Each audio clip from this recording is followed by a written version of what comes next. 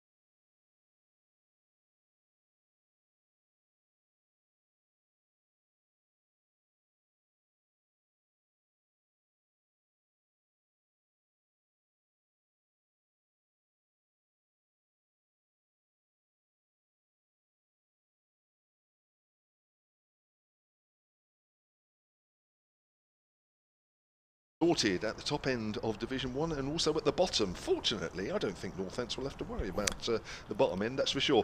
Anyway, we'll come to the rest of the team in a moment, but Northants have won the toss and are going to bowl first, so Hampshire are batting. Your commentary team today, a little later, you'll hear again from former Vipers Academy all-rounder and TMS commentator Melissa Story. Yes, she's still on the radio. There's still a month left. Still plenty of time to hear. But taking you through the first period of play, myself, Kevin James, and from BBC Radio Northampton, I think it is Andrew Redd. Andrew, good morning. Morning, Kevin. Morning, everyone. Great to be here. Yeah, great to have you back after the Royal London One Day Cup game on the Isle of Wight. Don't. How hot was that? Well, it was very hot, and it's also reopening old sores, I think it's probably fair to say. So we'll gloss over that one and move on. Okay. If you didn't follow things in the Royal London One Day Cup, Northamptonshire had the game won. Then they just folded and lost it. But anyway, we'll move on. Right, so the two teams, which is the most important thing now. Andrew, do you want to go through the Yes, Northamptonshire have made 3 changes from the team that beat Gloucestershire at Cheltenham last time out. Ryan Rickleton obviously has rejoined the South African setup, so he's not around. Lewis McManus not able to play in this match under the terms of his loan agreement with Hampshire. I'm not sure he would have played anyway because he's got a bit of a finger injury, but hopefully going to hear from him a bit later on. Simon Kerrigan is also left out, so into the tide come Ricardo Vasconcelos, who will keep wicket, possibly bat down the order, we'll see. Also Josh Cobb is in and making his debut for Northamptonshire, the South African fast bowler Lizard Williams, who becomes Northamptonshire's 537th first-class player. Thank you very much. The Hampshire team shows just one change from the side, yes, back in July, that played their last championship game up at Scarborough against Yorkshire, and it's an enforced change where wicketkeeper Ben Brown has broken a finger. He did that during the Royal London One Day Cup semi-final here against Kent last week, and Anarian Donald is back in the side and has taken over the gloves even. So Hampshire are Felix Organ, Ian Holland, Joe Weatherly, Nick Gubbins, Captain James Vince, Liam Dawson, who's playing his last championship game before he goes to Pakistan with the England side to play 70 20 internationals, Keith Barker, James Fuller, Kyle Abbott, and Mohammed Abbas is back after spending a month in Pakistan. I'm going to try and catch up with him really, because I'm hoping that he was in an area of Pakistan where they weren't too affected by the floods. It sounds like some of the news reports, Andrew, that there probably wasn't too much of Pakistan left. No, it's been horrendous, hasn't it? Some of those, and it's great to see that Cricket Somerset are doing an initiative, I think, to try and raise some funds for the and help people out there. So it's very good that Cricket's doing its bit, which is good to see. Well, it's a fairly quiet morning at the moment. I think it's a sort of crowd that I haven't seen as few as for quite a while, whether it's been Royal London One Day Cup or 100 or anything really, even the last few championship games. But I'm sure it might get a little better as we go through the day. The sunshine is out, which is good news, but there is some rain forecast, not just for today, but a bit of tomorrow, a bit of day 3 as well. I think today might be not as much rain as forecast, I think. Looks about it might be the best day of the 4, I think, yes, judging by the forecast. I wonder if a few people have been put off, because we had a fairly heavy thunderstorm here last night, as we did, I think, through large swathes of England, certainly back home in Northamptonshire. I know they had a lot of rain in the night, so whether people might have been a little bit put off, just wait and see if they're actually going to start on time. But we are, so come along. That's for sure. Now, Northants, just to remind you, won the toss, elected to bowl first. Interesting that James Vince said before the start of the game that they would have bowled first as well. So we'll just wait and see if conditions will help the bowlers. And it's going to be Ben Sanderson with his right arm over pacers outside the off stump, and that's left alone, cut back to Felix Organ as it's taken behind the stumps by Vasconcelos. Yeah, it'd be interesting to see if, certainly with the side that was published this morning, I think my assumption was that Harry Gouldston would keep. He was certainly named in the squad for yesterday.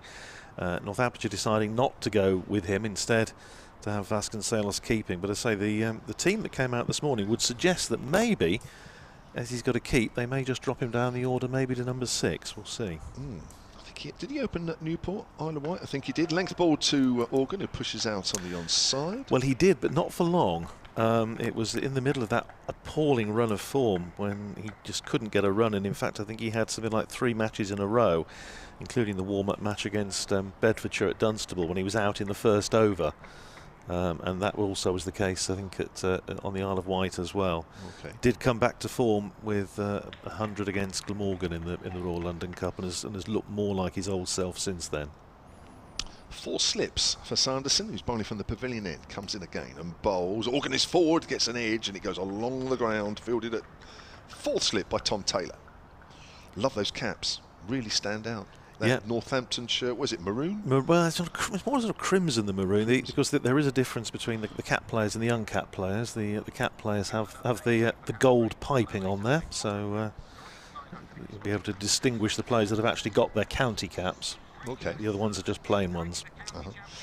Quick 30-second update coming up as Sanderson comes in. Here we go. And we're in the first over of the morning. Hampshire have lost the toss and have been invited to bat first, sort of thing that normally happens when you get to the last month of the season. But so far, so good. Felix Organ opening the batting, facing the seam bowling of Ben Sanderson. 4 balls faced, no runs on the board as yet. Hampshire have made 1 change to the side, well, the championship side that played back in July. That's the last time we had championship cricket. Ben Brown behind the stumps has broken his finger, so Anarin Donald comes back into the side and he has taken the gloves. Hampshire starts today in 2nd place in the championship. It's 0-0. Played a mist outside the off stump there. A little bit bit green out there. Yeah, what do you? I mean, actually, you know these pitches a lot better than I do. Yeah, Kevin, what do you reckon? It looks certainly very tinged with green. I know certainly at Northampton, as we were discussing off air earlier, you can't always tell a pitch by its colour. To modify a proverb, but what do you reckon with this one? Well, just looking at that last ball, I think there's a bit in it for the bowlers as Sanderson comes in. Bowls to the right-hander, Organ again, who's playing forward. That's come fairly high off the bat and a thick outside edge, but fairly safe as it goes into the gap between the slips and the gully. Comes down towards 3rd man. Hasn't got enough legs on it to take it over the rope, and they'll come through for 3. So that's the first over completed. Remember, start at 10:30 in September for these championship matches. Hampshire, having lost the toss, 3 without loss. I imagine that may also have caught 1 or 2 people out that they will forget, of course, that their 10:30 starts. Always happens in club cricket, doesn't it, when they bring the start times forward at the end of the season, and you always get some people turning up at the regular start time and having to scramble into the changing room and get themselves ready and get out on the field eventually. But it is going to be from this hotel end, Jack White, to begin proceedings for Northamptonshire. Had a good little run in championship cricket at the back end of the previous tranche of championship matches. His first 5-wicket haul in the championship against Lancashire, and the defeat at Northampton, 5 for 14. Bowled well at Cheltenham, which was, say, Northamptonshire's last championship match, which they won. 3 slips and a gully in place, and White running in from down below us from this hotel end in and bowls, and that's turned away off his hip by Felix Organ up to mid-wicket, and there's no run. Sorry about that, Andrew. I just had to deal with a horrible looking creature thing on the floor. Oh, right. Which frightened Mel to death. Mel was almost out the door when she saw it. It was it like one of those hornet things? Yeah. Oh, I wonder what it was. About an inch. Oh, crikey! Inch wide. It was horrible. I'm glad I didn't spot it. I'd have been round the other side of the ground before he could say fish pie. Here's White running away from us into bowl to Organ, who's in behind that, plays it down into the gully, and there's no run. So the full Northamptonshire side: Vasconcelos, Will Young, the captain, Emilio Gay, Luke Proctor, Rob Keogh, Josh Cobb, James Sales, Tom Taylor, Ben Sanderson, Lizard Williams and Jack White. So Harry Gouldston and Simon Kerrigan left out of the 13 named by the club yesterday. Here's White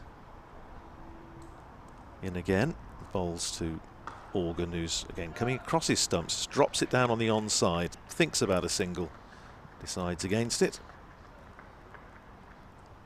and has a chat with his partner, because Ian Holland didn't play in that Royal London Cup match. I think he was on international duty with the United States at that time, wasn't he? Yeah, 3 games up in Scotland, and they are, I'm learning slowly, starting to learn a little bit more about these qualifiers for these. I think they're they're an associate nation, aren't they? Yes, that's right.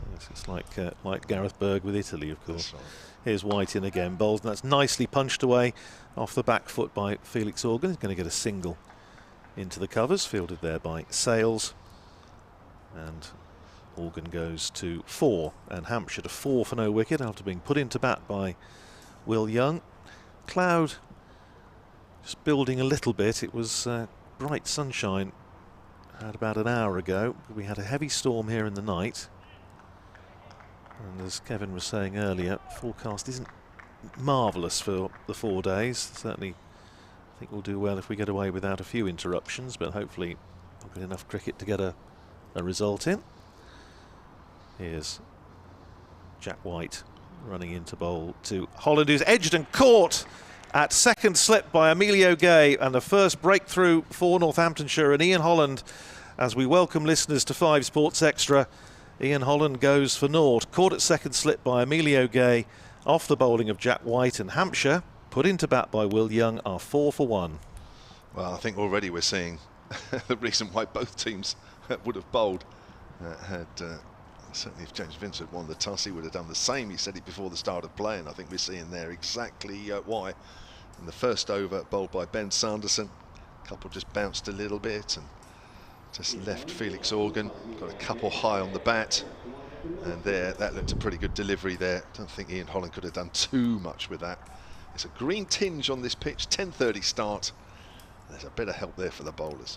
Yeah, I think he had to play at that one, and it just went off an outside edge to at a nice catching height to Emilio Gay, around about knee height, perhaps a little bit higher, but took the catch easily enough. And Northamptonshire team now in the huddle, awaiting the arrival of the new batter. Just the start Northamptonshire were hoping for. Hampshire, of course, second in the table, looking to make up ground on the leaders Surrey, 16 points behind them. Both top 2 sides having played 11 games. Northamptonshire, one of the sides, have only played 10. They're down in 5th place with 130 points. They've never managed to stay in Division 1 after being promoted. If they manage it this year, will be the first time.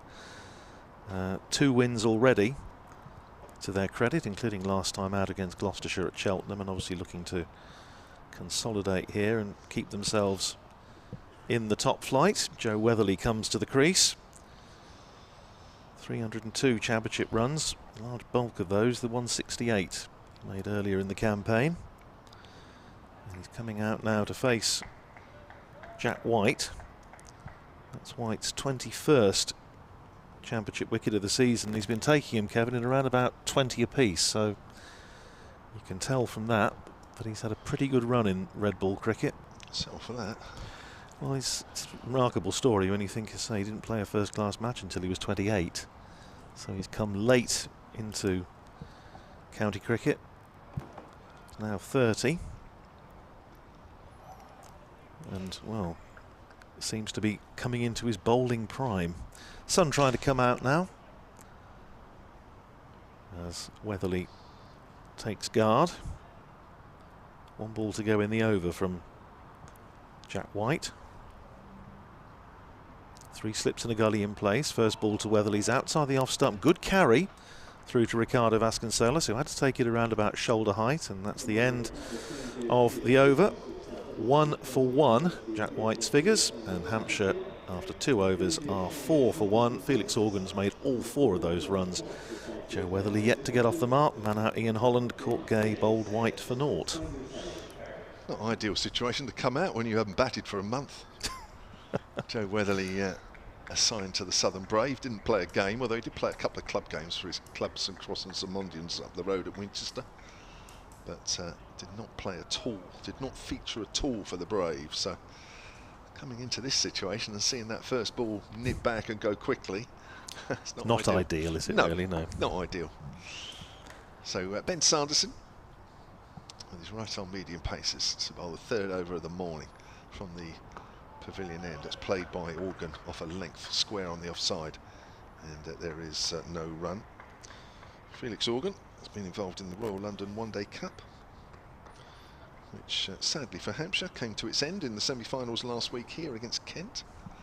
Darren Stevens, at 46 years of age, 84 not out, played like a 25-year-old. It had to happen, didn't it? The story was already written somewhere. I kept thinking he's going to pull a muscle when he ran between the wickets. He didn't. As Sanderson comes in, and that's a glance down the leg side. Has that come off the bite? I think it may have done. It's gone quite quickly. No, it's all leg byes. And that's 4 runs. Hits the boundary board just below us here at the Ageas. 8-4-1. I kept thinking, surely he's got no strength left. He's 46 years old, but he kept finding the boundary. I thought, surely he's not going to hit a boundary. Just as Hampshire have built up a little bit of pressure, he did. He did absolutely everything right.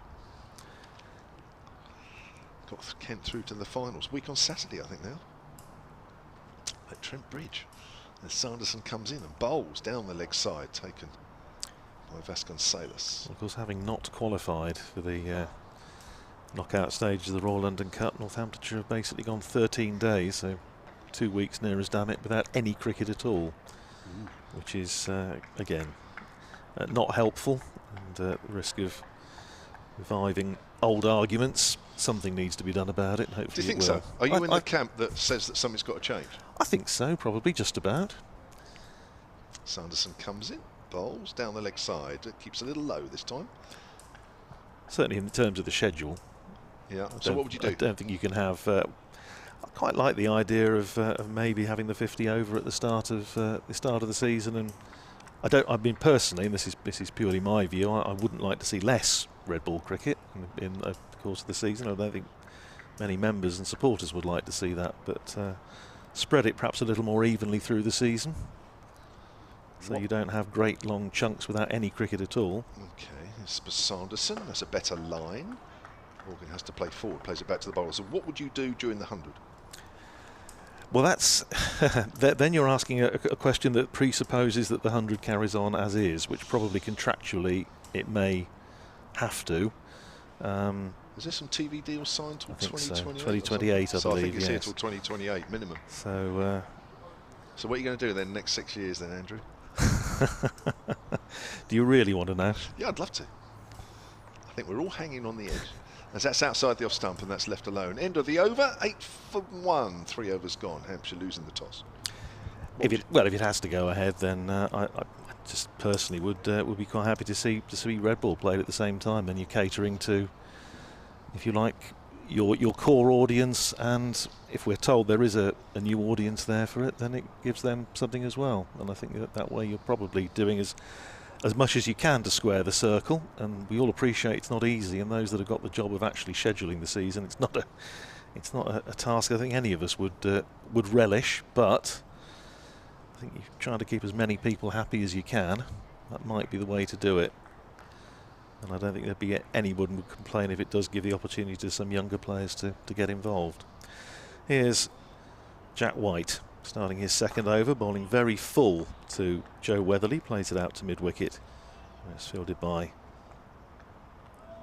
Lazard Williams, and there's no run. Talking of young players, I must add my congratulations to Northamptonshire's under-18s, who became national champions yesterday in the ECB 50 over competition, beat Wales, all of Wales, in the final at Kibworth in Leicestershire by 8 wickets with about 8 overs to spare. Here's White in again, bowls to Weatherly, again pushes it up to mid-on this time, and Proctor fields, there's no run. Northamptonshire having won it back in 2019 as well, and also I was at Worcester 25 years ago this weekend when the under-17s, or that under-17s became national champions, beating Hampshire in the final at New Road. So James Croney having a particularly good game, 3 for 19 off 10 overs, 67 not out to win the game. Here's White in again, bowls, and Weatherly nicely solidly in behind that, plays it up again to Proctor at mid-on, and there's no run, so congratulations to all concerned, and not least to Kevin Innes, who I suspect you probably played against, Kevin, during your career. Played mostly for Northamptonshire, had a little bit of time with Sussex as well, and he's now academy director and coaching that side, so tip of the hat to Kev.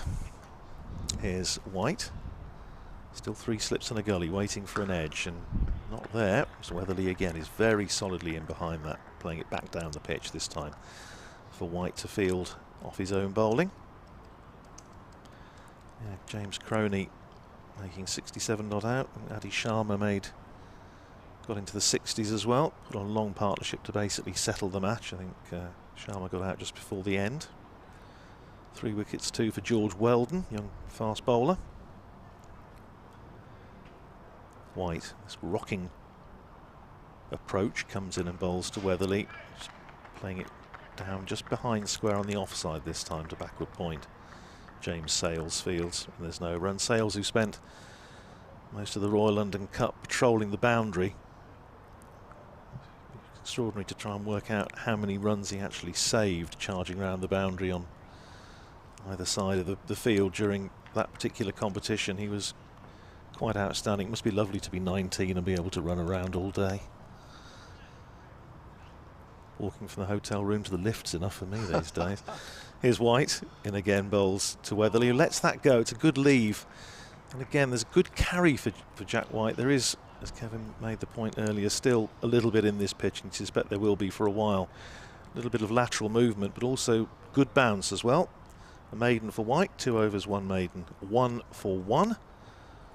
And Hampshire at the end of 4 overs now are 8 for 1. So Hampshire coming to this game 16 points behind Surrey. Surrey not playing this week. This round of fixtures, they lead with 209. Hampshire 193. Northants coming in 5th place here with 130, but they actually have 4 games. That's right, to play, including Surrey next week. Ooh, that should be nice. Down at the Oval? No, your it's place, at Warwickshire. Very nice.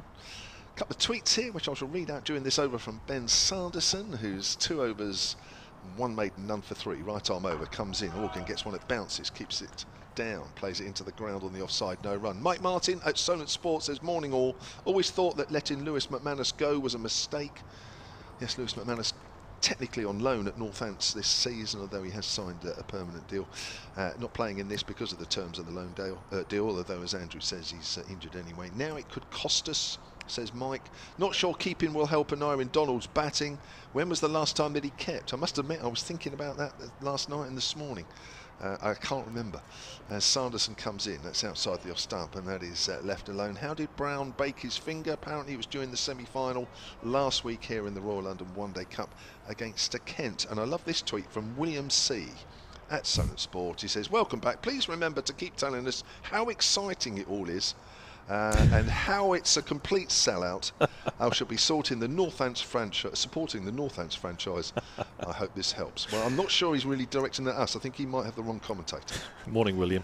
Oh, you know him? I know him. Ah, right. So there it is. It's directed at Andrew, not me. Here comes Sanderson, and that's pushed off middle stump towards mid-wicket, and there's no run. William is one of our regular listeners. I think it's probably fair to say he and I are very much of a mind on matters of various competitions. Yes, we that love one the in 100. particular. You've got Melissa Story here, who literally probably commentated on more 100 games than anybody else this summer for TMS, and you've sang that in front of her, Andrew. She's distraught. I can see. Here's Sanderson.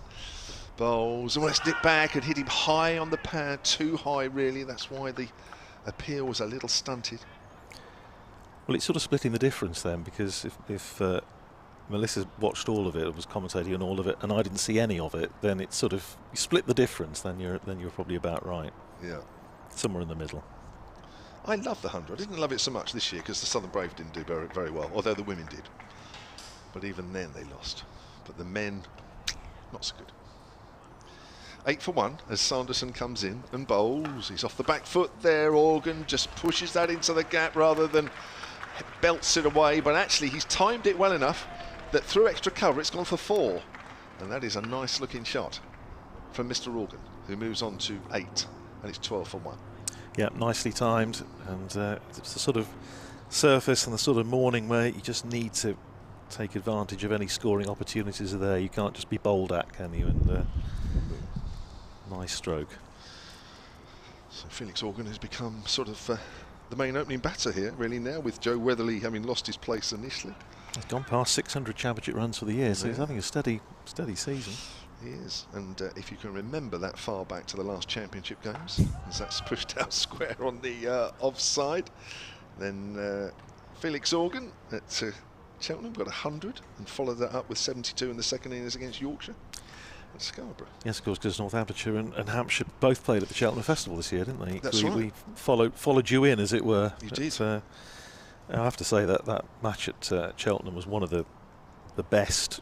Not just the finish. I mean, it was an exciting finish. It wasn't just the finish. I think the cricket right the way through from both sides was absolutely terrific. There was some terrific knock from Graham Van Buren on the last day when Northamptonshire looked as though they were going to win fairly comfortably and gave Gloucestershire a chance, and they were prepared to gamble, roll the dice, give Northamptonshire a chase, which in the end they just about got there. But it was a good game to watch. Here's White in again, bowling to Weatherly, plays it out into the covers and sails fields, and there's no run. Two wicket win. That was. It was, and it was one of the innings that Ryan Rickleton played to set that up. I think of its kind was one of the best I've seen in Northamptonshire shirt for many years. And the memory I shall have, well, one of the many memories of that match was Jack White going in, being put up the order towards the end to try and finish it off. As White comes in and bowls to Weatherly, pushes forward, and as Taylor comes up from gully to field and there's no run, and attempting a reverse sweep first ball, which we thought was a tad ambitious, but he reckons that's his go-to shot. Wow. But it was a very exciting finish. It was a wonderful game of cricket, and just one of those things that makes you want to talk and shout about championship cricket from the rooftops, because when you get games like that, those of us that love the 4-day format. Here's White running away from us again, bowling to Weatherly, who turns it into the onside. Thinks about a single, but there's not one there. It's fielded by Lizard Williams, who I think it's probably fair to say has not got any of his own named kit yet. I was just looking to see whose shirt he's. I think he might have. It might be. Is it a Josh Cobb shirt? I'm just looking to see whose name he's actually got on his back. I don't think it's Williams yet. It might be. We're a long way away up here. I'll have to get the binoculars out. Here's White in again, bowling to Weatherly, defensively forward, pushes it back down the pitch. White fields off his own bowling, and there's no run. He's number 6. In that case, it is him, because he hasn't there. We don't have a number 6, so I take it back. He has indeed got his own kit. Well done. Somebody's worked fast there. They have. They've done well. In the ironing room. Well, they've done very well. We had a bit of an issue when Ryan Rickleton was here for initially for a couple of games and then for 2 more games, because they managed to spell his surname wrong on his back. Never mind. Sun trying to come out as White produces an absolute jaffer that lifts and leaves Weatherly. He doesn't get a nick. It goes through to Vasconcelos, who again has to take it up by his. Just above his head, I would have thought. I mean, we know Vasconcelos isn't exactly the tallest, but that has done plenty. There's a spot there, isn't there? There is. And White has found it at least once in each of his 3 overs so far. To finish the over, White in again, bowls to Weatherly. Plays it up to Proctor at mid-on. And that's the end of another maiden over for Jack White. 3 overs, 2 maidens. 1 for 1, and Hampshire remain 12 for 1 after being put in. 13 balls Joe Weatherly's faced now, and not one has been anywhere near in an area where he can look to just push it into the gap and score 1. It's all been very tight against him, and as we've seen there, get the ball in the right areas, it's very difficult indeed. Now the umpires are having a chat and having a look at Joe Weatherly's bat. I was actually having a look at his gloves, because I thought he had the whitest gloves in the world. Earlier, and now they're looking at his bat, the umpires. They've had a chat. We've already had one bat gate this year, haven't we, with involving Derbyshire and Matty McKiernan's bat, when they finished up losing points in the lost 2 points in the Royal London Cup because the bat wouldn't go through the gauge apparently. I think they're doing the same here for Joe Weatherly. Poor Joe Weatherly, who's had to sit and watch the 100 like the rest of us for a whole month. Some of us. Well, some of us, not Andrew. You said you didn't see a ball bowled in the 100. No. You missed such entertainment. I'll take your word for it. I don't know. I think the general. Well, I'll let Melissa talk you through the 100 when she comes on in about a few minutes' time. Be interested to. She'll have a better idea than me. But I think they are definitely looking at his bat. They are, aren't they? And he hasn't used it apart from 2 or 3 club games, I'm told, for the Winchester-based side, some Cross and some Indians. He hasn't used it for a month. Probably used it in the nets. Didn't get a game for the Southern Brave, and they're still looking at it. If it is the bat, I mean, I don't know. It just makes you wonder if cricket doesn't have slightly more important things to worry about than a bit of tape around a bat. But there we go. Well, they are having a long conversation, and unfortunately, the Northamptonshire players just keeping out of it, which is probably very sensible. But and it does seem to be the. You're right. It's Weatherly's bat that they're focusing on. Still looking at it. And they're just looking at the. It looks to be some sort of covering or tape on it. I'm just looking through the. Let's see on the on those of you that are watching on the live stream may be able to pick that up. I think while this is ongoing, I shall go and update BBC Radio Northampton and let Melissa come in. Join you, Kevin. Thank you very much. So, they're still looking at it. It's going to take a while here. Paul Williams, who's in Portugal, has tweeted at Sonnet Sport. He says, I've just come in from the garden as it's raining. I presume he's still in Portugal. He normally is. For the first time in over 5 months. Hope this is not an omen. No, well, Paul, as if you've been listening, then you will know that we are probably going to get some rain over the next 4 days of varying degrees. So at the moment it's fine. Now here we go. She hardly needs an introduction these days because she's always on when there's cricket. Melissa Story, how are you? Hello, I'm very good, thank you. I'm being oversold quite a lot as I'm sitting on the side, but no, it's great to be back. I mean, I've been to the Ageas Bowl a couple of times this month, but it hasn't been the same not seeing Hampshire. We've been down a couple floors, we've not been up here. Here's Sanderson with his right-arm medium pace outside the off-stump, and Organ leaves that alone. Yeah, you're in a different position in the hotel when you're here for the 100 with TMS. Yeah, we get to go inside. It's the privilege of that. But there's not as good a viewpoint, really. You don't get to suss out the fielding positions as well. I like being at a higher vantage point, and you get the better views across the warm-up ground and the woods in front of us. It's just good nicer perspective, up here. yeah. See the clouds as well.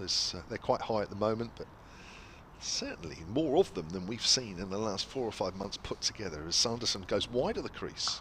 Organ plays that length ball into the ground square on the offside and there's no run. Now, a certain hero of the 100 on Saturday afternoon is listening right now, and you know who I mean. Is it a certain Oval Invincibles winning runs hitter, Emily Windsor? Yes, she's listening right now. Who came to our club cricket game yesterday, perhaps a bit worse for wear. Clearly had a good night celebrating, but did have the 100 medal round her neck. Fantastic. He gets wrapped on the pad there, Organ, trying to turn that away on the leg side, but the ball was going down a bit. And she, the medal? The medal's heavy. Is it? It really gives you a bit of a neck strain, so I dread to think how heavy the trophy is as well. But, I mean, what an experience for Emily. Being out there, especially with Marizine Cap, South African international, hitting the winning runs for her team with a very classy shot as well. Just gave herself room and cut it through the covers. It was a great moment to watch. Certainly was, in front of 20,000 spectators and a BBC Two audience as well. As Organ plays that late into the ground, opens the face, goes backward a point, will go for 2, won't go all the way to the boundary. As running after that is James Sales. I played against his dad, that's how old I am. 14 for 1 Hampshire, and Organ moves on to 10. We're lucky to have her listening. We are. It's like a celebrity joining in. All the attention she's got now. Was she forever looking at her phone yesterday during your club game? What, to see all the new followers and fans? Yeah. Actually, no, she was changing the scoreboard for us. Don't forget your roots, Kev. Well, she clearly hasn't. As Sanderson comes in again, well, I think he's just leaving that alone. He thought about playing at that as it went through to Vasconcelos. Bit of bounce. Yeah, there's just been something in the air this morning, as you'd expect with this cloud cover. Whether the clouds just sink a bit lower across the day as those expected forecasts roll in later. Hopefully the rain stays away. Often the Ageas Bowl has its own little weather bubble when you've got to hope that it can offer a protective layer from the rain.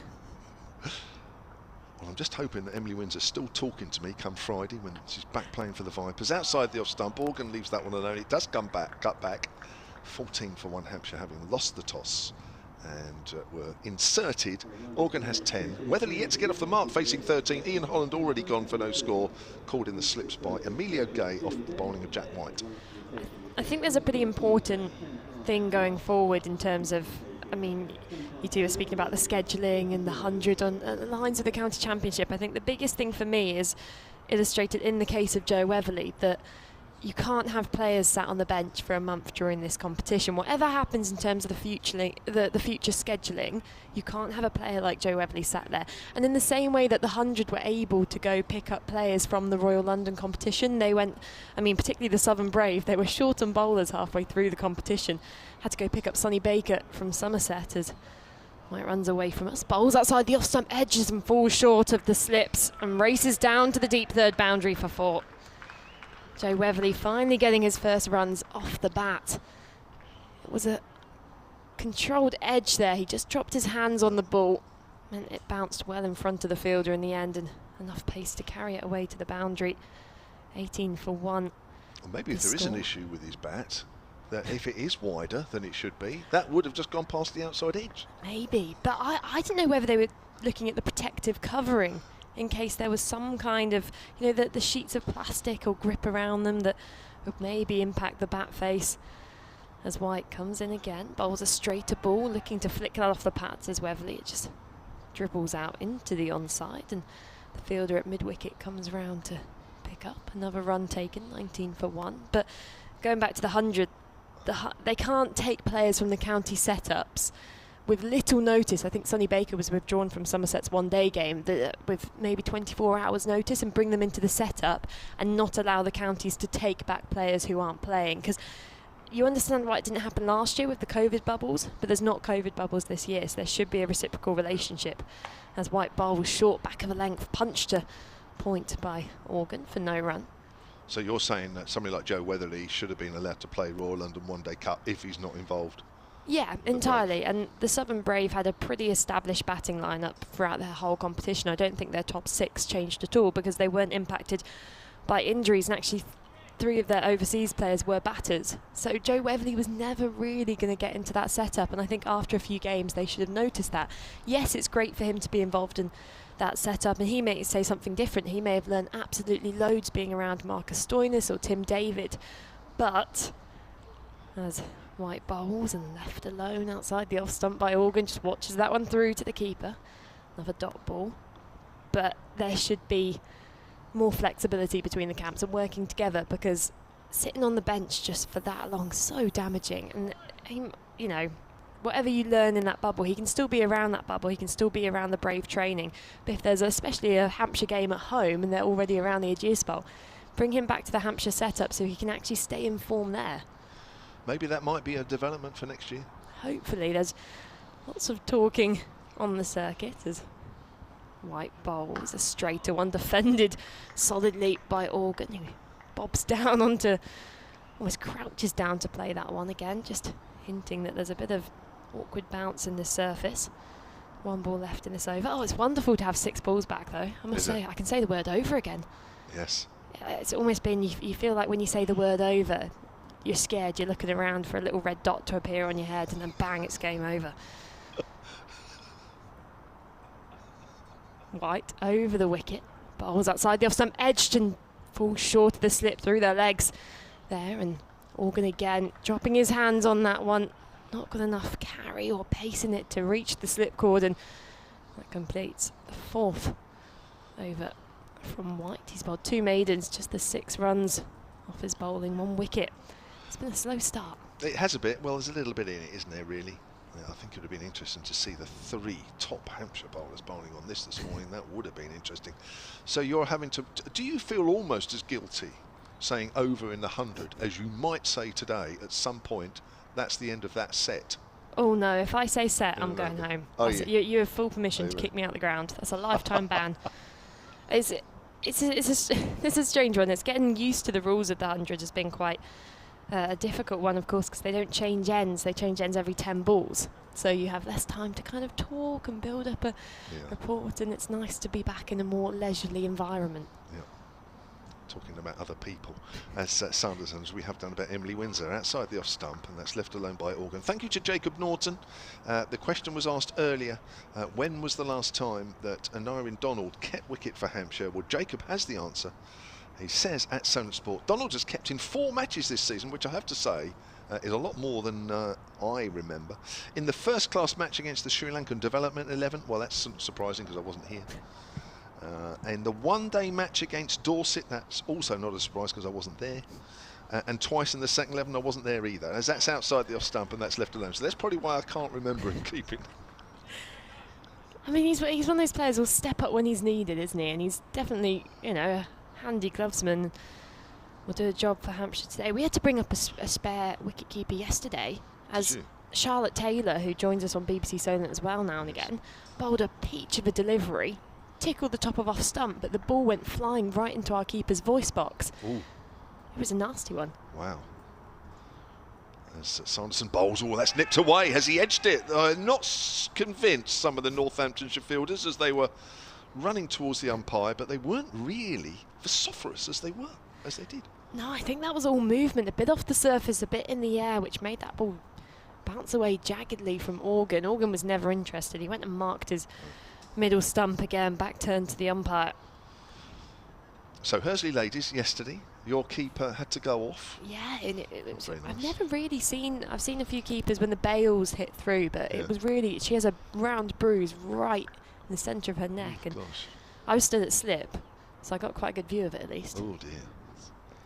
Sounds like it wasn't an ideal position to be in, as that's pushed out square on the offside. Organ's looking for a single, but there isn't one. Well, it's never an ideal position for me to be in because I can't catch. Is it not? It's just I feel as a captain you're meant to put yourself there because it looks good. So runs and wickets for M Story in the book? A tricky wicket. We got bowled out. Okay, hang on. You know what? You'll enjoy this one because. So I got 19. I was happy well with that. played. Yeah, thank you. Well played. Second best score of the season. Am I right in saying that your best score of the season was after you got in about 3 o'clock in the morning from the one-day T20 finals? Yes, it was. So there you go. So the answer is I need to go on a night out before every innings. But so Tim Rogers was watching his son Ben play on the pitch next to us at Hursley Park, and he was taking some pictures of his son's game. Also turned around and took a few pictures of our game as well. It was very generous of him. Right. Apart from one picture he got, which I think you'll enjoy. Right. Not ideal for radio, but have you put this on your Twitter? Yes. Oh, right, so you can see this. There's a length ball as Organ pushes out on the offside, and that's a dot ball to end that Sanderson over. It's bowled 5 overs, none for 9. He's been accurate, as has Jack White as well. And Sanderson has bowled 5 overs, 2 maidens, none for 9. And Hampshire here, who have been very, very watchful against some accurate bowling this morning from Northamptonshire, having been put into bat, are, as I just look it up, 20 for 1. Now here's a story. There's a picture of Melissa being bowled. Clean yesterday. bowled. But just notice it. This is available to see on my Twitter. It's at Melissa G Story. Yeah. That ball has not bounced. Come on. That's hit the bottom third of the stump. Well, it's kept low. I was playing a back foot shot. It was a back of a length delivery. Was it? And it kept shot through. Wow. And Tim's got a picture of it and put it on Twitter for the world to torment me. Right. But yeah, it wasn't a very high scoring game, so I think that was our second highest total of the game. Tim Rogers has retweeted that picture of yours. What happened next, says Tim Rogers at Solent Sport? What happens next is me going to the nets to work on my batting technique. 20 for 1 then the score. White continues to Weatherly, who's having a fish at that one outside the off stump, retreats into his crease, and apologies, it's changing bowling here as Zad Williams into the attack. You can tell them from a bit of extra pace zipping through the wicket. There was a bit of pace there, wasn't there, from the 28-year-old. We've actually got a message here from Tim Dale Lace, who's a great correspondent for South African cricket. Has helped me a lot over these years, saying you should enjoy Lizard Williams this morning. Genuine pace is faster than you think. As he bowls over the wicket and just squares up Weatherly there. Hits him in the thigh pad. Another dot ball, and he says he's faster than you think and generates that off the pitch. And you often get the feeling this pitch here at the Ageas Bowl can be a bit slow sometimes, it can make pace attacks look a bit samey, but when you have that one genuine quicker bowler, they can just get a bit something extra off the surface. So he's got quick arm speed. Played 2 tests for South Africa back in April in Bangladesh. Got 3 slips and a gully as he charges into bowl to Weatherly. Outside off stump and pushed through the gap between gully and point. Not got enough timing on it to get it away to the boundary. Just gets through for a single. Great bit of work there from the keeper. Fully outstretched in the air. Takes a wayward throw from the fielder, and score moves on to 21 for 1. In answer to that question about what happened next, when that picture that you were bowled yesterday, I would hope that you just turned around and walked straight back to the pavilion with no sort of looks at anybody and just accepted your fate. Oh, I do. I very much. I mean, you can't really question the umpire when you get cleaned up, can you? Williams in and bowls straight to delivery, pushed to mid wicket. Another dot ball, building up the pressure here nicely. Yeah, you just put the bat under the shoulder, walk off. Just accept it. Yeah. And go watch our tail enders do a marvellous job on getting us to a slightly defendable total. Did you get any wickets? No, I don't know.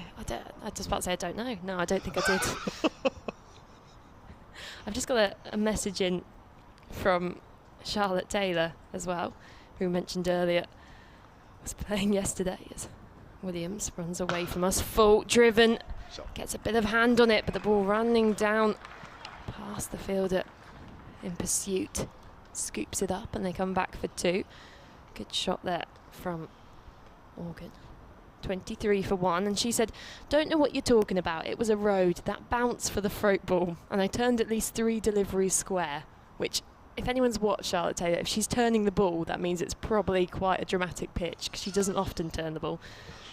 This would be the Southern Vipers, Charlotte Taylor, we're Southern talking about, Vipers, as well as Hersey Ladies. Who'll be back in action on Friday and Sunday. It's a jam-packed schedule. Williams to Organ in defence at the crease and drops that into the offside.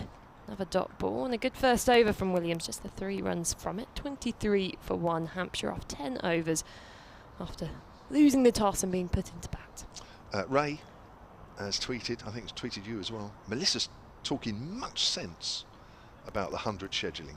Absurd that counties can't play their best players in the Royal London One Day Cup.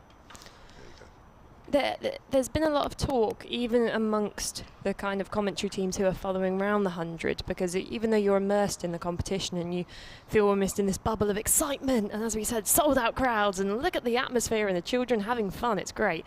But especially when you do the dual county coverage as well, especially like I do, you can see the perspective of both sides of the argument and this real need to find a middle ground where both sides can be happy and where cricket is being supported, because you can't have the August holidays of smaller grounds not having any weekend cricket. Sure. Sanderson comes in again, that's left alone by Weatherly this time, outside of off stump. Good carry through to Vasconcelos.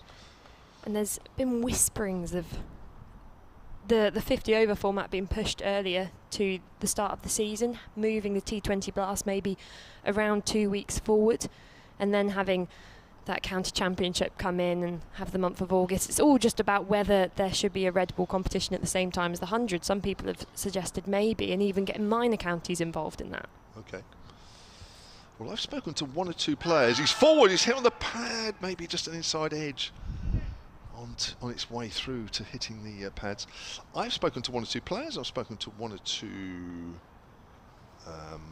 coaching staff, and they have slightly different views. Here's a couple of views. Oh, go on. One player said to me, okay, if counties don't like the fact there's not enough cricket during August, why don't we play 12 Royal London One Day Cup games instead of 8 in the groups? The other suggestion I heard was, as Sanderson comes in outside the off stump and that's left alone, good shape on that delivery through to the keeper. One is, let's have a white ball 50 over tournament at the start of the season, i.e., well, you won't remember this, but Andrew would, Benson Hedges, and actually have a red ball 50 over competition in August, because you're kind of getting the best of both worlds then. You're getting a long one-day game, but actually a different form of it because you're playing red ball. No, I like that. That's interesting. And yeah, I do like this idea of there being an additional red ball competition in August and using those smaller grounds and making sure that there is still matches being played where fans can get to them easy. There we go. Oh, that's close to the off stump there as well. That's a good lead from Wheatley, from Weatherly. But Who's Wheatley? Wheatley, Ross Whiteley and Weatherly. So, that's the combination. But yeah, no, I'm definitely, I mean, Kevin Howes, especially I was speaking to, was suggesting that some people have said to him about having, you know, a second kind of grade red ball competition, because actually the overlap of players who play in the county championship and play in the 100, there's actually quite a big disparity. So loads are left with nothing but those 4 Oz one-day games and then club games in August. Yeah, Sanderson's wide of the crease, keeps a little low as Weatherly just jags down on that one, plays that to mid-wicket. And I put a tweet out a while ago saying I would love to see an early season competition for minor counties to compete to play in, let's say, a 50 over red ball competition in August, have the top 4 minor counties able to compete against those slightly depleted teams, as some players will still be away for the 100. And what a great opportunity to then give some more exposure to minor county cricketers, give them a pathway maybe into these first class counties, and give them an incentive and a competition to work for at the start of the season. Yeah, I like that. I'd like to include the national counties as they are now. Of course, has played back to the bowler, and that's the end of the over. 6 overs, none for 9 for Sanderson and Joe Weatherly. It seems as though they're bowling very accurately at him. He's just struggling to get the ball away at the moment. He's 5 not out. Felix Organ is 13 not out. Hampshire are 23 for 1. Just very quickly, I don't want to digress too much, but just want to get this tweet in. Ralph Brooker, who says at Solent Sport, morning all, bit late. Is Ben Brown injured? Yes, you are a bit late. We've mentioned it a few times. Ben Brown has broken his finger, did it here in the semi-final of the Royal London One Day Cup here last week, and is out for this game. I think Hampshire are hoping only this game. And Iron Donald has the gloves. Here comes Williams again, and a thin edge just falls short of the gully. They scamper through for a single, and the score moves on to 23 for 1, 24 for 1, I'm not too sure. Wait on that scorecard. 23 for 1 we'll go with. No, 24 for 1. Changed, yeah. Ugh, get there in the end. He's got a whippy arm, hasn't he? Yeah, it's going through quick, and there's just been a few edges here which have fallen short of the slip cord in here. I just wonder if they're moving up slightly. Just in a slight reshuffle. It's Williams. Bowls a fuller delivery, driven, finds extra cover. Does Joe Weatherly. No run taken.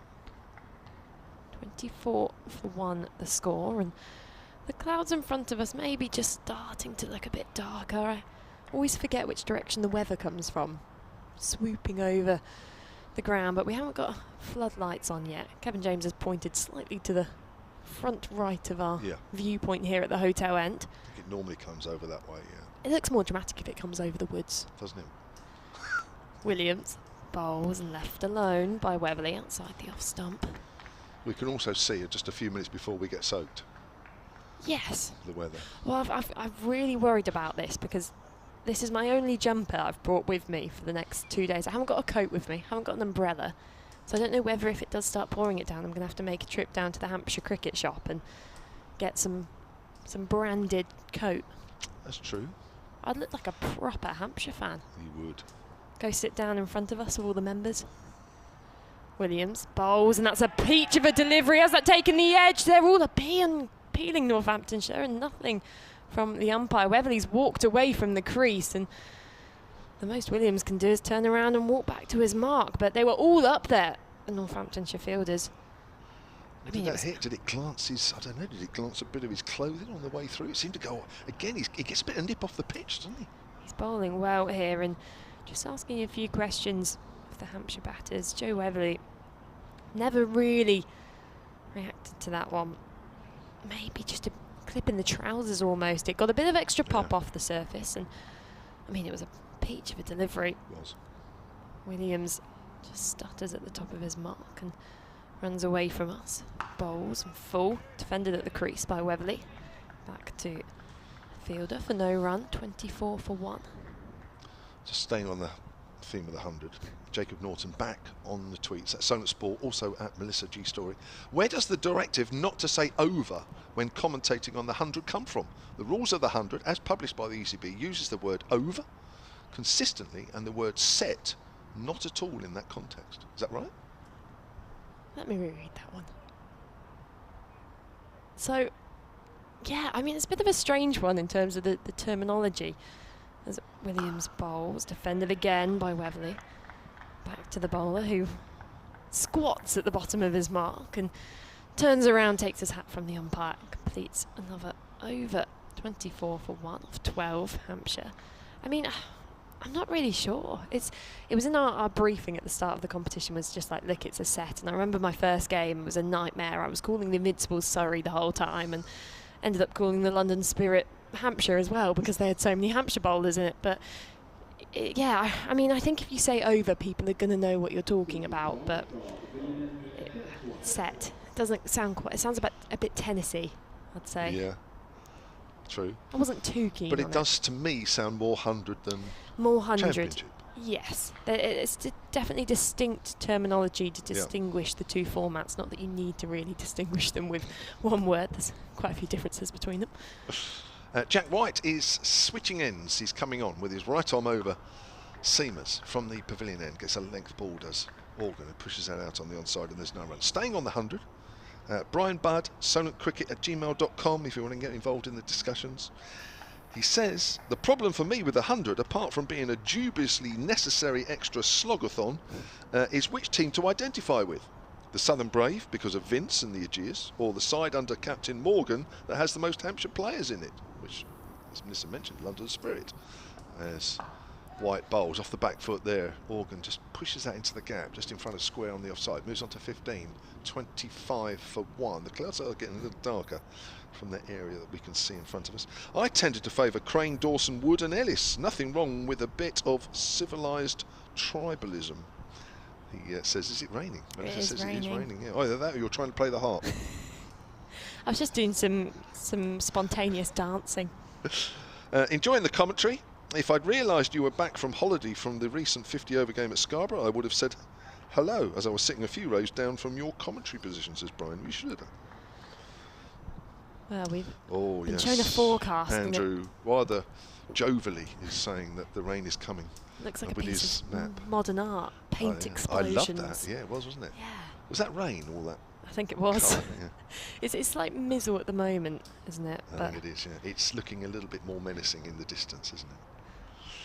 25 for 1 here.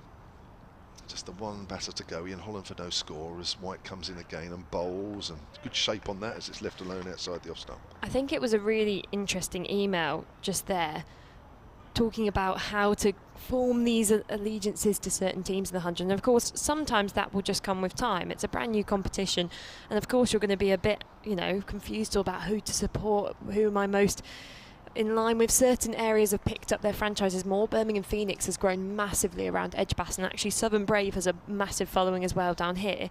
There is some problems around that though. White comes in and bowls to Weatherly. Weatherly gets one, it bounces, and he takes the bottom hand off as it hits the top of the bat. Goes along the ground, fortunately fielded by Tom Taylor in the gully. You have areas, particularly like the West Country or certain areas of the Midlands. There's a major amount of counties as well who have thrown into that Trent Rockets, where they have the name Trent Rockets. That's a complete association with Nottinghamshire. Yeah. And then in the West Country you have the Welsh Fire, which has one Welsh player in it with Josh Cobb, and then no real Somerset and Gloucestershire players in it, because it's under the association of Welsh Fire. That experiment hasn't quite worked out for them. White comes in again from the pavilion end. Weatherly gets a length ball, pushes that out towards extra cover. End of the over, 25 for 1. So you have this problem about needing to find ways for fans to connect with these franchises the same way they can connect with counties. And in some ways, it will never be the same as the way fans can connect with their counties, because there's smaller grounds you can walk to, you can be there a bit sooner, and there's games played across the entire season rather than a 3-week window. But in other sense, there's not one way to support a team. And I think, as that email mentioned, I was supporting London Spirit in the men's competition this year because it had the most Hampshire players in it. And sometimes it's nice to enter into a short competition and go, oh, I really like that player in that team, I'm going to support them today, and almost be a pick and choose player depending on who's in each team. Sometimes it's nice to feel that flexibility. So there's no one way to really support it, as Williams bowls on the hip of Organ, who works that to a vacant square leg region, picks up a single. And as one Hampshire player told me before the start of the 100, there actually should have been renamed the Hampshire Spirit. Yes. Not London Spirit. I mean, I was here at the Eliminator last Friday, and basically I was sat in the crowd and closed my eyes listening to the ground announcer saying, Chris Wood into bowl, Nathan Ellis into bowl, Liam Dawson into bowl. And it was like being back at a Hampshire game.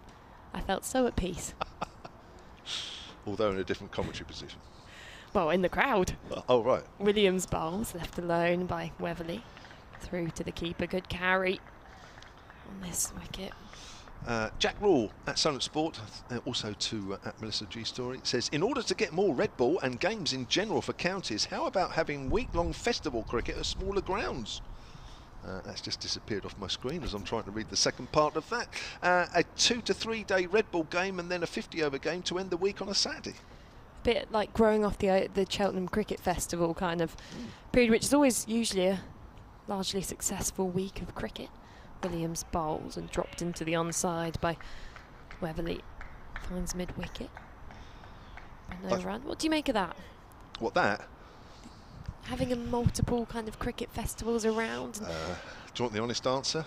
Yeah. No. Is this because you don't want to get stuck in Radlett for a week? No. Apologies for anybody in Radlett listening. It's a lovely place normally. Has really good food actually there as well. Oh. The food truck's quite good. I support the idea of expanding the Royal London. Williams over the wicket and driving down to the boundary for 4. Joe Weatherly, a more confident shot. Just bubbles over the rope there at deep point. And it was played late. Just dropping his hands on that ball again. And he moves on to 9 of 36 deliveries. He's taken his time out there in the middle, but it's by no means easy conditions out there as there's a bit of drizzle in the air and these dark clouds looming in. There's 1 or 2 umbrellas going up as well, the way to our right there, Mel. They better be Hampshire Cricket umbrellas. Yeah, probably are. I've got a Hampshire Cricket umbrella in the car if you want to borrow it. Yeah, it might save you a few pennies there if you want. Yeah, I like that. Yeah, it's got an old sponsor on it though. Oh, forget it then. 30 for 1 the score. Williams bowls and defended at the crease by Weatherly. Back to the bowler. Good contest here between these two. Just feel these mini battles growing in the larger battle of the game and the importance of this game for both of these teams. Yeah, I like the way Northampton bowled this morning. I think they've made Hampshire bat almost every ball, haven't they? There's been some leaves, but they've been well-judged leaves. Which works well on this wicket. You don't actually tend to see many caught behinds. There's a lot of LBWs and bowls on the Ageas wicket. There's another straight delivery defended to a short mid-on. And Weatherly walks down the pitch and has a readjust there of all his... I'm trying to think how to describe that. Just a kind of a refresh at the end of the over. 30 for 1 off 14 overs. Organ on 16, Weatherly on 9. Mel, I'm going to let Andrew come back in, if that's all right, but you'll take over from me. I've just got to do a quick 30-second update in about a minute or 2. Is that all right? And then Mel will be back. She's hardly off. It really is unbelievable how much she's done this summer. The umpires have just had a chat. I don't think it's about Joe Weatherly's bat this time. I think it's about the impending dark clouds that are slowly but surely appearing from in front of us over Telegraph Wood, which is south as we look towards the Solent. I think somebody said to me a while early in the summer, it's about 3 miles to the Solent as you look directly over those trees and over the pavilion at the far end, but those clouds definitely rolling in. Andrew, welcome back. Thank you. I was just having a look on the the weather app. It doesn't look particularly friendly coming up from the Solent, general direction of. Is Jack White starting his 6th over from the pavilion end. Appealed for LBW as Felix Organ lets that go. Height must have been the issue there, surely.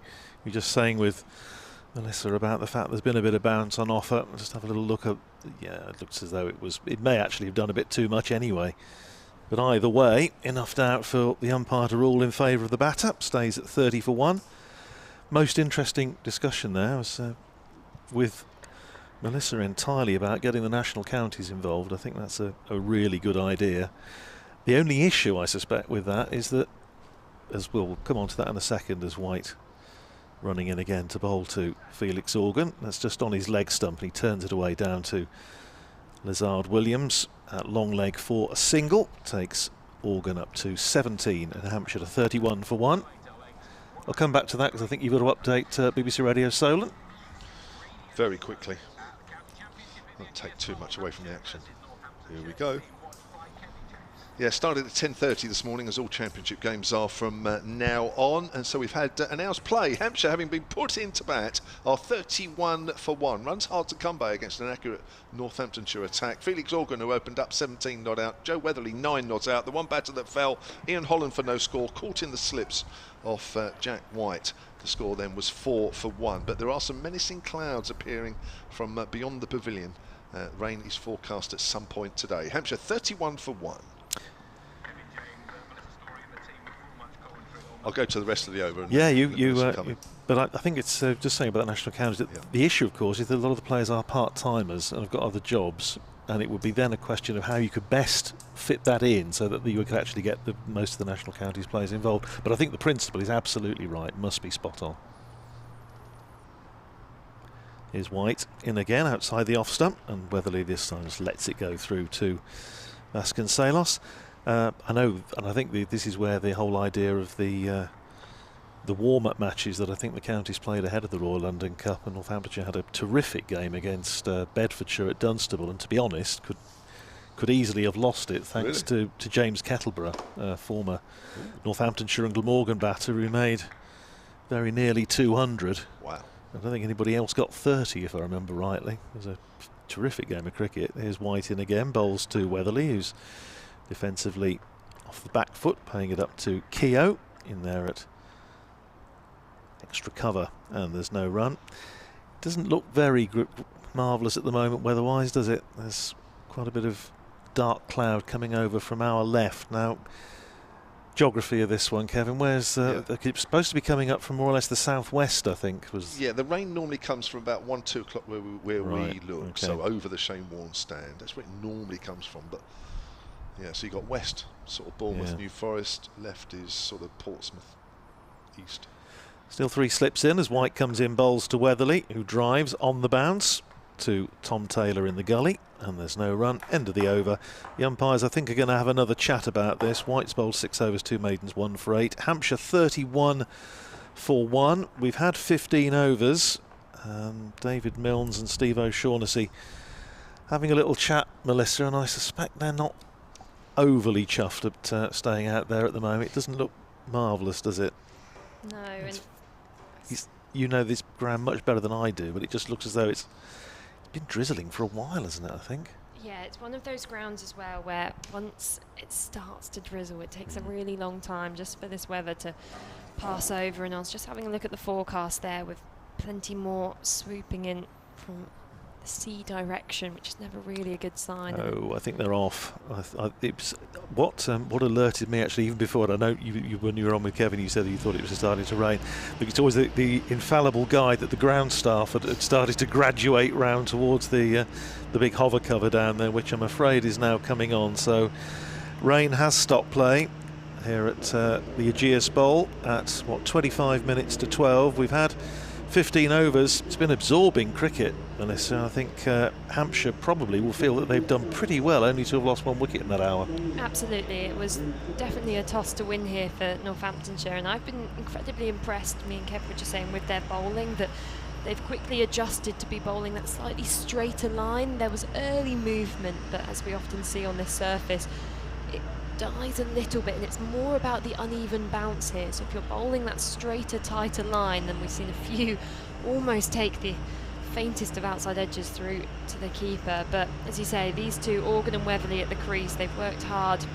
Organ's faced 47 deliveries, Weatherly 42. It's been a good battle of cricket, really, and it's only just you feel such a shame that the day the championship returns is the same day the rain returns as well. Yeah, and I think Lizard Williams, as I say, has been brought in by Northamptonshire as one of these short-term signings for the last 4 matches, just to reinforce the bowling unit a little bit. Has made a promising start. He's seemed to be settling in pretty quickly onto the right, the appropriate line and length for the conditions, as you would hope with somebody with international experience. I mean, we'll probably have to, if they're going to be off for any time, we'll probably hand back for now. But I was just really interested to pick up the point on the national counties, because I think I couldn't agree with you more. I think it's absolutely vital. There's a terrific cricket resource there of enthusiasm, of talent. Northamptonshire have got quite a growing relationship now with neighbouring minor counties, Huntingdonshire, Buckinghamshire, Bedfordshire in particular. Obviously, hence the fact that Northamptonshire and Bedfordshire played each other in the warm-up match. And I just think the more you can bring them into the whole mix, the better. I say the only issue I would have on a practical level is how you work it so that you can have as many national counties players able to play, because a lot of them have got other jobs, or they work at schools or whatever, or they are at school or at university. So you just would need to be a little bit smart on how you work that out. Yeah, it's actually a really similar parallel can be drawn to the women's domestic game at the moment, with discussion being around, we want to see more women's test match cricket, but how can you do that when at the domestic level you've got a mix of professionals and non-professionals? You can't play those 3-day games because the women can't get their time off work, and it's a difficult thing, because the best thing about cricket, and what we're seeing so much, especially in associate cricketing nations, is just how much it's spreading. We've seen it in the Commonwealth Games recently, maybe in the Olympics in the future.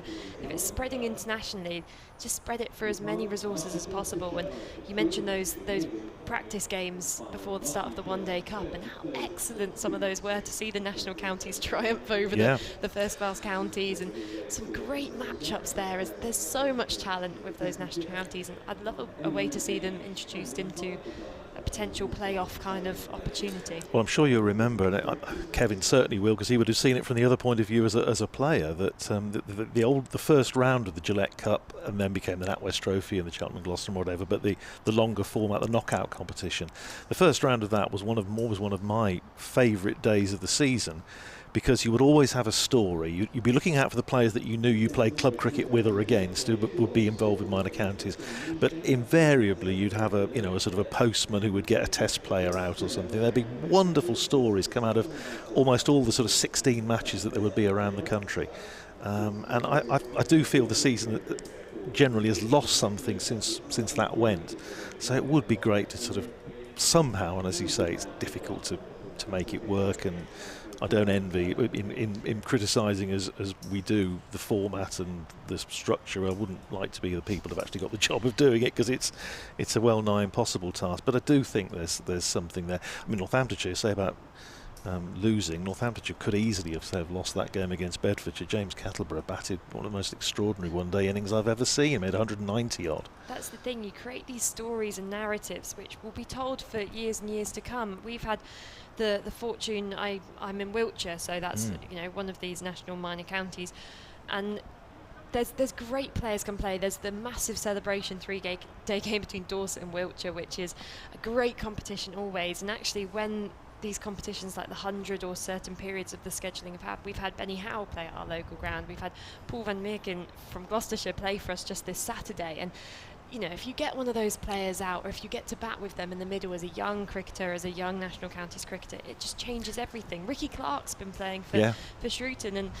yes, he went and blistered that fantastic 200 at the start of the season, which I sure would share the scorecard with too if I got that. But also, there's been other weeks where a youngster would have got him out early, or they would have got to play with him and just talk to him, and those experiences are really invaluable for just expanding the game. I remember a lad called Matt White, I think he was playing for Bedfordshire, who got Brian Lara out when Bedfordshire played Warwickshire, and when Lara was absolutely at his peak, sort of mid-90s. And I think he got his picture on the front cover of the league handbook for the following season. And when two of the Wolverton bowlers, Steady Steve Edwards at left armour and Chris Bouden, bowled Buckinghamshire to victory over Somerset in '87 in the first round of the NatWest at High Wycombe. And as you say, it creates this sort of mythology, which is so much the strength of county cricket, first-class county cricket, and the same goes for national counties as well. So I think, well, I'm sure it's a discussion we can continue to have a little bit later on, because I think it's one with a huge amount of mileage. It's probably one of the things that I think we all agree on, that there's a wonderful resource there that needs to be used to its best advantage. However, for the moment, I fear the rain is coming down rather more steadily. The ground staff have got the main hover cover on. They've covered the immediate surrounds, they've got the tarpaulins on. I'm sure they'll obviously get the run-ups covered as well. But for now, here at Southampton, sadly rain has stopped play. Hampshire 31 for 1. As soon as there is anything to tell you, hopefully some brighter weather and some more cricket, rest assured we'll be back with you.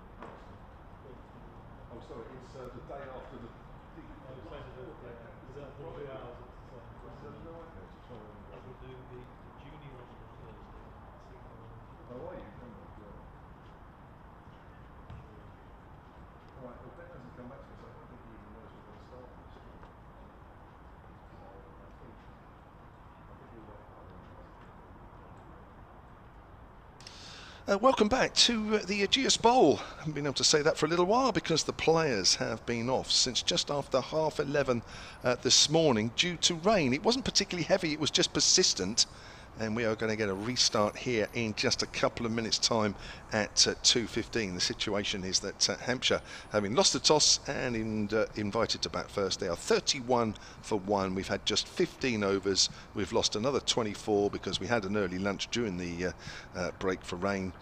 And we have got 57 overs left in the day's play. Your commentary team for the rest of the day. She's still here, Melissa Story. I know you can't get enough of her. She can't get enough of talking on the radio, so she's doing even more.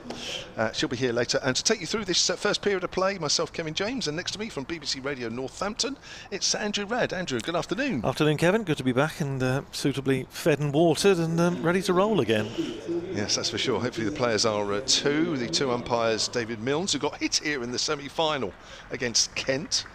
And, well, he's all right. He's walking out okay, no problem. It was quite a painful blow and around the midriff, a blow from Darren Stevens, walking out alongside Stephen O'Shaughnessy, and the two Hampshire batters are literally right behind them, almost chasing them to the middle of the wicket. The Northamptonshire fielders are taking a little longer in a huddle, coming out, and obviously with what we saw this morning in those 15 overs, Andrew, they've really just got to bowl straight, line and length. Yeah, they bowled well, I thought. Well, I know you felt the same, and talking to Melissa about it, I think it was a good first session for Northamptonshire. They will be, I suspect, a little bit frustrated, and I think Hampshire will be reasonably happy the fact that only one wicket went down.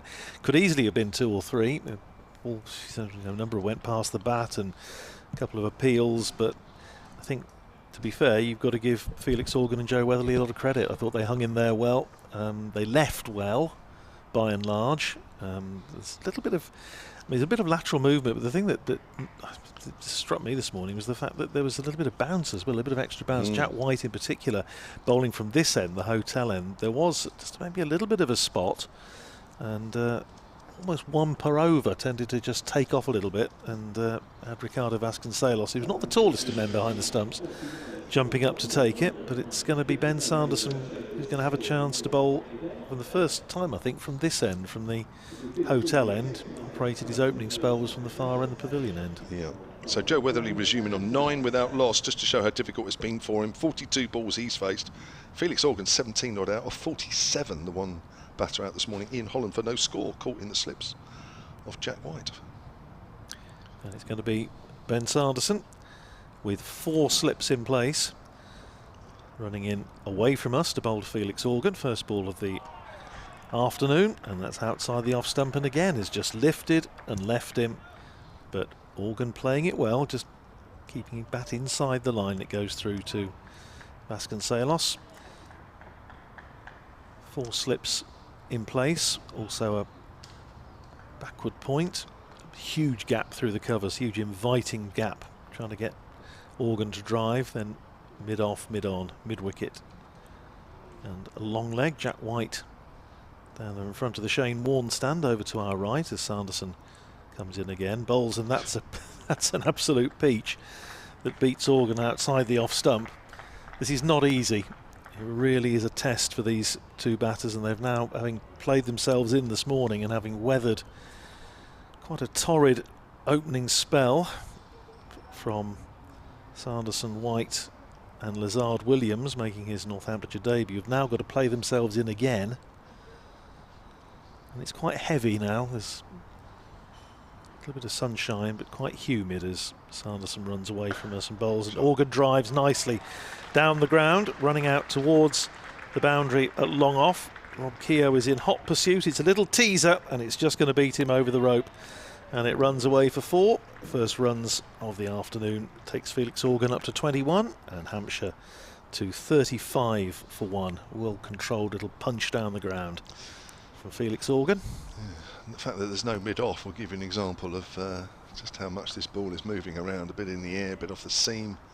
It's got to be, I mean, that wasn't quite a half volley, but it's almost, you almost feel it's got to be a half volley to get that ball in that area. Although Keogh looks as though he's gone a bit straighter. Yeah. Yes, he has. Here's Sanderson in again, bowling to Organ outside the off stump. Organ this time just leaving well alone. Will Young in there at first slip. Emilio Gay at second, where he held the catch to dismiss Ian Holland this morning. Josh Cobb in there at third. Tom Taylor at fourth. If you're just joining us for the first time, Northamptonshire leaving out Harry Gouldston and Simon Kerrigan from their 13s. So Ricardo Vasconcelos keeping wicket in place of Lewis McManus. Ben Brown ruled out with a finger injury for Hampshire. So an Iron Donald keeps wicket. Very full, turned away past square leg for 4 more. That was a lovely shot again from Organ, just getting his head over the ball, lovely balance, turning it away out towards the scoreboard to our right. And that's 2 boundaries in the over so far. Hampshire to 39 for 1, Organ to 25. Just watching that again on the live picture feed, the replay, just looked like he was just trying to angle it into the right hander, just started too straight. I don't think he needs to bowl too many of them. I think he's just got to keep the nice shape on the ball going away from the bat that he's got. Sanderson in again, bowls the better line, and Organ's managed to steer it down off I think it was more or less off the face of the bat, down between slip cordon and point, and it runs away down towards third man for a couple. So a productive first over of the session for Hampshire. 10 runs coming off it, 2 fours and a 2, 41 for 1. Felix Organ is 27. Joe Weatherly has made 9. Sanderson 7 overs, 3 maidens, no wicket for 19. And it's no disrespect intended to Ben Sanderson. Obviously he's been in terrific form this season with 30 championship wickets, but I would say of the 3 bowlers used so far, I don't know if you feel the same, Kevin, I think he's actually been the least threatening of the 3. I think White and Williams have both looked more likely to get breakthroughs than he has on this occasion. Yeah, I mean, he's got quite a whippy action, Williams, hasn't he? Really gets the ball through nicely. He almost has a little bit of kiss off the surface as well, which is nice to see. First time I've seen him. And I think Jack White just hits the surface a little bit more, which I think on this is the right thing to do. Sanderson, for me, just bowls a little bit along it. So he's relying on shaping the air more than anything. I mean, I think on this surface anyway, the ball's just going to move a bit off the seam, which it is doing. But for me, he's a little bit more skiddy and probably isn't getting as much because of that. White comes in, hopefully proving my theory, as that's a length ball to Weatherly. It plays out on the onside and there's no run. I think, to be fair though, we've seen 1 or 2 more balls kick off the length, bowling from this end, which White certainly made use of, than maybe from the pavilion end. But we were saying there's pretty much 1 and over this morning when Jack White was in that first spell that saw the demise of Ian Holland, but just 1 and over just seemed to be really zipping through and slapping into the gloves of Vasconcelos almost at head height. Certainly was. Here's White again. Weatherly's in behind that one, slightly short of a length this time. Just gave Weatherly a bit of the time to get in behind it. Pushes that up to mid-on where Luke Proctor does the fielding. Yeah, I mean, listen, there's no doubt about it. It's a good toss to win. I think the Northants bowlers will very much enjoy bowling on this, at least most of today, if not most of the game. I also think that where Hampshire have 3 of the Division 1's top 6 wicket takers in their side, that's pushed out square on the offside, it would have been very interesting. And certain, well, even for the first 15 overs, but certainly in this next period, what Messrs Abbas, Abbott and also Barker would have cooked up. Yeah, it was interesting. We were talking this morning, and you mentioned the fact that James Vince had said in the interview before the start that he would have bowled as well, because I must admit my first thought, having looked at the pitch and heard Will Young saying that Northamptonshire were going to bowl first, just wondered if there was maybe just a hint of a negative insertion there, but maybe not. No, I think you have to really, especially with a bit of rain around. Whether he works that away, not totally convincingly, down towards fine leg. A little bit fuller this time from White. And Weatherly moves on to 10. It's been hard work for him. He's had to work hard. 10 or 46. I'm getting into 1 day mode here. 42 for 1.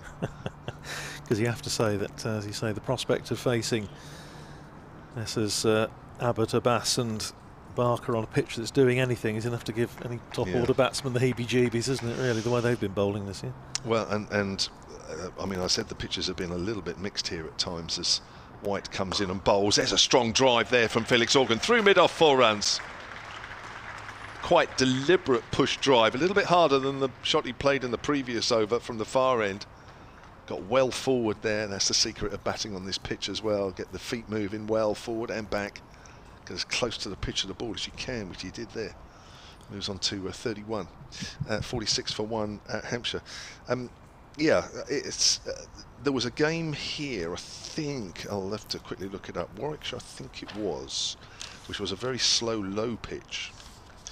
And they had to be very disciplined in their bowling, but again, just basically out-bowled Warwickshire with their discipline, and I think they'll find a little bit more help in this one than they did there. That was a very slow, low one. Here comes White, runs towards us and bowls. He's beaten outside the off-stump. That kept a little low. Just almost seemed to scuttle along the ground. I was just having a look at see how. Yeah, that did, didn't it? Third stump height, you reckon? Yeah. Something like that. That's going to say it's almost taking that on the half volley on the second bounce. 46 for 1, Organ 31, and Joe Weatherly has 10. Well, I suppose the only thing about playing Warwickshire on a low, slow one is that they'll be having watched a 600 play 600 at Edgbaston this year. They'd be used to it. That really was a test of patience and what we in the trade call associative material, because there wasn't really an awful lot of excitement in the match. A lot of records, I suppose, that kept us busy on one level. Here's Sanderson to continue from the hotel end, the end from which we are commentating. 7 overs, 3 maidens, no wicket for 19 for Sanderson so far. Having taken 30 championship wickets at about 27 this year so far. Is Sanderson in again, bowls, and that's a beauty again that beats Weatherly outside the off stump. Weatherly going off for a little mind-clearing walk in the general direction of square leg. We'll bring you up to date with what's happening elsewhere, because we've been unlucky with the weather today. I think we're the only match, certainly in Division 1, that's had any significant problems with rain. Down at Taunton, the West Country derby, Gloucestershire, terrific start for them, 182 for 1 against Somerset. Here's Sanderson in again, bowls to Weatherly, just spars at that one outside the off stump, goes off an edge, but he played it with softish hands and it went on the bounce to third slip, so no damage done. Fielded there by Josh Cobb. In the Roses match at Old Trafford, early honours to Lancashire, 150 for no wicket after winning the toss and choosing to bat up in Manchester. Pretty flat conditions in Division 1 apart from here. Well, yes, we'll continue the theme at Canterbury in a second as Sanderson comes in outside the off stump. This time Weatherly leaves it, watches it into the gloves of Vasconcelos. At Canterbury, where Kent won the toss and put Essex in. Essex are 132 for 1 after 47 overs, so solid start in the Battle of the Bridge. Sir Alistair Cook, 68 not out. Booked in for bed, breakfast, evening meal, supper, and probably breakfast tomorrow as well. Here's Sanderson in again, very full, pushed up towards Rob Keogh in there at extra cover, and there's no run. Here, as we know, it's been a little bit different story, but obviously we have had some rain. In Division 2, in the East Midlands derby at Trent Bridge, Nottinghamshire leading the table, of course, in a spot of bother against Leicestershire, who won the toss and put them in. Nottinghamshire 130 for 6. At Cardiff, Worcestershire 138 for 4 against Glamorgan, also in Division 2. Sanderson in again, bowling to Weatherly, plays it up to Proctor at mid-on, and there's no run. And at Derby, Derbyshire versus Durham, Derbyshire made a bit of a sticky start, recovered a bit, 172 for 4, and after being put into bat by Durham. So that's where we are elsewhere around the country.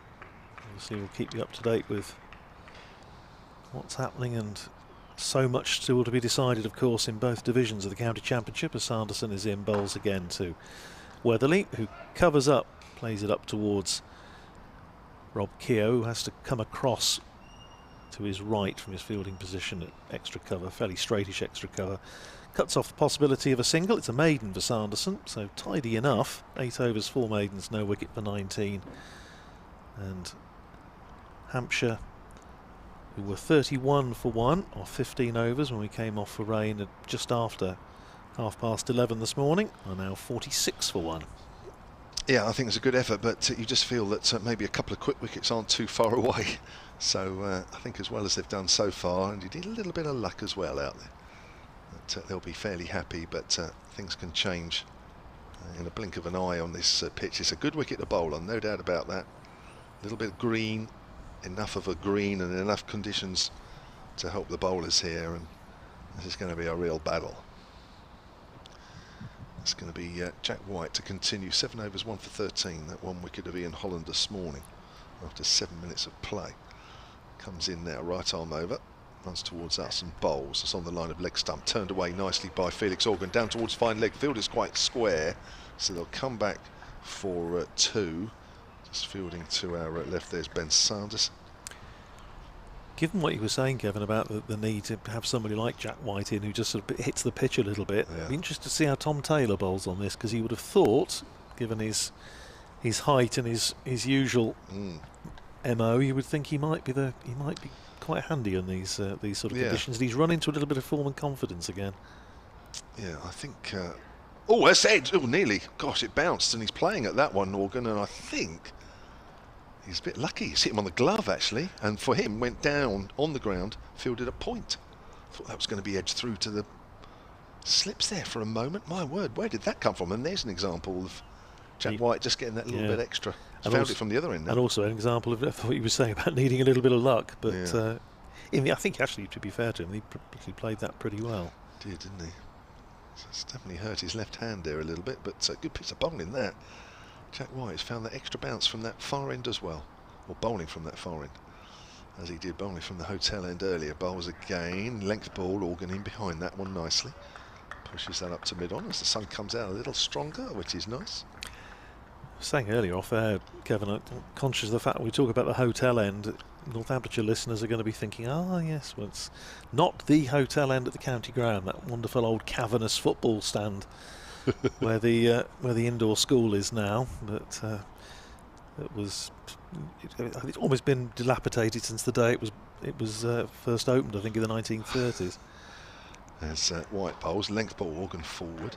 I didn't realise it was called the hotel. It was called because it's at the back of the county hotel, county tavern, which you'll probably remember from playing days. You either went into the Abington at one end of the ground or the county tavern at the other at Northampton, but it was originally the county hotel. So that's where it got its name. But I do remember seeing a 6 hit onto the top of it not long before it was demolished when the cobblers moved, and you could see this little flakes of rather suspicious looking grey dust floating down. White bowls, Organ on the back foot, smashes that away through the covers. Doesn't quite time that, but I think he's got enough on it to take it over the rope. A little bit of width this time from White, and I think Organ has decided that anything with a bit of width he's going to throw the bat at. Doesn't have to come out the middle. 50 runs up in the 19th. Not a bad ploy here from Felix Organ, because there are some balls out there that you would think at some point have got your name on it. Yeah, we said this morning, didn't we? You can't. It's this sort of surface where you can't just let the bowlers bowl at you. You've got to try and be positive, and if there's a little bit of width on offer or a half volley, you've got to try and put it away. Yeah, I think a lot of players these days do that, don't they? I can think of one in yesteryear that probably would have just left the ball all day, but those days have gone. I think that's way down the leg side. Good tape from Glasgow Salas. And that is 52 for 1 at the end of that over. We've had a total of 19 overs in the day because we've lost 27 or 24 because of the rain. But at the moment, when you look out across this ground, it's beautiful sunshine. Which one were you thinking about in particular? I can think of one or two from DS Steele was a good lever, wasn't he? Yeah, I played against him. Yeah, funny enough, up at Northampton. One of my early first-class games. David finished in '84, which is my first season in the box. So I played against him when I was at Middlesex, one of my very few championship matches. Yeah, I remember him coming out and batting. Remember, he bowled, didn't he? Left-arm spin. Left-arm spin. Remember facing him. Well, he came back, when he came back to Northamptonshire after his little spell at Derbyshire, he had 3 more seasons and batted well down the order and bowled a lot of overs. Sanderson, 4 slips in place, starting another over to Joe Weatherly. Plays it up to Keogh at extra cover and there's no run. Stays at 52 for 1. Yes, he had lovely silvery hair. Yeah, well, he's still in very good form, David. I did a book with him a few years ago. Is he? And, yeah, he's an excellent fettle. Was there at Former Players' Day this year with a number of great luminaries of the past, including we had 3 players from the 50s there this year, which was terrific. Tex Dilley, John Wilde, and Laurie Johnson. Here's Sanderson in again, bowls and hits. Weatherly on the pad, stifled appeal for LBW. Maybe a little bit of bat on it, maybe angling down the leg side, but didn't look right. And that was certainly Ben Sanderson's view, didn't go through with the appeal. Yes, David, I think of the batters I think about when I first started following the game closely, I suppose John Edrich was one of the great levers, wasn't he? There's a lot of left-handers. Yeah, it was a little bit before me. No, he was. It's about left-handers knowing where their off stump is. He was just the exemplar of that. Sanderson in again, bowling to Weatherly. He's onto the front foot, plays it down to backward point where James Sales fields, and there's no run. We had 2 generations of Willies there, of course, this year. We had Peter Willey as a genuine former player, and David Willey almost uniquely now qualifies as a former and a future Northamptonshire player. He'll be back with the club next summer. I can remember him playing at your place. Yeah, coming home. Very good to see him back. Here's Sanderson. Bowls again to Weatherly, who turns it up towards Proctor at mid-on. Well judged single. Through for 1. 53 for 1. I'll leave you to update BBC Radio Solent, Kevin. I can remember a championship game at your place quite a few years ago now. Jack Brooks and Willie opening the bowling. Yes, that's right. Yeah, would have been about 2009, something like Somewhere that. Around 2008, there. 2009. Remember thinking, oh, these 2 look a couple of good young bowlers. And they're still going. They are. Still very good bowlers as well. He's about 38 now, Jack Brooks, something like that. He's still bowling really well, isn't he? It's going to be Sanderson from our commentary end. Continue. Right arm over. It's wrapped on the pad there. Felix Organ again. There's a bit of bounce there. Bit of movement still. We've had a bit of a break for the weather. I'll come to that in a moment, but Hampshire have moved on to 53 for 1 in their first innings, having lost the toss. I think it would have been a good toss to win for Hampshire here because the ball is moving around for the Northamptonshire seamers. So Hampshire will feel that only losing 1 wicket in the 20th over isn't too bad. Felix Organ battling away, 37 not out. Joe Weatherly is 11 not out. We've lost 24 overs in total to the rain. The players scampering from the field after an hour this morning. But we're back underway. The sunshine is out. Hampshire 53 for 1. It's pushed out towards mid-wicket, and that's the end of the over. Sanderson, 7 overs now, none for 20. Yes, he was talking about David Steele. He was playing in the first county championship match I ever saw, which was against Hampshire back in 1972. Richard Gilliatt's side. Richard Gilliatt. With a handy first 3 of Richards, Greenwich and David Turner at number 3. And, Bob Herman playing in that game. And Lofty Herman. Son of, wasn't it, I think? Yeah, so there's a few great names. Peter Sainsbury was playing, I think. The late Peter Sainsbury. Bob Stevenson keeping wicket. Yeah, he's still around. It's going to be Jack White to continue from the pavilion end. Runs in and bowls to Weatherly, who's in behind that, playing it up to mid-on, and there's no run. And the second, into that 72 season, the second ground on which I saw championship cricket was Dean Park in Bournemouth when we were on our usual annual holiday there, which we had regular as clockwork. Down in the old royal blue bus from the Northampton's Derngate bus station, which is now not there anymore, of course. And we went to watch Hampshire play Lancashire in the championship in 1972, August. White in again, bowls, and Weatherly again pushes up to Keogh in that position that's not quite mid-off and not quite extra cover. It's somewhere between the 2. We'll call it a straightish extra cover, just on the edge of the circle, still in Royal London Cup mode. Just on the edge of the square, and there's no run. Stays at 53 for 1. So you used to go to Bournemouth and you're... Oh, yeah, couldn't miss it. Always stayed down in near Alum Chine. Here's White in again and bowls, and that's whipped away by Joe Weatherly, just in front of square on the leg side. Think he's got enough on it. Is it just going to go for 4? No, it's not. Good chase round from Ben Sanderson, who had to make a lot of ground. Just manages to knock it back about a yard inside the rope, but they come back for 3, and that's the 50 partnership between Felix Organ and Joe Weatherly. Weatherly up to 14, and Organ has made 33 of the runs in the partnership. 52 the stand is now, and Hampshire 56 for 1. Came together when Ian Holland went in the second over, 11th ball of the match. Caught at second slip for naught off Jack White.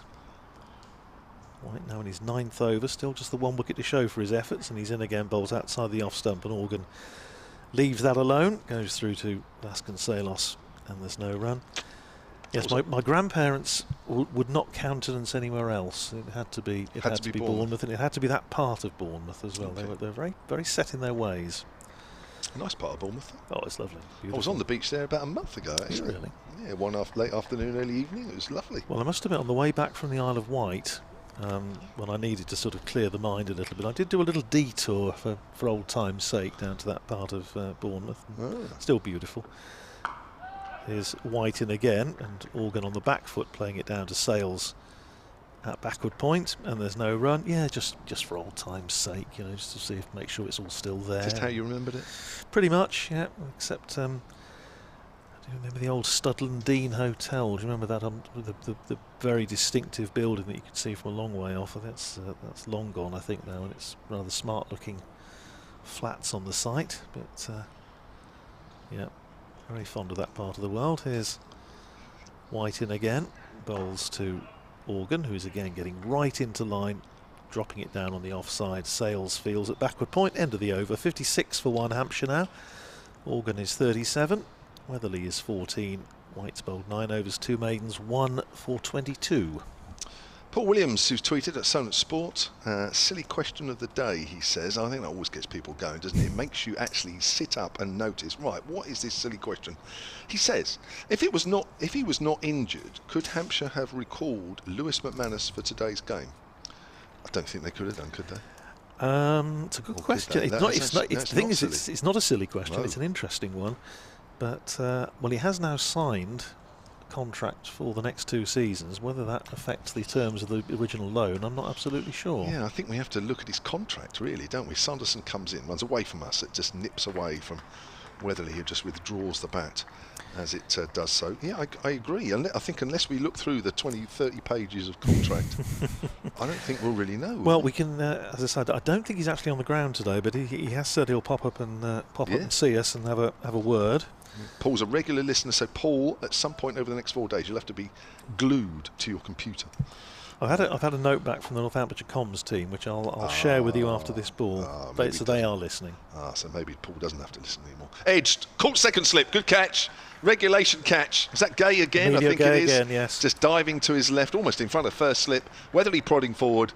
Regulation outside edge. He goes for 14. Hampshire 56 for 2. It's like you say, he always felt it was on the cards, and although these two have done pretty well and added 25 runs in this little spell since they came back onto the field, it hasn't been entirely plain sailing. I mean, say Ben Sanderson, maybe not the most threatening of the 3 bowlers used by Northamptonshire, but he still knows what he's doing, and he's just going to probe away at fourth stump, which he's been doing pretty much relentlessly for the last 7 or 8 seasons for Northamptonshire, with a considerable amount of success, and strikes again. His first wicket of the innings is 31st in the season in the championship, and as you say, good, fairly straightforward, but took it well. Emilio Gay, who's added, I think, that very important little string to his bow. I think he's now a pretty reliable slipper. When he went in there, you never quite, you might take a blinder, he might drop a sitter, but he's pretty reliable in there now, and it's 2 good ones.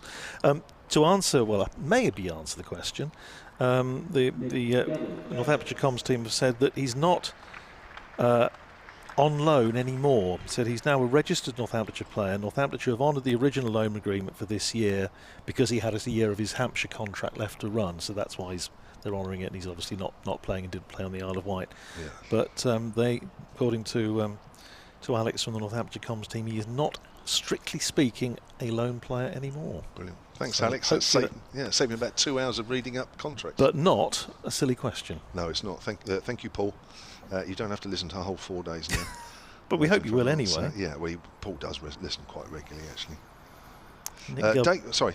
I was going to say, just Nick Gubbins is the new batter in. He is, yes, having a reasonable season, is Mr. Gubbins. Had a good Royal London One Day Cup, 386 runs at 42. He's been in good form in this competition as well. Number of runs. I'm beating Andrew to it because he's really the stat man, so I'm just nipping in there first. Nick Gubbins so far 673 at 42. There you go. So thank you for not having to put me through reading loads of contract stuff. Dave Allen, who's actually Andrew Radd's equivalent at Hampshire, Hampshire's archivist.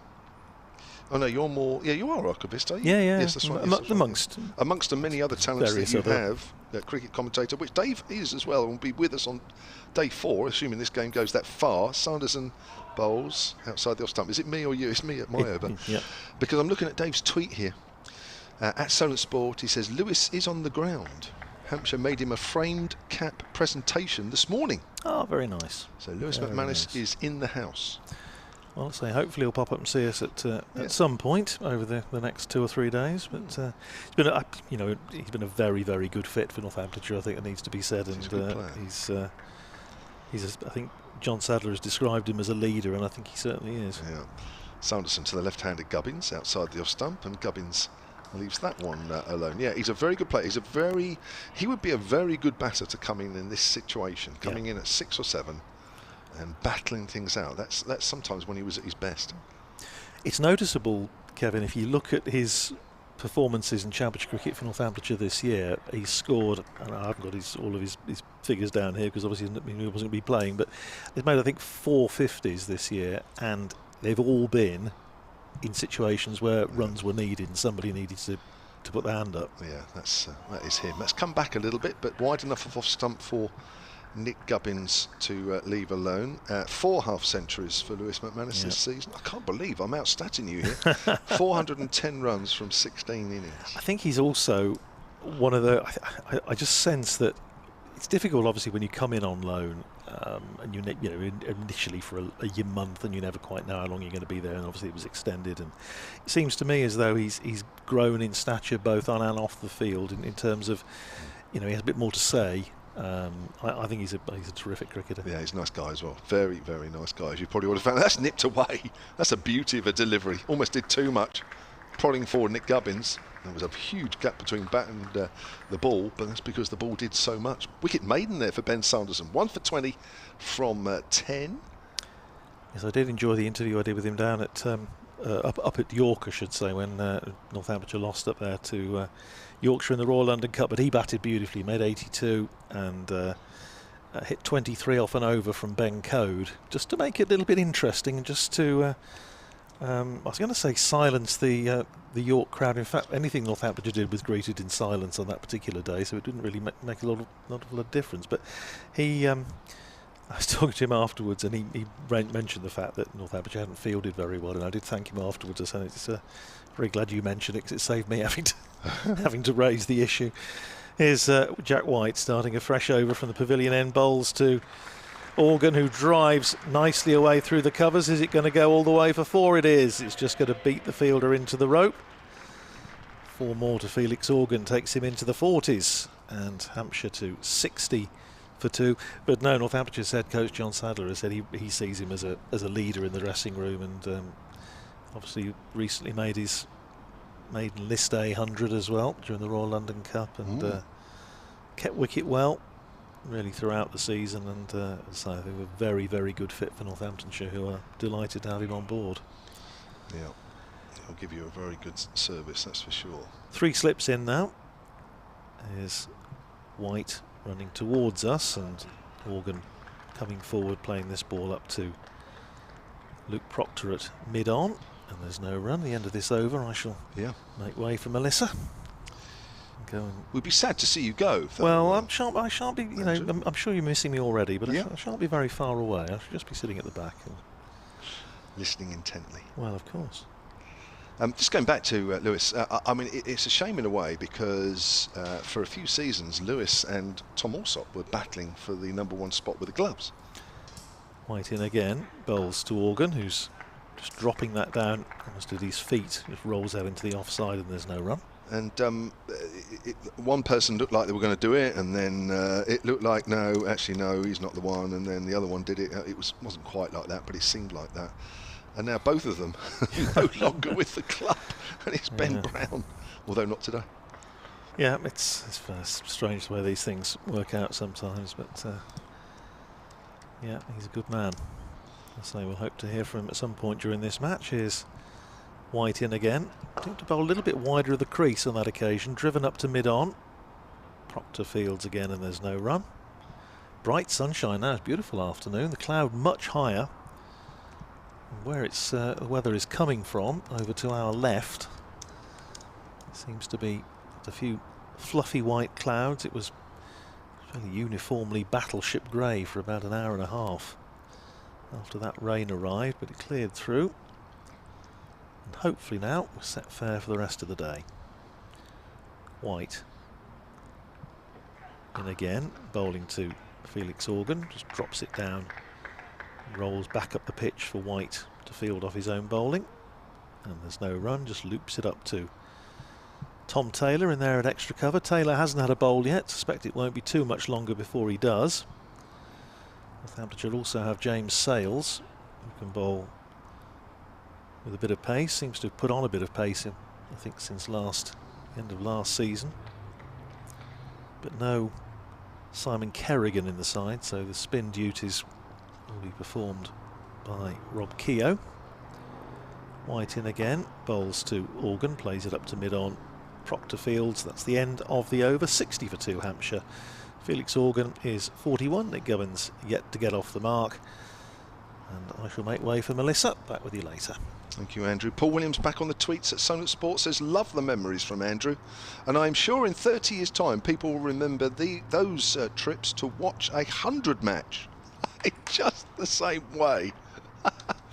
Bit like going to Bournemouth, eh? I went to the Ageas and watched 100. Here's a lady who saw so much 100 cricket this summer. There isn't anything she doesn't know. Melissa. I physically get hurt now when I see the number 100. I've seen too much of it. I don't think I can count over 100 anymore. As soon as 100 balls were bowled in this game, my mind just turned off. Is that right? You switched off? Yeah. Did you? You don't get the shakes when you hear the word 100? Now and again. Here's Sanderson, runs away from us. That's nipped away horribly off a length, or quite nicely as if you're the bowler, but it's a little too wide. That is amazing how that has nipped away. Yeah, it's not looking easy out there for new batters to the crease, but Felix Organ, the key man here for Hampshire, looks like he's playing on a different surface and just gave himself time there at the beginning of the innings, and now just really capitalising on those slightly looser deliveries. Yeah, he hates to say it when he's playing nicely, do you, the way things are out there, but he has done so far. As Sanderson bowls, Gubbins gets a bat on this one as he prods forward, and there is no run. Just going back to Lewis McManus, talking about that at the moment. He is on the ground. Nicholas Rogers, solentcricket@gmail.com has emailed. He says, I saw Lewis at the ground this morning, so yes, we've got photographic evidence of him having his framed cap presentation. I saw him at the ground, says Nicholas, this morning before I left because of the rain. Also, do you know why there is a Southampton coach in the car park? Southampton Football Club coach outside the off stump, and that's left alone. I have absolutely no idea, unless they park their coaches here because there's no room at St Mary's. I have no idea. Do you know? Maybe. Sometimes the coaches are parked here for when there's team meetings, maybe. I've bumped into a few of the football teams before using the lower kind of big convention rooms to go through important things. There we go. Melissa's got the answer there. You said you knew nothing about football. I know about the drama. I know the gossip. Who's dating who, just not the actual scores. Here's Sanderson again, outside the off stump, and Gubbins was always going to leave that one alone. So we've got an answer on that. We've realised that Lewis McManus was on the pitch, photographic evidence where You just dropped something. No, I you're don't all right. think What I was did. that? Something dropped, but we're all right. I think maybe someone's just lost £6 worth of drink downstairs. Ah, that's what it was. That's why we were so alert. Because you know the sound. I used to know the sound. Here comes. What startled you there for a minute? That's whipped away, but straight to the fielder, Lizard Williams. It's amazing how you could spot a fallen drink from about 100 paces, couldn't you? There's not a sadder sound in the universe when, especially, I mean, speaking of the 100, I do think some of the prices went up a bit. So if you're dropping any kind of food or beverage then you've probably got to take a small mortgage out just to cover the costs. Well, yeah, it's probably those cheap ticket prices, you see, you've got to recuperate. Apart from, as I mentioned earlier, the fish and chip bus has gone. You're disappointed. I'm really disappointed. Gluten-free fish and chips as well, was it? I think they did. Did they? It has a bit of an end-of-season feel in places, as that's turned away square on the leg side. There's a gap, and Gubbins is off the mark, 61 for 2. I mean, to our left right now, the pick and mix hut or shack is being taken away. Yeah. It feels a bit like there's been what's the word? Apocalypse? There, I was about to say apocalypse. It's been an apocalypse here, and things are just slowly disappearing. But also, you get this nice sense of normality resuming in some ways, though, because you've got the buzz of the motorway around, and you can always hear those individual conversations going around of the loyal Hampshire fans here. It's a Monday, it's a weekday, it's hard to come see cricket, and it's a shame that this 4-day game isn't scheduled over a weekend period. But it's nice to have just the hum and the calm of County Championship returned, and of course there is white ball cricket this weekend for the Southern Vipers on Friday and Sunday. Yes. 4 rounds, 2 full rounds, isn't there? Rachel Hayhoe Flint Trophy action. They are back. Sorry, the trophy's back, I should say. And yeah, live online commentary of the Vipers every game, home and away. I think for the Sunrisers on Friday, there's negotiations going on about some sort of commentary. That's outside the off stump. Well, so it's you, Melissa. I'll repeat, it was outside the off stump. At least I got that right. About Sunrisers. Sunrisers are playing up at Northampton on Friday. Oh, that's exciting. Yes. They're 1 game a year, because that is their part of their patch as well. It's quite a big patch, isn't it? It is a big patch, and I mean, obviously there's been a lot of unhappy fans, rightly so, that there hasn't been as much cricket as they would have liked at weekends across August. So if you can get down to a few of these weekend games for the Rachel Hayhoe Flint Trophy 50 over competition, go support your local women's setup, see some of the players you did maybe see in the 100, and get behind your local team. Here comes Taylor, and that's left outside the off stump by Gubbins again. He's being patient out there in the middle, just 1 off 11 balls. Of course, we're hoping for a Lord's one-day final later in the season, aren't we? We are, mainly because of the Southern Vipers. We want to see them win, but also because the food's really good there. Well, yeah, that's your motivation, is it? And I mean, to get to go in the media centre again. I got to go in the media centre for the first time this summer. Wow. You get to go in this futuristic kind of lift up one of those pillars, and I literally thought I was in a movie set. It was amazing. I was taking pictures of everything. Taylor turns around at the top of his mark and bowls, driven firmly by Gubbins, straight to mid-off. I think a bit of work there by the fielder. I have mentioned this before, but I've played a quarter-final tie there where they were still building that media centre, and the drills were going on all day, and you think, hang on a minute, hey, this is a quarter-final, and yet felt like we're playing on a building site. Because they have the current building works at Old Trafford, don't they? In the entire section, which they have to stop for when there's been days of cricket. I'm not sure how many days of work they've actually managed to get in between the cricket. Well, I saw on TV the other day, it didn't look as though there'd been much change since I was up there for a game earlier in the season, but yeah, these guys didn't stop at Lord's. Taylor bowls, that's cut through gully and backward point. A chase for the fielder here as Hampshire batters come back for 2, looking to come back for a 3rd, and they do comfortably in the end. It's also a no ball. Called that straight away by the umpire there. Taylor just teasing that front line a bit, and the score moves on to 66 for 2. Yeah, so looking forward, hopefully, fingers crossed, back to there. Those outlets have gone. God, they didn't waste much time being hooked up to the vans, the white vans. They've taken them away, and it's quite sad, isn't it? Because to our right, the Cornish pasty van, that's all shut up. It's a bit like. It's too sad to look at. I know. I can't look. There'll be a tear in my eye. It's horrible, isn't it? It's almost like, there's a seaside resort and everybody's packed up for the winter. But it's not the winter yet. We've got so much more cricket to come. Taylor bowls and left alone by Organ. A tight leave, that one.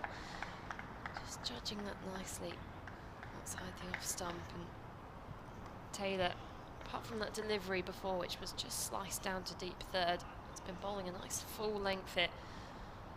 Trying to get what movement there might be left out of this surface. We had a bit of bright sunshine for a little while, but the clouds have just rolled over again. We're not expecting any more rain. The ball, wow, the ball might start doing things. We haven't had a ball change yet, have we? No. We haven't. Gosh, how we've missed that, haven't we, over the last month? Oh my goodness. Taylor bowls over the wicket, solid in defence, Organ into the covers. Another dot ball. So the white balls, Yes. there was never a ball change in the 100? No, I think maybe there might have been one if the ball had landed, it hit a barrier particularly hard and got misshapen. But of course, I'm pretty sure, I'm right in thinking the white balls they use are the Kookaburra balls, which are the ones used in Australia, used in most of women's cricket as well, and they're a bit more solid. They have a very, very small seam in them as well, as we're quite used to using them in the women's domestic, and they're a bit more sturdy, so we haven't had the same problems we've had with the red Duke ball this year. As that's a beautiful delivery from Taylor past the edge of Organ's bat through to the keeper and completes the 25th over. 66 for 2 Hampshire. And I can't think of any Royal London One Day Cup game that Hampshire were involved in where there was a ball change. So for a whole month, we haven't had to say it. And I mean, this is a miracle in itself. Yeah. How many overs? 25 overs. I'd love to know if there's been any other changes of ball at any of the other games. Were they just looking at it then? I thought I jinxed it then too. No. You panicked me. No. I mean, it was getting ridiculous at some points in the early stages where, you know, they would have been using it for about 10, 15 overs. The ball would stop swinging and you'd see the captain coming together with the umpires asking for it to be changed. And most of the times it was changed immediately. But Maybe this surface, I think, and the outfield, it's not that abrasive, is it? With the rain we've had, it's a greenish pitch, it's a green outfield. I'm not sure it's the sort of surface really that's going to maybe put pressure on the ball. Maybe at the moment nobody's really hit it, have they? Too hard. It's been more deflections, been a couple of nice strong drives, especially off Organ, from Organ. Lizard Williams, the South African, back into the attack, playing his first of 4 games for Northamptonshire. Right arm over, comes in and bowls. That's a nice length ball to start off with, but it's a no ball. well, if anyone is going to hit the pitch hard, and it will be Lizard Williams, who's looked just that bit almost quicker, a bit snappier than the other Northamptonshire bowlers. And I guess that's what he brings to the package as an overseas player here. The only thing I guess I've thought about this lineup, potentially old right arm seam, just the danger on this surface that it may just become a bit samey. Oh gosh, that's nipped away and swung as well. That's gone quickly. Good take from Vasconcelos, diving in front of first slip. That's again gone too much. But sorry, you were saying?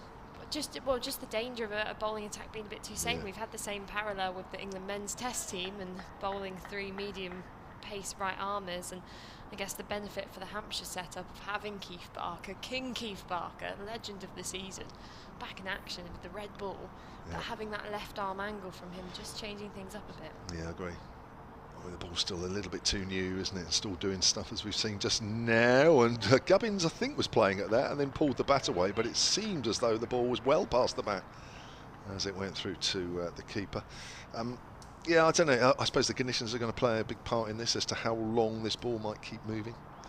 Of course, we've been used to this summer with clear skies, the ball literally after about 20-25 overs doing nothing. I'm not sure that's going to be the case this time. Well, we're 25 overs now. It has very much been a trend that you try and get through that first period without losing too many wickets, and have seen these fantastic middle order partnerships growing across the competition. Yeah. A little bit different conditions here as that straighter and Gubbins pushes that up towards mid-on, where it's fielded by Proctor. Yes, I think as we get into this last month of the season, I think we're going to see a different type of championship being played, although when you look at the other scores around the country, to me it seems pretty similar. It's just here where things are hard for the batter. You know, if we're going to try and seek down the championship title, we're going to make it a bit hard for ourselves. Yes, You've got to set yourself a challenge, can't be too easy. Hampshire started the day 16 points behind Surrey as a drive, but not out of the middle of the bat there from Gubbins, as that goes out to mid-off. Surrey not playing this round of fixtures. Hampshire not playing next week. And Surrey are going to be eagerly watching the performance of this Northamptonshire team. Of course, playing them next week. Yeah, Northampton, Surrey next week, yeah, at Northampton, yeah. Yes. Northampton's coming into this game very much in mid-table, in 5th. I think they're pretty safe, aren't they? Big gap between them and the bottom 2 sides. That's cut away by Gubbins. He's found the gap, backward a point, 4 runs. Little bit of width there from Williams, even though the ball's coming off the surface quite nicely for him. Little kiss, and Gubbins was quickly onto that cut shot. Moves on to 8, 72 for 2. Williams strikes through the bowler who has the potential to make something happen. He might be a bit expensive in the process, just one delivery beach over, maybe being a bit loose, but he's charging in, he's bowling a quicker speed, and the fact Northamptonshire have kept those 3 slips in the gully in, they're just aware that just the one delivery will have Gubbins' name on him, pushing it across him as well. That angle's so dangerous. He played against the England Lions back in July. It was quite expensive in that game, as that's whipped away into the gap through mid-wicket. Not completely timed from Gubbins. There was a bit of extra bounce, which meant he struggled to get on top of it, but he's got it away nicely for 3. Moves on to 11, 75 for 2, but 5 overs, not 49. I mean, that was a high-scoring game, if that's the one I'm thinking of. I think it was, yeah. It was. A few, maybe 50 over game. Yeah, there was some good contest there between the England Lions, and I seem to remember in one of the games, Banton and Smead from Somerset going mental on one of those pitches. And even in the latter format, in the 3-day game or 4-day friendly game, the England batted again. 3 of them got centuries. So it wasn't the most ideal pre-tour preparation for South Africa. And it was down in Taunton. Yes, that's the one. Yeah, 318 for 9, South Africa. 321 for 4, the England Lions. Within about 27 overs. I remember it being a very dramatic run chase. 37, 37, yeah. That's still quick, isn't it? Not wait around. That is quick. To chase down the score that big, but here comes Taylor and left alone by Gubbins. Yeah. Off stump. Smead 90 off 56 deliveries. Ben Duckett 85 off 67. And Eskenazi not out 52 off 36. Yeah. Eskenazi has had a cracker of a season, especially in the one-day cup. What was it, 3 or 4 centuries for Middlesex? And scored loads. No 100 contract. Of all the most dynamic, best striking players you've got, I think that was one of the things which baffled me most about the entire competition. Taylor bowls, and a bit wider that time, and an easier leave there for Gubbins, who's not tempted at all by that shot. You've got a good memory there. I couldn't remember the game at all. I had to look that up, the England Lions. I'm not sure I followed the Lions that closely. I think it was quite a big game at the time because there wasn't many upcoming games at Taunton. So I think they got a really good turnout for that game. I remember had full coverage of it on their live stream and commentary, and quite a good occasion. Taylor turns around top of his mark, past the umpire and back of the length, left alone. Just kick the table for no reason. I have this unfortunate problem of trying to shadow or ghost shot every single shot played by the player as I commentate on it, and sometimes my footwork gets a bit too extravagant. I should probably actually apply that in games when I play and use my feet, but I'll save it for the commentary box. Well, looking at that wicket that you were out to yesterday, which was tweeted, yeah, I wasn't French sure there was cricket. loads of foot movement in that, to be honest. No, there wasn't really. No. I have a bad habit of jumping away from the ball, to be honest. Taylor bowls a straighter one, solid in defence. Gubbins past the bowler, just trickles along the ground to mid-off, who leisurely picks that one up. Score 75 for 2. We should add, though, it didn't bounce. It didn't bounce, no. So you were I was on for a century if Yeah. that one had bounced. done by the pitch. Yeah, always blame the pitch. Which, funny enough, I've been looking at the one directly in front of us, which was the pitch used for all of the Southern Braves home games. They just used the one pitch, the hybrid one, and it still looks in very good condition. Taylor charging in, left alone by Gubbins. It's very central, that 100 pitch, isn't it? Yeah, it was, I mean, the honour of that, but I learned so much about hybrid pitches across this competition because they were used in the Commonwealth Games as well. There was 3 or 2 hybrid pitches, then a separate normal pitch for the semi-final and final. And I was with the incredible Snehal Pradhan, who does commentary of the India Games, and she had a piece of the synthetic material which goes into the pitches just in her bag. She was talking about it, said, do you want to see? And it was like being in an episode of How It's Made. It was incredible just to see it in front of me. It's Taylor bowls and shielding arms there, Gubbins being patient here in the middle, and a good over from Taylor, who's only gone for the 5 runs off his 2 overs so far, 75 for 2. But it's so interesting to see this almost synthetically plastic woven. It's almost used like as a trellis to grow the grass around it and strengthen it. And the fact the pitch still looks in that good a state after 8 games being played on it. And I mean, the Edgbaston ground staff have had quite a big year as well with the Commonwealth Games on top of everything else. But the pitches there were just so good for the shorter format, all because that ability to have a hybrid pitch. And it's quite an interesting kind of discussion because I was reading an article about the use of hybrid pitches for village grounds where they only have about 3 strips, but because you can use the pitch repeatedly, whether it's a worthy investment for village grounds, they can use that one pitch for 10 fixtures almost in a row and not have to worry too much about preparing newer ones. Here's Williams in again, full, pushed up towards mid-off by Felix Organ, and there's no run. I suppose the next question for me is, do you know how much they are? Shall I have a Google? Yeah, have a look, see how much it is to put in a synthetic pitch. It's interesting that you saw that. I've never really studied a synthetic pitch, certainly not here, but the groundsman, when the Vipers were up at Sale Cricket Club where they had a synthetic pitch, actually took me out and showed me, and he took me through a detailed, it's a short bouncer, and Morgan has to duck under that, pretty smartish. And it was really interesting to see the grass in and around the plastic that had been woven into the pitch. I'd never seen anything that close before.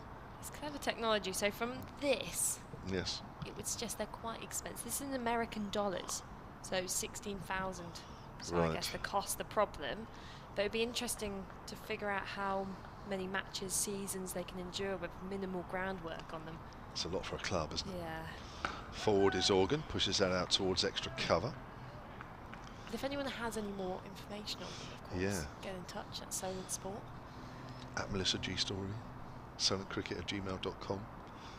If you make synthetic pitches, we'd love to know. But it sounds like, so if it's 16,000 US, I'm guessing, what's that, 18,000 quid? Between 18,000 and 19,000, something like that. That's a lot of money. That is a lot of money to raise for a club. It is a lot of money, and something which needs to be, I guess, become more accessible for it to be applied in the future. That's the phrase, yes. Here comes Williams again. Again, his Organ is forward, just plays that out literally a few yards in front of him. Score remains on 75 for 2. Clouds filling in a little bit, but not too menacing at the moment. And this is still looking it up. Perhaps that could be a sideline when you're at uni this year. It's very interesting. And actually, one of my friends who I met at uni is working with the ground staff here at the Ageas and looking into pitch technology at the moment and analysing soil samples from which pitches produce the best surfaces.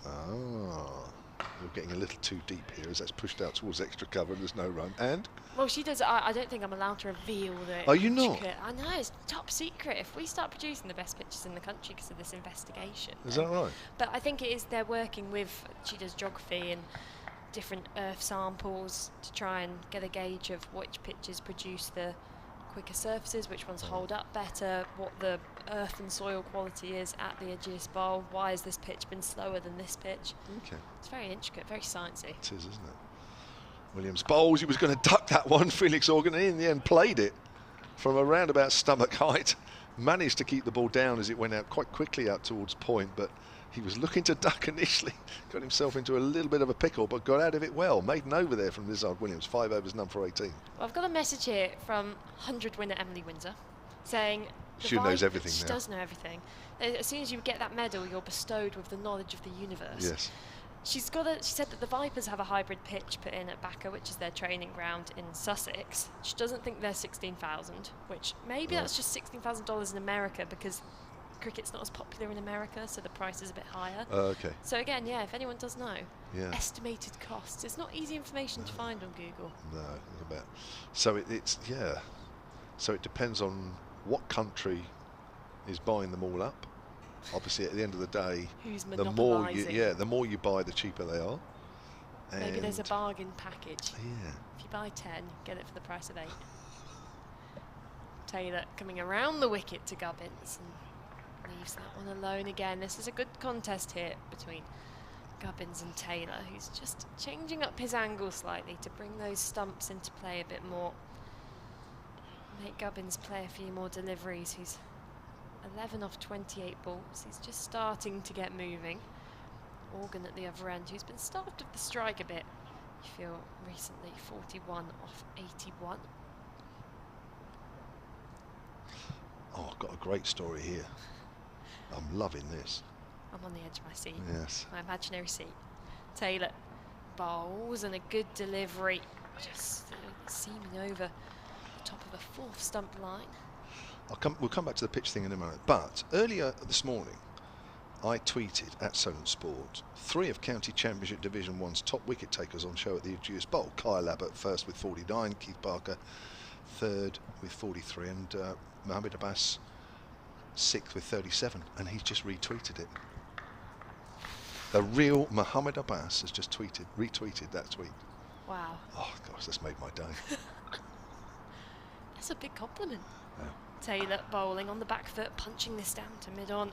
Is Gubbins just using his feet again here, trying to negate that swing or late movement, or any late movement from Taylor here. I think what I'd like to know is the difference between, because obviously your bog standard artificial pitch now, which you see on squares with the matting, you know, whatever it is, plastic mat. If that's the cheaper, that must be the cheaper version. See, for me, at club cricket level, and you can argue about how high club cricket level, for me, that would be absolutely ideal, because I've played on some horrific club tracks, as you probably have as well. So I'd rather play on those ones. An artificial or a hybrid? Because there's a difference as Taylor bowls and defended at the crease by Gubbins. So you get a green plastic mat, so don't that you? that's the artificial. That's one. the artificial, Yes, yeah. Which I think most clubs do have for age group, because it is easier than preparing a wicket. So the more issue is the hybrid ones. Agreed. So I guess It's about weighing up, I guess, which one. I agree with you though. There's plenty of pitches I've played for on a Saturday where I've gone, it would be much better if we were on an AstroTurf. I could hear. Especially when you show up and it's the colour of a green M&M. You go, great, okay. This is going to be a fun day. Good thing I'm a bowler. Taylor just runs past that pile of sawdust and is run up and bowls outside the off stump again. Fullish line. Gubbins patiently leaving it alone. 75 for 2. 2 balls, or 1 ball's left in, 1 ball left in this over. Apologies. Yeah, I've played on some horrific wickets over the years, as you probably have, where you just don't know where they're going to go after they bounce. And I'm thinking, and about 2 strips along was these artificial pitches, and I'm thinking, why don't we just uproot the stumps and put them over there? At least we can have a proper game. Yeah, I mean, we had a famous wicket in Caution when I used to play academy. It was at Leafy Lane, the dreaded Leafy Lane. As Taylor bowls straighter, defended by Gubbins cautiously into the onside and completes the 29th over. 75 for 2, Hampshire. And it was the coldest place on earth. It was treacherous, surrounded by winds. It felt like you were stepping into a wind tunnel every time you got there. So you were cold, it was windy, and you had the most vicious artificial wicket you would ever see. You could bowl a full delivery and it could come flying past your head at points. And it became the battleground of many fantastic under-15 games. But they can be quite dangerous. But then just as dangerous as I think it's some of them as well are just basically the worst artificial wickets, where we were playing on the ground which had basically concrete with a bit of felt on top, I think. And those ones are... They're not fun. Not fun at all. Get a shorter ball on that. Yeah. It's going into the side of your head. Worn felt with Yes. concrete showing through. That's not very appetising. 75 for 2 here at the Ageas, 29 overs completed. Williams starts a new over. That's nice and pacey off a length, and that's left alone by Organ. That's thudded through into Vasconcelos's gloves. Felix Organ, he's been battling there since this morning, 41 off 81. Nick Gubbins battling along nicely. He's 11 off 33, the 2 wickets that have fallen either side of the break that we had for rain. We had an hour this morning, just over an hour. Ian Holland falling after 7 minutes, caught in the slips off Jack White for no score, and then Joe Weatherly, who battled hard for his 14 runs and was out about just over half an hour ago, also caught by Gay in the slips off Sanderson for 14, as I say, as Williams comes in, and that's pushed towards mid-on, and there's no run. Well, I've got some clarity Ooh. from Emily Windsor, who's asked Simon, the groundsman here, and she's basically summed it up in saying it's 7k for 1 day's work on a pitch to create a hybrid pitch, and 14k for 2 days, but you would get 3 pitches stitched in that time. So I guess a 14k investment to get 3 pitches. Would you need that many though, if they Probably last not. that long? You probably just need 1. Which is how much again? 7k for 1 7K. day's work. So This that's is from assuming Simon and Winston. from. Simon and Winston. All right. Here comes Williams again, and that's turned away off fairly straight there by Organ. Picks up a single on the leg side. He moves on to 42, 76 for 2. And Simon and Winston sounds like a fantastic 50s singing duo, so I trust them. So £7 grand. So we got it down to £7 grand. We've got it down to £7 grand. Yeah. That's what, a few days of fundraising. Yeah. Quite a few days of fundraising. Depends how, if you've got any wealthy patrons nearby who can lend you a couple bob. Well, I'm happy with that. We've got it down from what we thought was about 18 grand down to 7. That's good. We just got to find an old bit of your kit, Kevin, and that's it. Sell that off auction, 7k immediately. Has to be quite a lot of old kit. Field changes for the left-hander Gubbins. 2 slips and a gully, and the offside being reinforced somewhat. End of this over, Andrew Rad will come in, and then Melissa will take over from me. Sunshine out again. Pockets of blue sky above. We're in one at the moment with the sunshine as Williams comes in and bowls, cut away in the air, but safe over the top of gully. Was it into the ground? It went so fast. I'm not sure I could quite work out whether it went straight in the air or off the pitch next to him. I think it's into the ground, is it, or is it? I thought that was in the air. Do you think it was? Yeah, fair enough. It was so quick off the bat, but Gubbins, I don't think anybody was going to catch that no matter what, or even stop it. 15 to Gubbins, 80 for 2. I think the only chance for the gully fielder there would have been if the ball had just ricocheted into them at some point, or hit them directly and ricocheted into someone else. It was coming at such a speed. It was going quickly. I'm not even sure he saw it. Like me, really. Williams is switching to round the wicket this time to Gubbins, trying to tuck him up on the line. Bowls. Gubbins whips that away through square leg. Nice shot, nicely timed. And I think that's going all the way. A little too straight there from Williams. Often happens, doesn't it, when you change your line of attack, you've then got to readjust your line, and he hasn't done there. And Gubbins moves on to 19 with 2 boundaries in the last 2 balls, 84 for 2.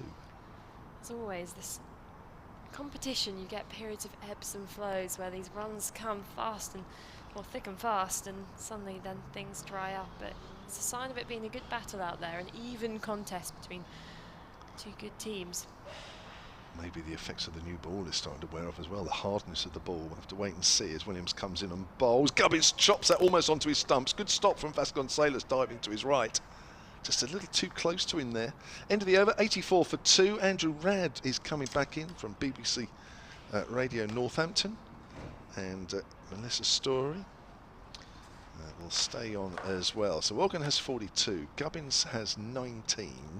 And we've had 30 overs in the day so far, remember. We lost quite a large period, 24 overs earlier today because of the rain. Welcome back, Andrew. Thanks very much, Kevin. Afternoon, everybody.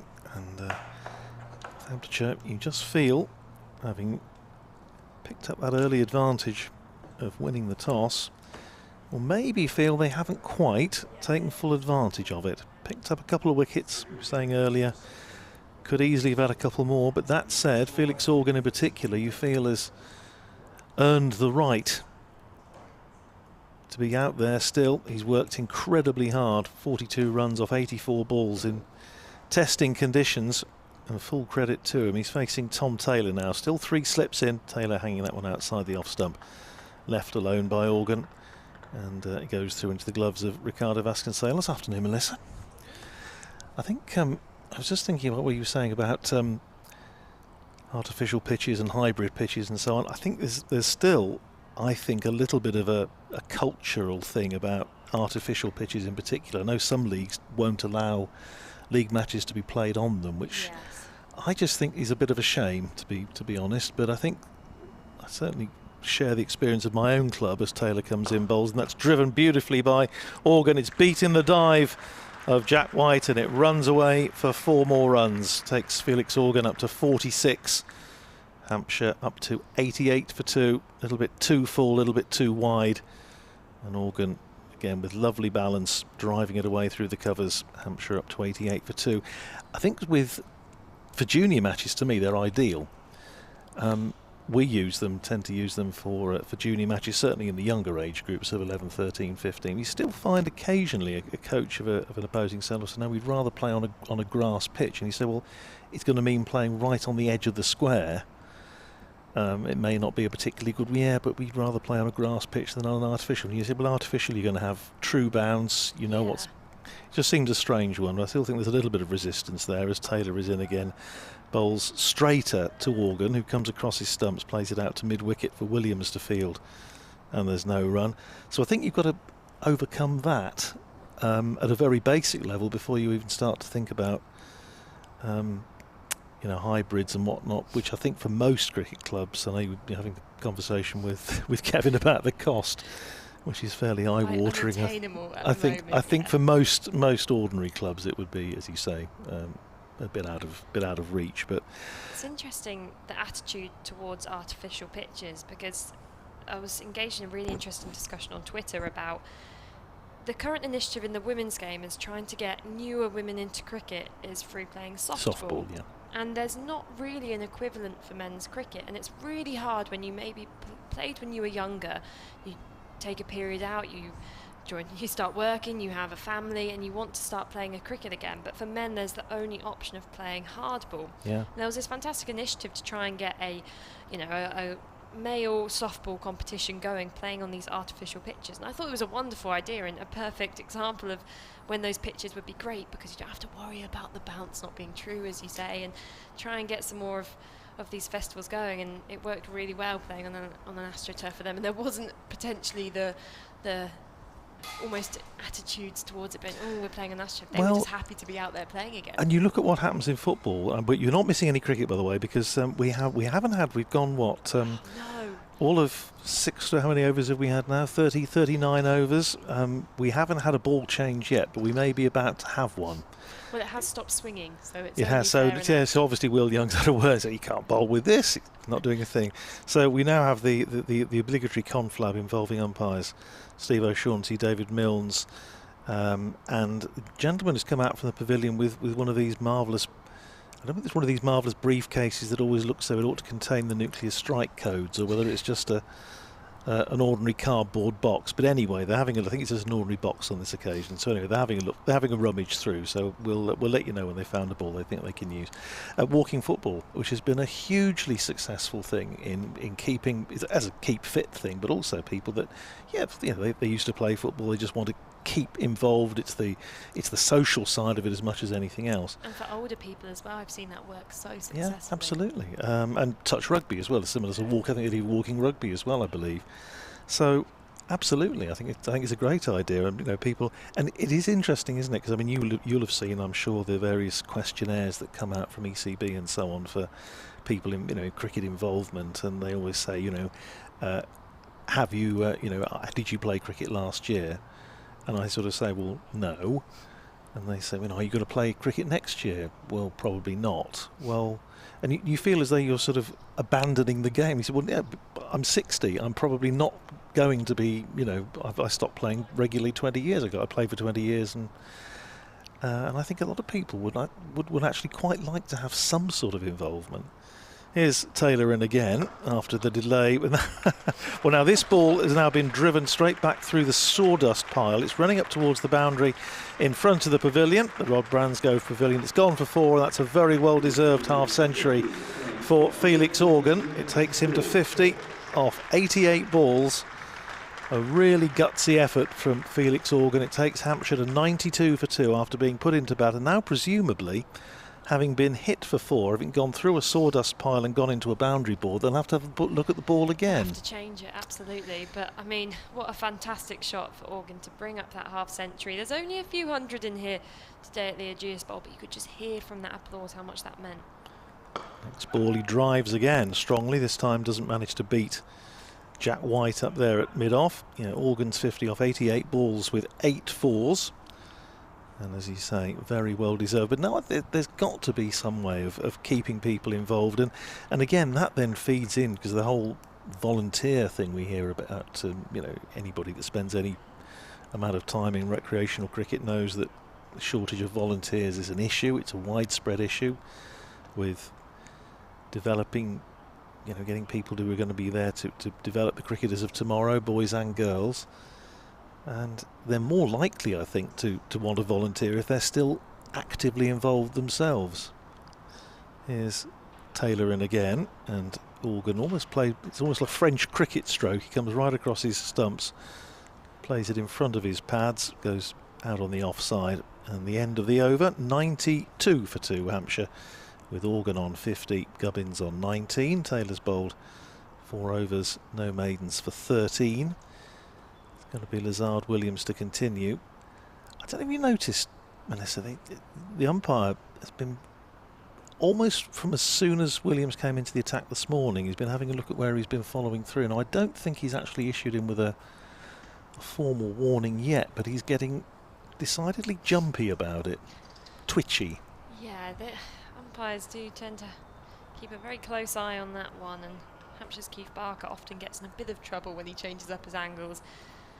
Williams here, just got to be careful as he comes in around the wicket to Gubbins, who's driving uppish, not timing that one to cover. No run, 92 for 2. Again, the umpire just coming down the pitch and having a prod. I think he's trying to maybe get the attention of Williams to say, look, this is where you're running in, but it doesn't look often a telltale sign as when we look on the live stream, which of course available on the Hampshire Cricket YouTube channel. When those almost darker patches start appearing, I'm not sure we'd expect to see them on day 1, but as we go throughout this 4-day game, we'll see a few more darker patches. That's a low full toss which has been smoked to cover, and a good stop there, because Nick Gubbins will be very annoyed with himself that he didn't manage to get that one away. No ball called, so well, Hampshire will benefit to the tune of 2, but yeah, I think there was some talk in my own club a few years ago of having a sort of an over 60s team or something, a bit of a social thing, but it came to nothing. It's actually quite hard to organise, and again, people are thinking, well, you know, do I really want to be getting smacked around the ankles and all the rest of it? Maybe a softball option is a good one. Williams bowls a straighter delivery and defended by Gubbins at the crease. Bowls a heavy ball. Williams, I think it's a great idea, really, but again, trying to potentially overcome the stigma that might come around it. Certain comments of going, you know, you're a man, you're meant to play hardball cricket, but if you want to have that social element and without the danger, because you often see players when they come back and they haven't played for a few years, they go to their club's 4th 11 or 5th 11. It's demoralising if you don't do particularly well at that level yet. Williams bowls a bouncer which almost flies over the head of the keeper there. I was going to say that does a fantastic stop behind the stumps, and his teammate there just making sure he hasn't hurt himself. He flew through the air like a salmon jumping out of the water. And yes, the spring-heeled Ricardo Vasconcelos. I mean, he's about 5'3", 5'4", something like that. So he did really well to take off and arrest the progress of that one. Yeah, I'm not quite sure actually. I think because of things like walking rugby and walking football, I'm not sure that the stigma would be there now, anything like as much as it would have been perhaps say 10 years ago. Williams bowls a full delivery which is dug out by Gubbins. Not exactly where he intended that one to go, but hammers mid-on. Score remains 94 for 2. There's definitely a change in mindset around. I think so. Trying to get as many people into this sport, regardless of what form that takes. It's just great to see people being active.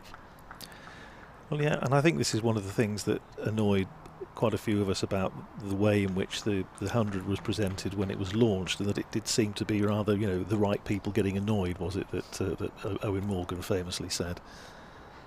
Williams bowls and left alone by Gubbins. And a lot of those people are the same people that work incredibly hard in recreational cricket to bring forward the generations of tomorrow that are going to keep the game hopefully alive. And I think that was, I know ECB officials and others have sort of rode back on that and said, this wasn't what we intended and all the rest of it. But I think it caused a certain amount of residual resentment that's still lingering in places, I think.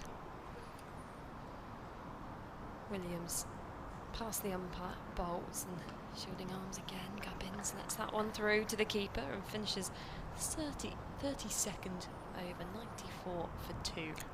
I'll share actually one with you, Melissa, which I had on Twitter earlier, which you may have a thought on, which is I think it was Lee Wade at Wadey Cobbler got in touch with me about scheduling. We touched on this earlier before we came off for rain this morning, and he was talking about the last 4 championship matches, Super September and all that, and he was saying, Super September is great, and very pleased to see championship cricket back, but why are none of the matches scheduled to have any cricket at weekends? Now I know you did touch on this with Kevin earlier, but Saturdays obviously I know is a bit of a problematic because a lot of people are involved still with club cricket on a Saturday, but less so on a Sunday. It does seem a little bit strange. I don't know if you have any ideas about why that might have been, as Taylor starts a fresh over from the pavilion end.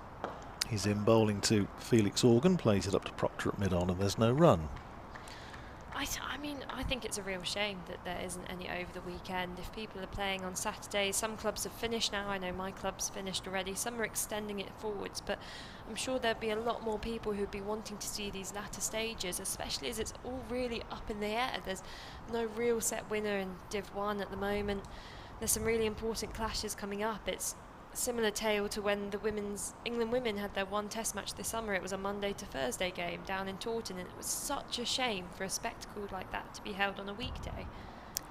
Here's Taylor running in towards us and bowls and drives it away through extra cover for 4 by Felix Organ. It goes to 54 and Hampshire to 98 for 2. I think I may have to update. Are you going to be updating BBC Radio Solent? Go on, Melissa.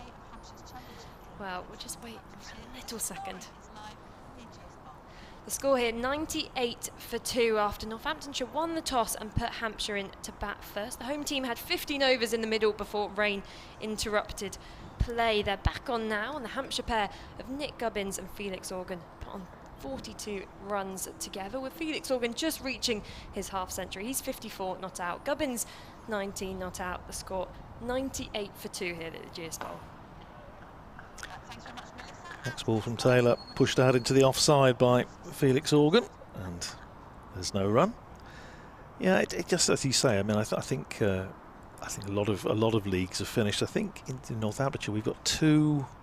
The Premier Division have got 2 weekends left, and a lot of the other divisions have got knockout cups, so they've probably got another couple of weeks left. But I think certainly Sunday's a bit of a different story, and why you couldn't start games on a Sunday, which is often the case earlier on in the season.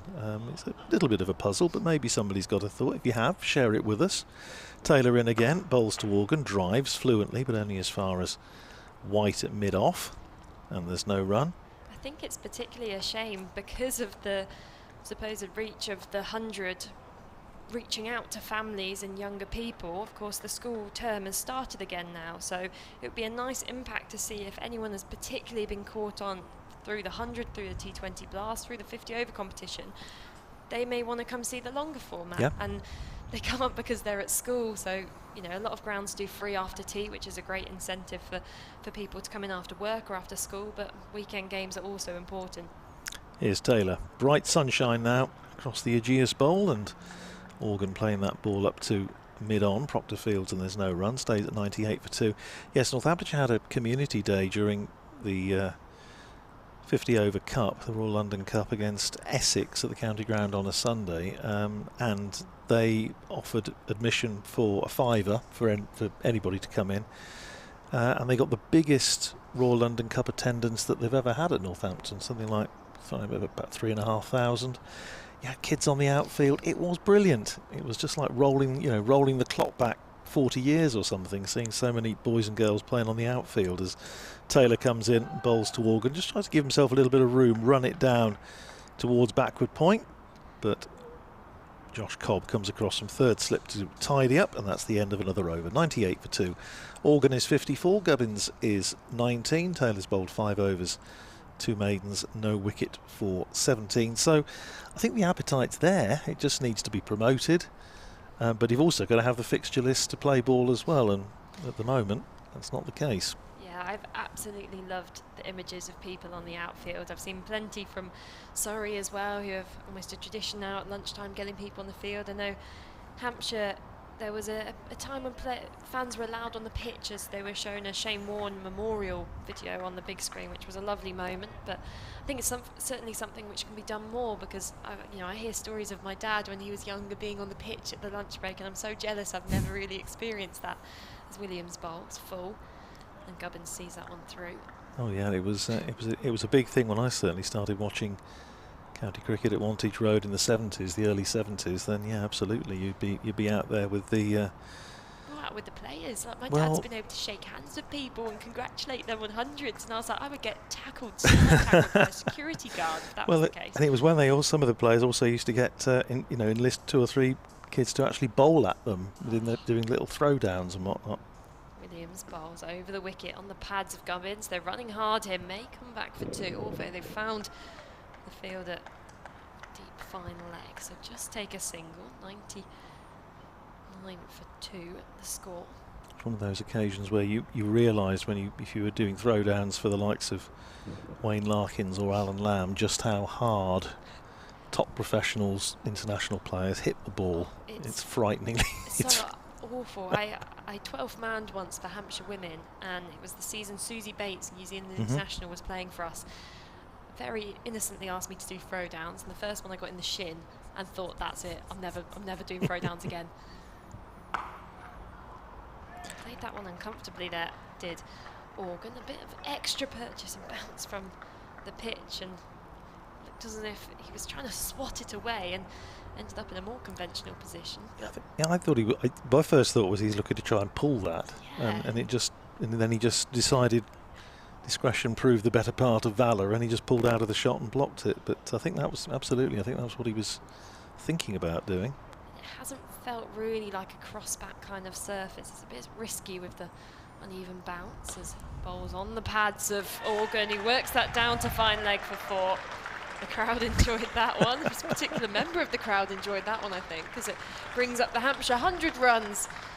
Another relief for them after being put into bat first. It felt like Northamptonshire had the best of, well, they'd made the right decision, as you would with the conditions as they were this morning, but the sun's out now and it looks like perfect batting conditions really, with the ball not swinging as much. This pitch just flattening out a bit. This innings of Felix Organ just puts me in mind of the great mantra of Ben Smith, Northampton's batting coach. Williams bowls and solid in defence. Organ into the covers for no run. When he says about batting in Championship cricket, one of the things he was keen to, obviously himself having scored 40 plus first class hundreds and 20,000 runs and all the rest of it for Leicestershire and Worcestershire, and his thing is always, leave well and trust your defence, and I think that's exactly what Felix Organ's done, and he's done a terrific job for his side. He really has played extremely well here. And he seized his opportunity early on the season as Joe Weverly broke his finger, got the chance to open the batting. Williams bowling length, which is defended by Organ for no run, and completes 34th over, 103 for 2 Hampshire. And I mean, he's a young player still, but also just adds that extra bowling option to that Hampshire team, which is why, before the injury of Ben Brown, which just means that Anira Donald is playing today, it's why Hampshire have preferred Organ to Donald. Yeah. Donald is an extravagant batter, and he really brings a bit of bazball to the Hampshire team, but Organ does offer that flexibility of batting up the order all lower down, and his tight off spin, which I must say has come along in leaps and bounds this season, and would only have benefited from the increased responsibility he got throughout the One-Day Cup, because although he's so young, he was suddenly thrown into an environment where he was one of the most senior players. Well, I think almost every county will have, exactly as you've said, will have a young player that's been given opportunities in the 50 over cup. Whatever we think about the format and all the rest of it, it has certainly helped to bring young players to the fore. James Sales with Northamptonshire is a very good example of that as well. Change of bowling, and Northamptonshire's 5th bowler coming into the attack, and Luke Proctor's going to have a little roll from the pavilion end, bowling round the wicket, and the first ball is a bit of a Larry Loosener. It's short, it's wide, and it's 4. Cut away eagerly and gratefully by Nick Gubbins, and that brings up the 50 partnership for the 3rd wicket between Gubbins and Felix Organ, of which Organ's contribution has been 21, Gubbins 23, and Hampshire up to 107 for 2. And after one ball, there's now a consultation about the field, not involving the captain Will Young, who's still down there at first slip. Never chase the ball. It's just a bad delivery. Let them play a good shot. No, we've all played in club cricket where captain's ball goes there, fielder goes there, ball goes somewhere else, fielder goes somewhere else. Chasing the ball, absolutely. Well, Proctor, again, he wasn't involved in the Royal London Cup, so he hasn't played any first team cricket since the championship match at the end of July at Cheltenham. Round the wicket again, bowls, and he's bowled him. And I just wonder if Gubbins has got a little bottom edge onto that, but an inspired bowling change by Will Young, bringing Proctor into the attack round the wicket, just honed in on off stump, and he tried a rather odd he was trying to cut that away. It was very close to him. I'm not sure whether there was even much bat on that one. I'm not sure. Ugly shot from Gubbins, who stepped over into the offside and was looking to cut a ball which was far too close for comfort. But either way, whether if it was off bat or not, there was some sharp inwards movement there from Proctor. And I mean, that was a gorgeous delivery. Well, he's got this. Luke Proctor has got this quick arm, and he's a handy little partnership breaker, and has often done that job for Northamptonshire in the last few seasons. I know previous head coach David Ripley used to describe him as one of the unsung heroes, and pointed to the number of times that he would come into the attack and nip a wicket out early. Well, he's done it with his 2nd ball, and as you say, whether it was a little bit of a inside edge onto the stumps or not, it was a curious choice of stroke by Nick Gubbins, who has departed for 23, and Northamptonshire slightly against the run of play. Picked up a bit of a bonus wicket there. 107 for 3, Hampshire now. Felix Organ still there on 58. I was just about to say as well how patiently Gubbins had played, because he looked incredibly uncomfortable at the crease at the beginning of his innings and just was beginning to settle. But that shot, just a lapse of judgment there, perhaps going into his white ball mode. But it does bring James Vince to the crease, and as you can tell from that crowd reaction, well, he would be a fan favourite. Do you think he's a popular figure in these parts? I think he might well be. Might well be. I think part of that cheer was probably his dad down there having a big whoop as his son comes on. Well, why not?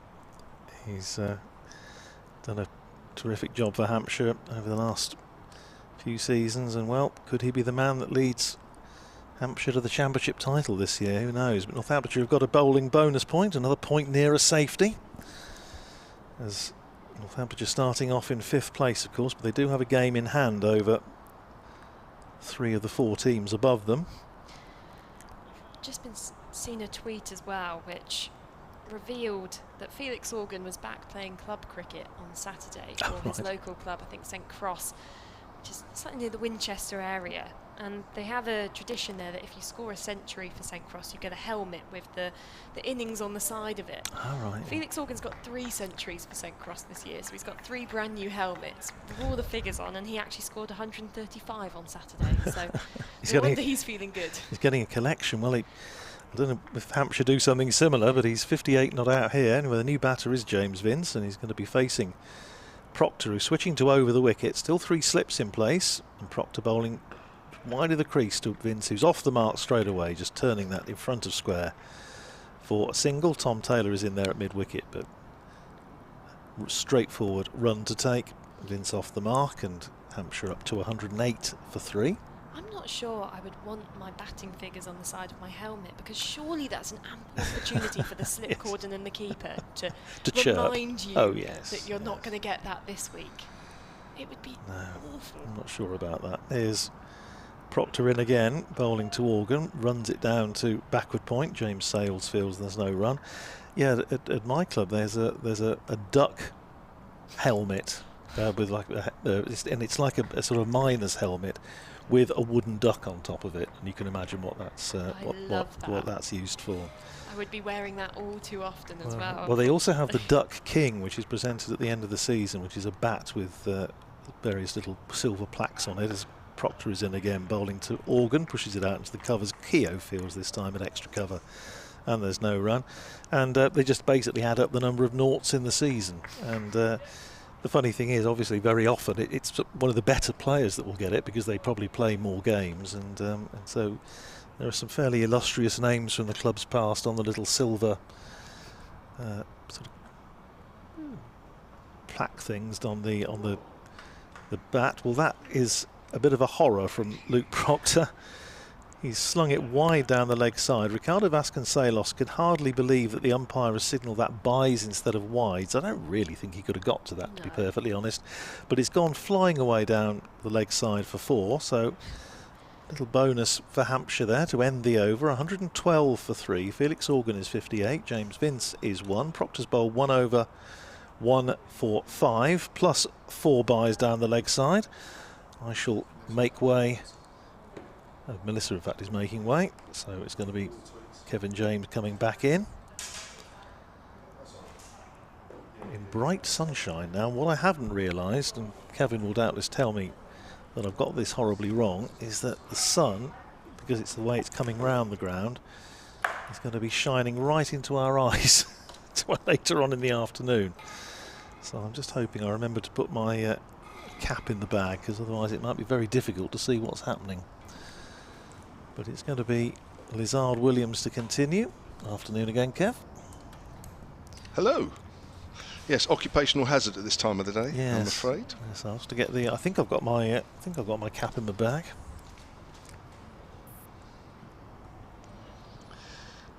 Is it your over? Is it? It's your over. It's my over. Mr. Williams is bowling. Right arm over to James Vince, who pushes that to mid wicket, and there's no run. I love that. Introduction to James Vince walking in. There's not that many people here, and yet it sounded like there was loads of people here when he walked in. It was great, wasn't it? It was fantastic. It was like a bullfight. I think that would make me feel quite. I sort of puff out my chest if a group of people shouted at me like that when I walked into bat. You were wandering out with your trademark white helmet in the old days. Yes. Most people would have said, "There's a phone call for you. Hang on, because he'll be back in a moment." Here comes Williams. Bowls, and that's another good length ball to Vince, who pushes forward.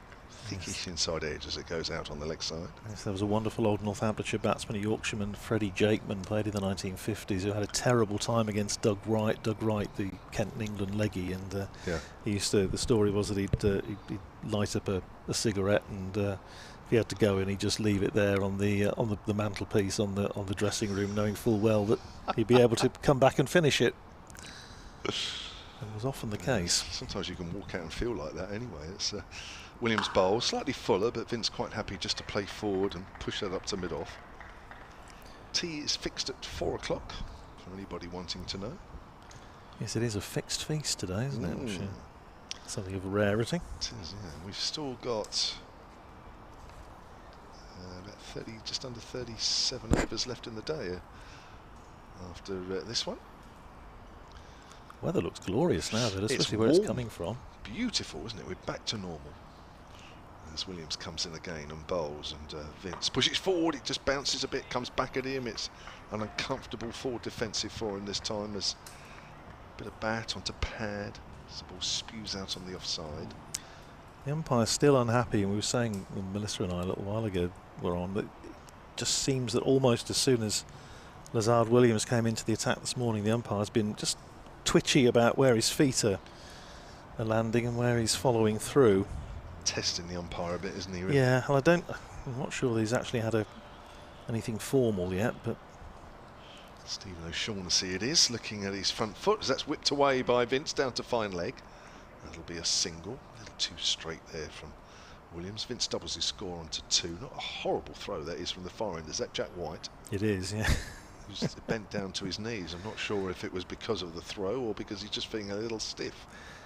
The throw would suggest stiff. Yeah, Ricardo Vasconcelos had an interesting few minutes here, hasn't he? Had to gather in that one, and then he had the last ball of the previous over from Luke Proctor that finished up sailing down the leg side.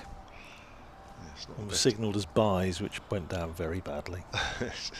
113 for 3 into 36th over of this innings. As I think it's just about the only game, certainly in Division 1, that's been interrupted by weather so far, as Williams comes in short and it nips back, and there's another horrible one for Vasconcelos because he's diving. He's a million miles away from that, because not only was that short and down the leg side, but it nipped further away from the keeper. I think by the time it got to Vasconcelos, it looked wide. Yeah, it's not great cricket, is it really, in terms of discipline, and when you win the toss in helpful conditions, you don't really want to be gifting the opposition runs, and there's just 8 have come in the last couple of overs without that Hampshire batsman having to do anything apart from just wave it on its way. Yeah, 117 for 3 is it's not a bad return on this pitch, but another wicket or 2 here and Hampshire are in trouble. Yeah, Northamptonshire dearly love another one before tea, I'm sure. I think that's the bowling coach, Chris Liddle, who's having a little pre-tea wander around the ground, doing a lap. Was he London Spirit bowling coach? That's right, yes, he's been involved in the 100. He's been coaching the Hampshire bowlers. Here's Proctor starting a fresh over from the pavilion end in bowls to Vince, who plays it up to mid-on, and there's no run. Northamptonshire keeping up their attacking field, still 3 slips in. Young himself at first, Emilio Gay at second, Josh Cobb at third. A backward point, James Sales been there for much of the day. Extra cover, mid-off, mid-on, mid-wicket, and Lazard Williams down there at long leg. Proctor in again, bowls to Vince, who tries to drive, doesn't quite time it, goes off a sort of thick inner portion of the bat rather than an inside edge. It runs up through mid-wicket area for a couple of runs, and that's a horrible throw that Vasconcelos tries to come out to meet. It finishes up going on the half volley, going over the top of his gloves. Fortunately, the slip cordon were backing up, and Vasconcelos is not looking happy with his lot at the moment. I'm not surprised. 2 more onto the total, 119 for 3. James Vince up to 4.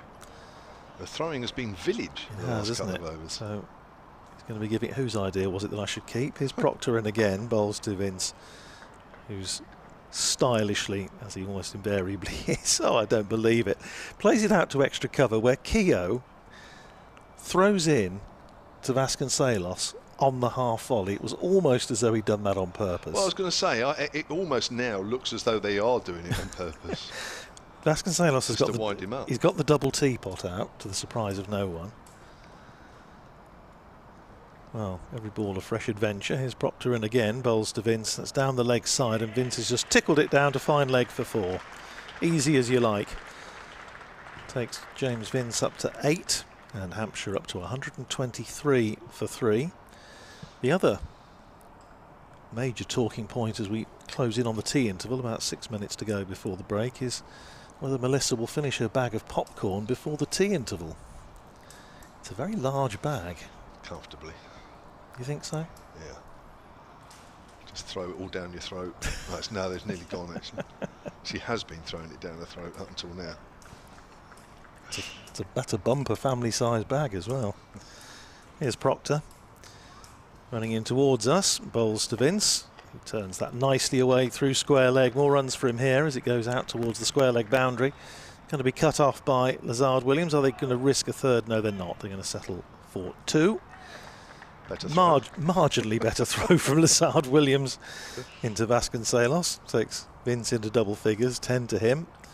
And Hampshire to 125 for 3 after being put into bat this morning, remember. They've lost Ian Holland for 0. Joe Weatherly for 14, Nick Gubbins for 23, a wicket apiece for Jack White, Ben Sanderson and Luke Proctor.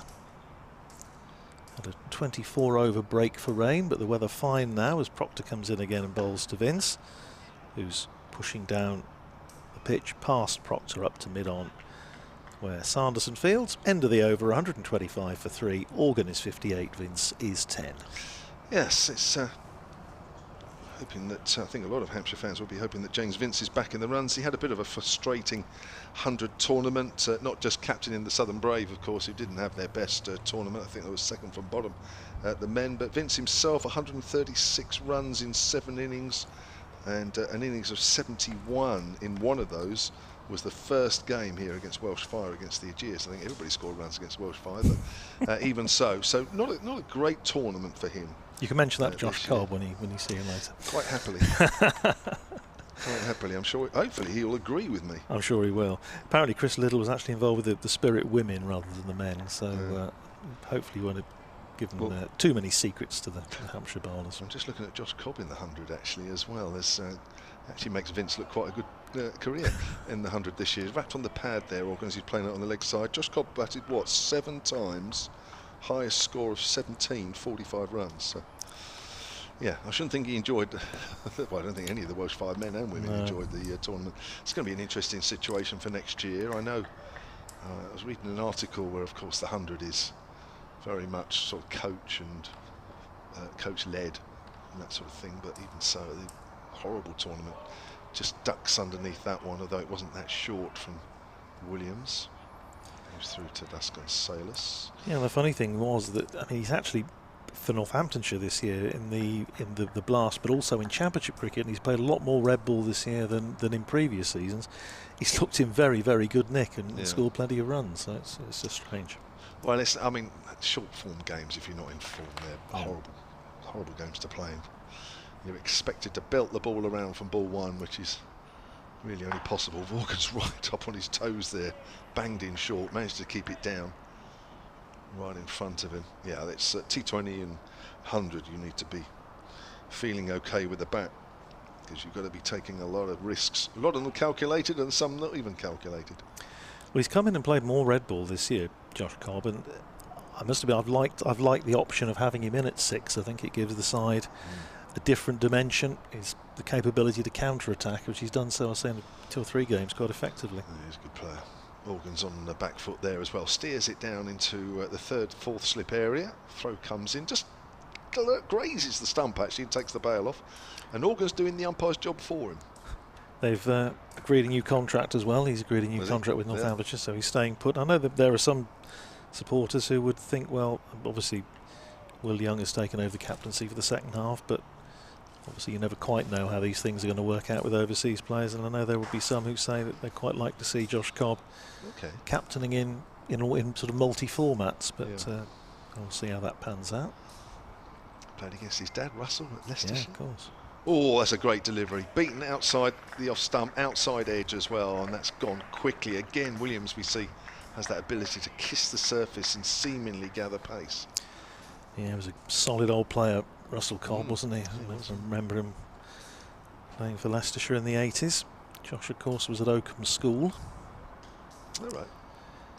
Which has given the game a few decent players over the years. On 25 for 3. Last ball of this over, scoreboard showing 15:59. I think we might squeeze another one in. It's down the leg side. He doesn't tickle that one. Well taken by Vasconcelos. End of the over. Are we going to get another one? The scoreboard showing 1 minute to go. I'll let you carry on, Kevin, because I just need to go and update BBC Radio Northampton, so I'll absolutely see you thereafter. Thank you very much. 20-minute break coming up after the end of the next over, which will be bowled by Luke Proctor. Picked up the wicket of Nick Gubbins, 2 overs, 1 for 13 in true Arsene Wenger style. I didn't actually see it the way he was bowled, but he was going along nicely. It was Nick Gubbins. So a good wicket for Northamptonshire to pick up.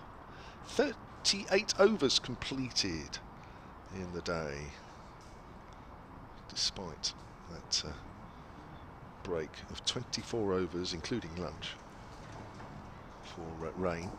And I'm looking at the far end of the ground. There is quite a big band of blue sky, which is good news, as Proctor, right arm over, bowling off the wrong foot, comes in. Vince pushes that forward, back to the bowler, and there is no run. Let's quickly look at the other scores in Division 1 because scores affecting both these sides. I know Northamptonshire are a little bit looking downwards at the table, but I don't think they need to worry too much. Came into this game in 5th. Hampshire, of course, 16 points behind Surrey, who are not playing this week.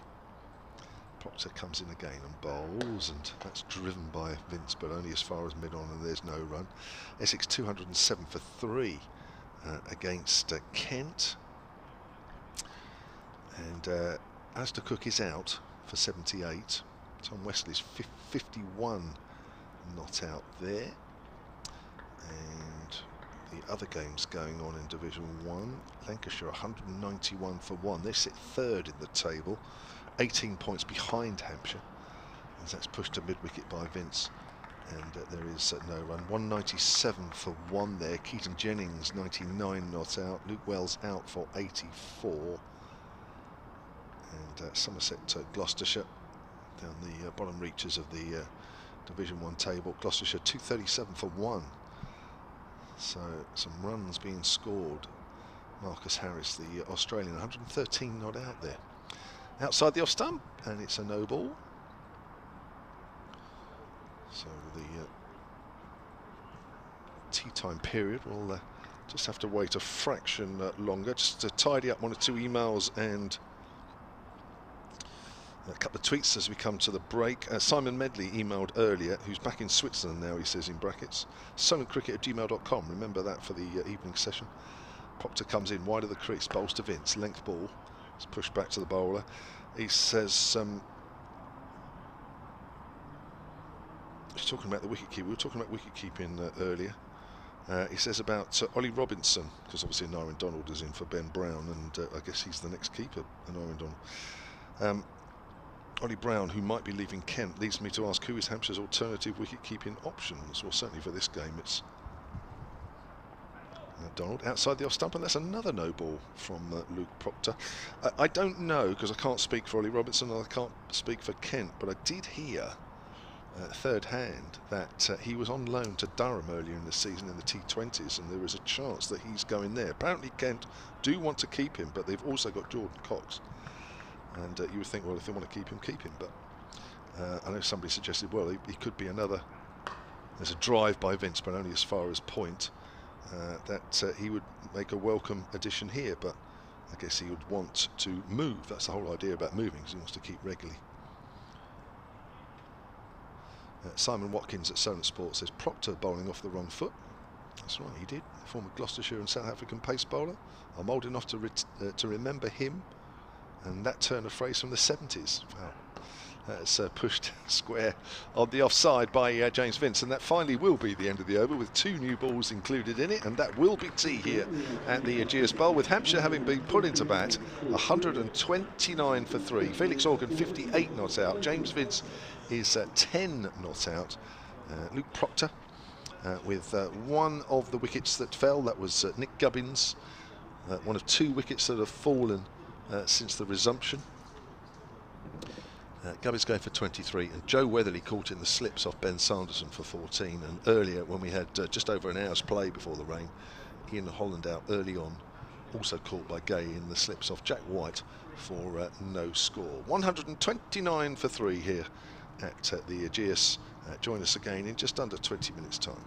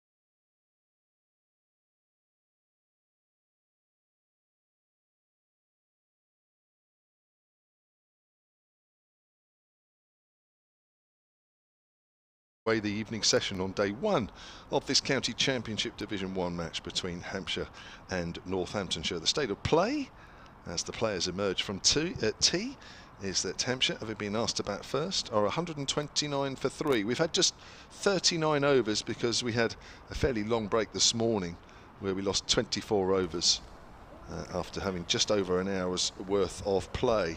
Felix Organ is 58 not out, James Vince is 10 not out, a wicket apiece for Ben Sanderson, Jack White and for Luke Proctor. Your commentary team this evening, a little later you'll hear from Melissa Story, and I'm just hear myself back in the computer because I've forgotten to turn the sound down. There we go. Melissa Story a little later, but alongside myself, Kevin James is from BBC Radio Northampton. Andrew Radd. Andrew, good evening. Evening, Kevin. Evening, everybody. What a gorgeous evening it is too, after the rather miserable conditions midway through the day when we had an hour and a half of rain and grey skies. Couldn't be better. Glorious evening here at Southampton. Yes, we're getting back into the temperature realms of the last few weeks and last few months, actually, after a bit of a mixed morning. But yeah, it's beautiful. We should hopefully get all 33 overs left in the day here. There's predominantly blue sky above, which hasn't always been the case today. Ben Sanderson will get the evening session underway. He has 1 for 21 from 11 overs. Got the ball to shape nicely this morning, Andrew. He did, and picked up a wicket this afternoon. Here he comes in, runs away from us and bowls to Organ. A little bit of shape on that one as well, but Organ's forward. Plays it back to the bowler, and there is no run. Good effort from Felix Organ, who's been there since the start. 58 not out, 111 balls that he's faced now. He's worked very, very hard indeed. Don't think he's given a chance. No, don't think so. Don't think any of them have really, apart from losing their wicket, I don't think any of them have given a chance. And Felix Organ with 100 and 250s in his last 3 championship matches in a good run of form. During the break, I'll come to that in a moment, as Sanderson comes in and bowls Organ forward up to mid-on. There was a presentation of county caps to 3 Hampshire players. The presentations were to James Fuller, Mohammed Abbas and to Nick Gubbins. There is a nice picture on the Hampshire Cricket Twitter feed of the 3 of them together. Beautiful. So well deserved as well. Are the caps, the Hampshire caps, different for captain and cap players, or? I can't remember that far back, Andrew. I know you said Northamptonshire have that situation. They do, yeah. I can't remember from a Hampshire point of view, as that's pushed out square on the offside, and there is no run. I know I have about 1 or 2 caps up in my loft, which have been up there for quite a while, in a safely tucked away in a case. I haven't looked at them too much since I finished, I must admit. I don't think you really do you really? It's just, you're happy in the knowledge that they're there. If I ever had a Northamptonshire cap, I think it'd be framed on the wall and above the bed, I think. But, the work you do for Northamptonshire, Andrew, I think it's about due. Testimonial for you, I should think. So that's pushed up to mid-wicket and there's no run. Unsolicited testimonial, I think, is about the nearest. Just saying about the fact it has been a real, it's a good tussle today, and Felix Organ's played so well. But looking around the other Division 1 matches today, it's been this is a little bit of an outlier, because obviously this is the only game in Division 1 that's had any rain. A lot of runs being scored elsewhere. At Taunton, Gloucestershire 251 for 2 against Somerset, and Lancashire also going well in the Roses match. Sanderson bowls beaten outside the off stump. Lovely carry off a length as well. Lancashire 231 for 2, so in fact they've just lost a couple of quick wickets. Long opening partnership between Jennings and Luke Wells, but Yorkshire have at least chipped back into there a little bit. Down at Canterbury, Essex 231 for 4 against Kent.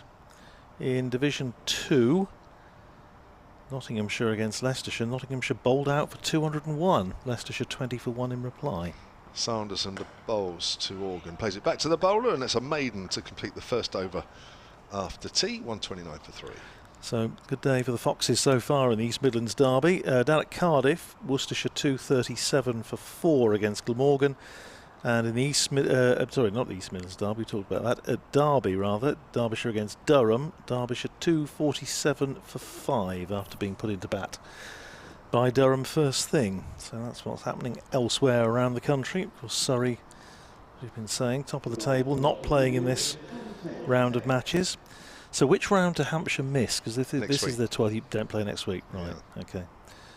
Yeah, Northamptonshire have got a match in each of the last 4 rounds, of course. Got a busy month. Yeah, very busy here, obviously, for this 4 days. Then Surrey at home next week, then away to Somerset at Taunton, and then finish off at home to Essex. You enjoy it at Taunton. Well, yes, looking straight into the sun, isn't it? Here's Taylor starting proceedings from the pavilion end after tea, and the first ball to Vince is on a length just outside off stump, pushed into the covers, and there's no run. Yeah, from deep square leg. Yes, well, it'll be different. Yeah. I have to say, I mean, you look at Cheltenham and you think, well, it's commentary position at square leg, but actually Cheltenham has so much that makes up for it. Although it's not a perfect commentary position, it's just such a wonderful ground in other ways.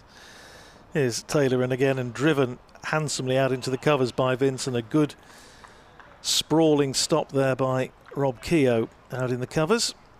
And there's no run. Sure, Rob Keogh very early down for breakfast this morning, almost as early as me, and he was sort of saying that the extra half, sort of the early half hour, the half an hour early start, it sort of slightly thrown him, I think, but have to get used to that now. 10:30 starts.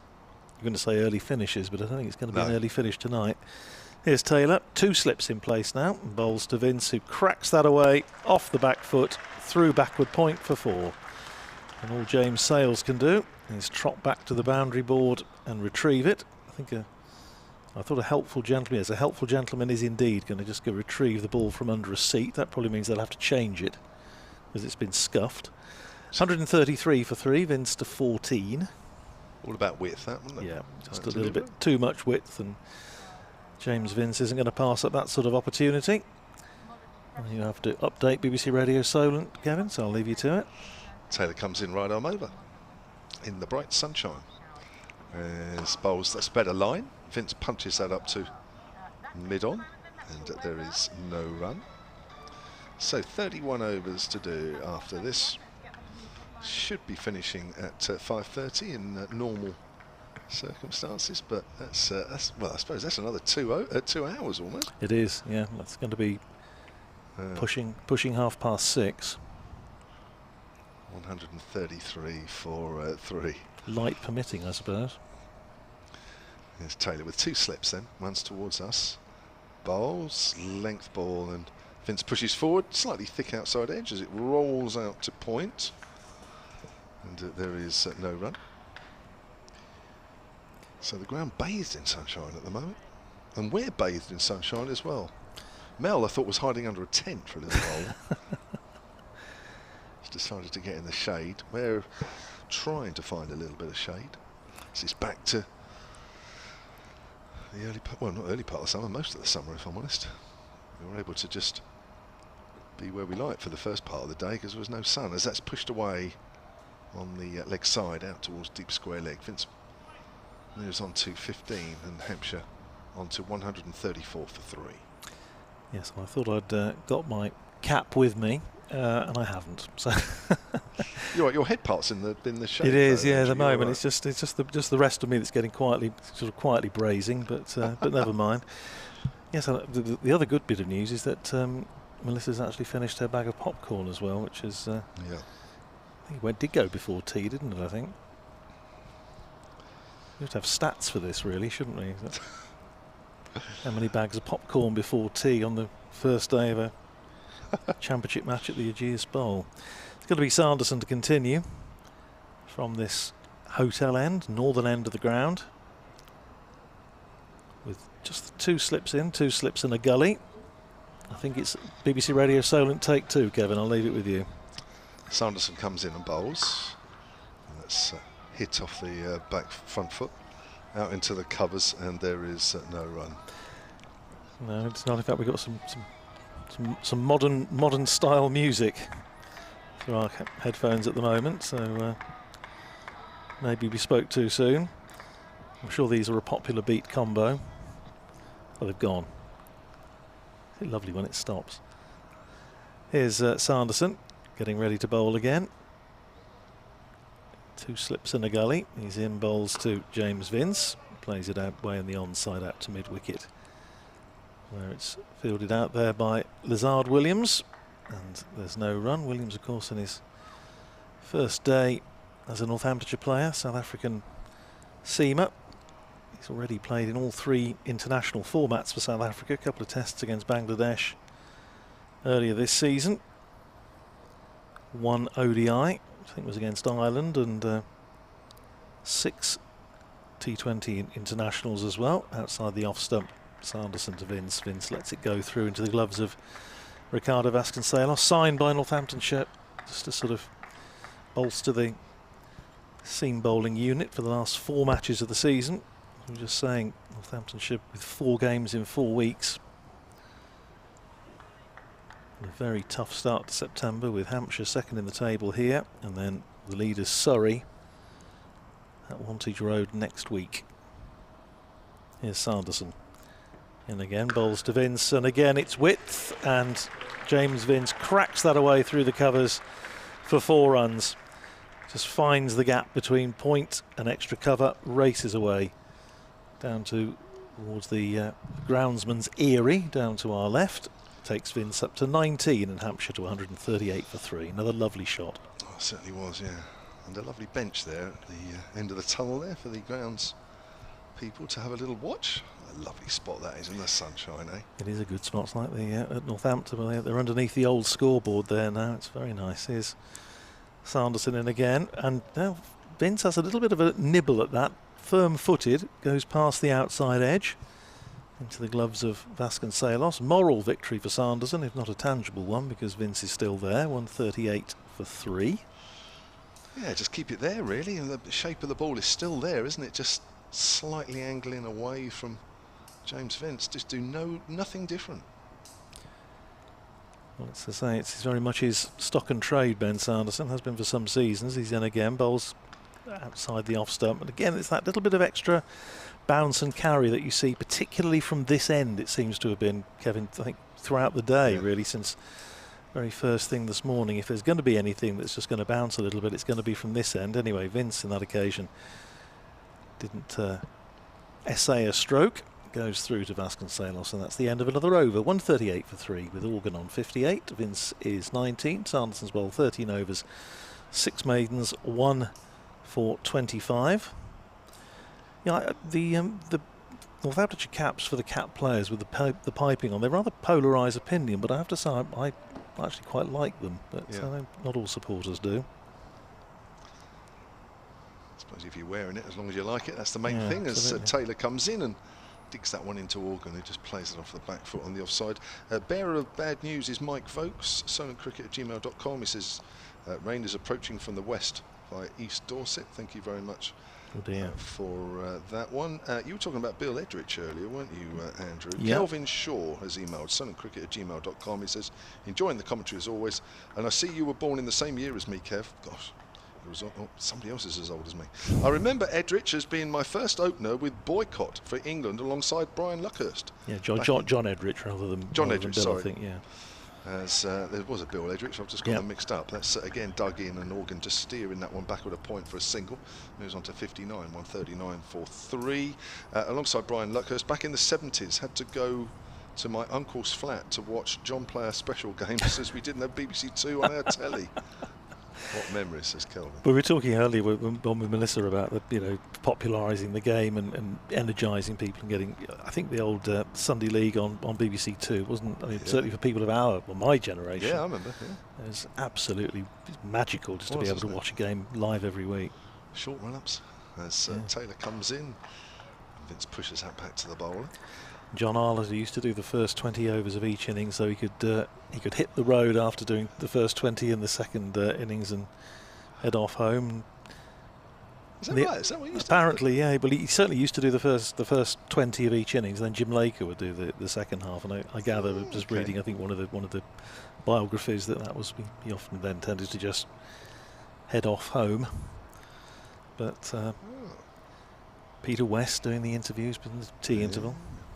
Taylor bowls, Vince drives and misses. Has he edged it? I think he's going to go. He's going to have to go. It's caught by Vasconcelos. He went for the drive. The ball just left him a fraction. It wasn't quite a hard volley, and it must have been the faintest of tickles as Vince goes for 19, 139 for 4.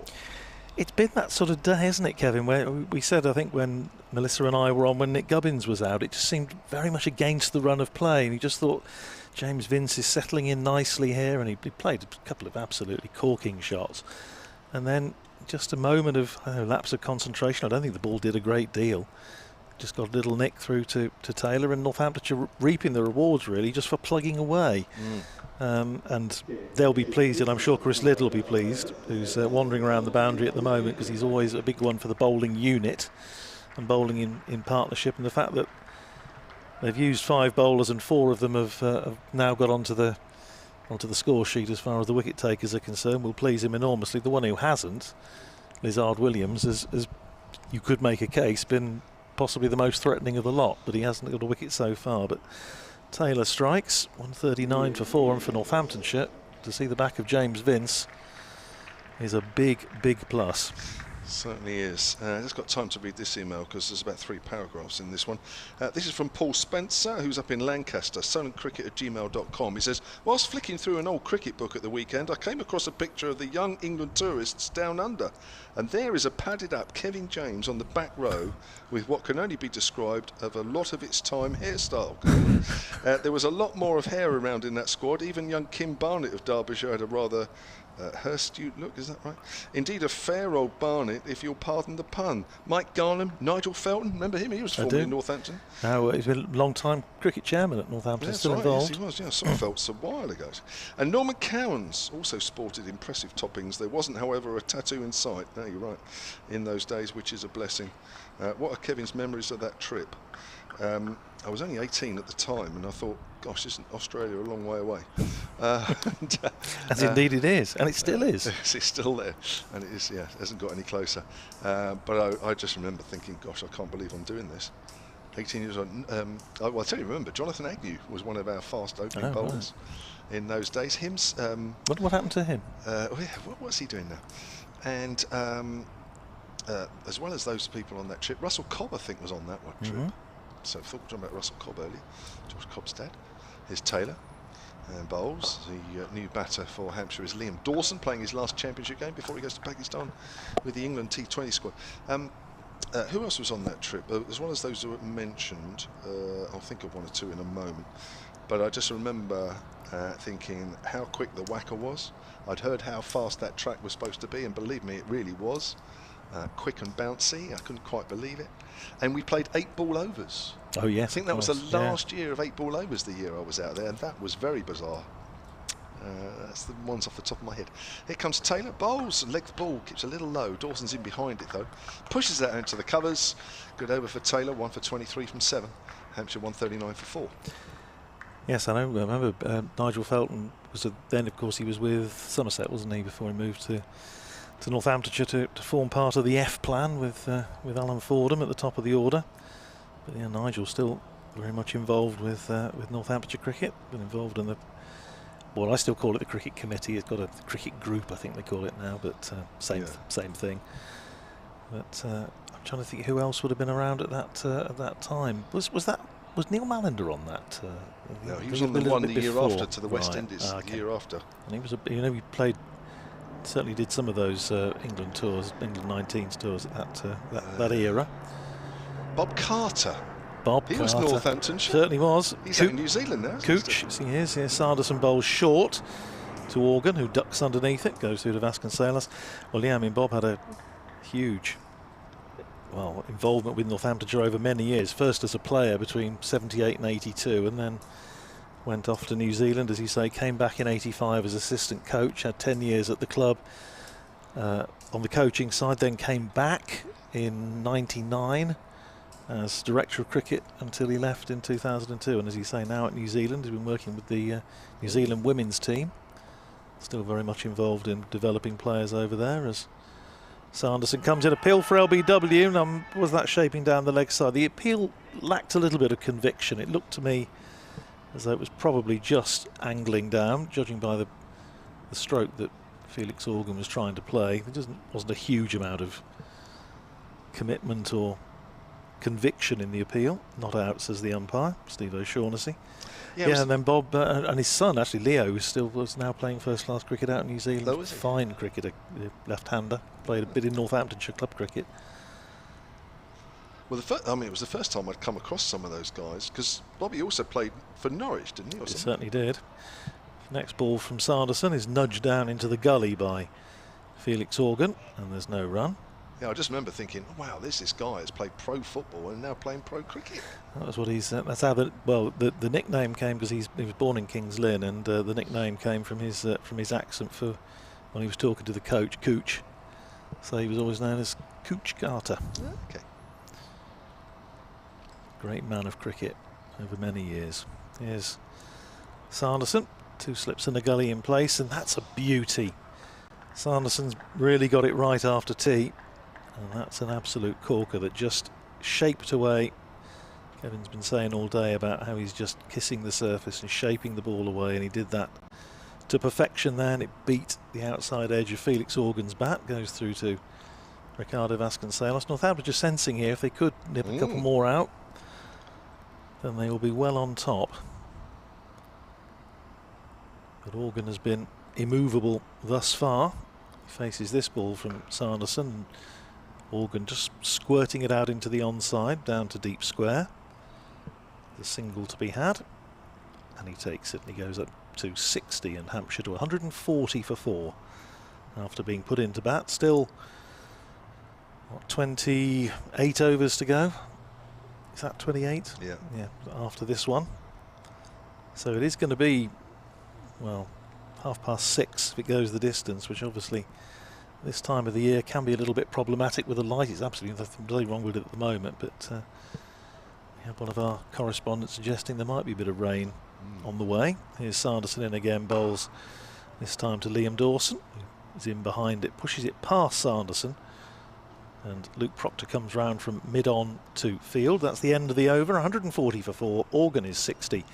Liam Dawson yet to get off the mark, and Ben Sanderson with the very Ben Sanderson-ish figures of 14 overs, 6 maidens, 1 for 26.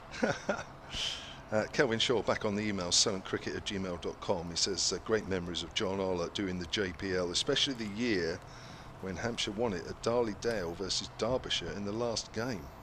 75 was that, I think, wasn't was it? it? Yeah, I think so. I remember scoring that game off the television. Did you really? Yeah, I did. I used to do whole test matches at home. Did you? I was that sort of child. On the days when they were on the BBC. And sort of on BBC, yes. I can remember being at junior school, was it early years senior school, as Taylor comes in from the pavilion end, a bowl short, Organ ducks underneath, and we, I'm not sure whether the whole school or whether anybody that wanted to watch it had permission to go in the school hall. The TV was set up and chairs were set out, and we watched a session or 2 sessions of the cricket test match. I mean, can you believe that? Well, I can, because I can remember we had one of my teachers at primary school was a member of the Blinko family. It was a great tennis family in Northamptonshire, which I'll come back to in a second. Taylor comes in as the sun goes behind a cloud, as it's turned away square on the leg side. It's just giving me and Andrew a little bit of respite here in the camera gantry.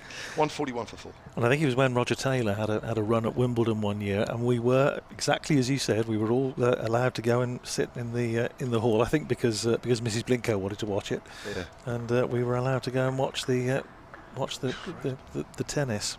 I don't think the national curriculum quite accommodates that these days, but.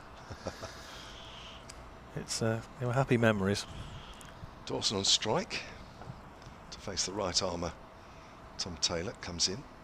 3 slips wait as Dawson gets a length ball. It's another no ball. There's been, I won't say there's been a lot of them, but they're a little bit more noticeable in the last hour or 2 than they were a little earlier. Northamptonshire had a serious rash of these in Cheltenham in the last championship match that they played.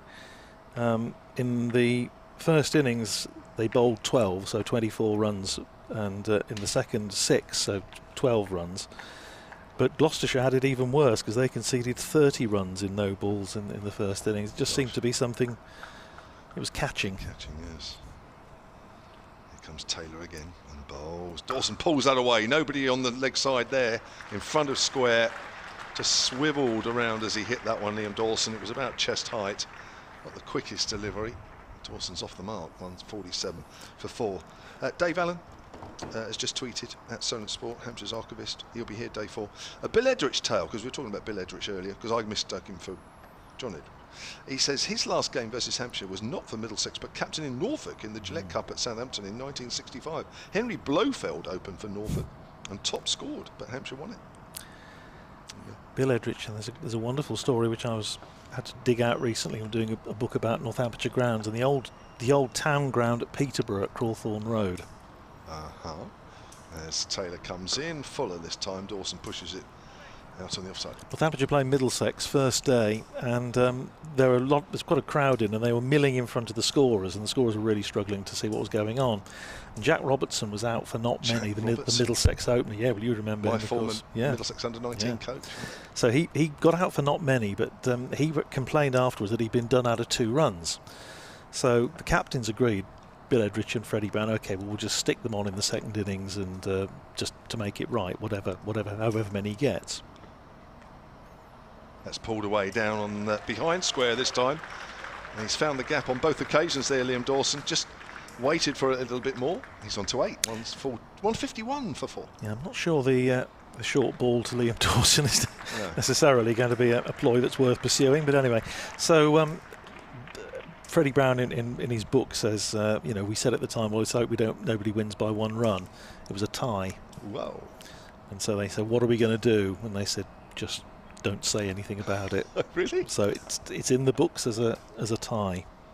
Fantastic. After they'd given Jack Robertson 2 runs. Jack Robertson, one of the loveliest men in cricket at the time.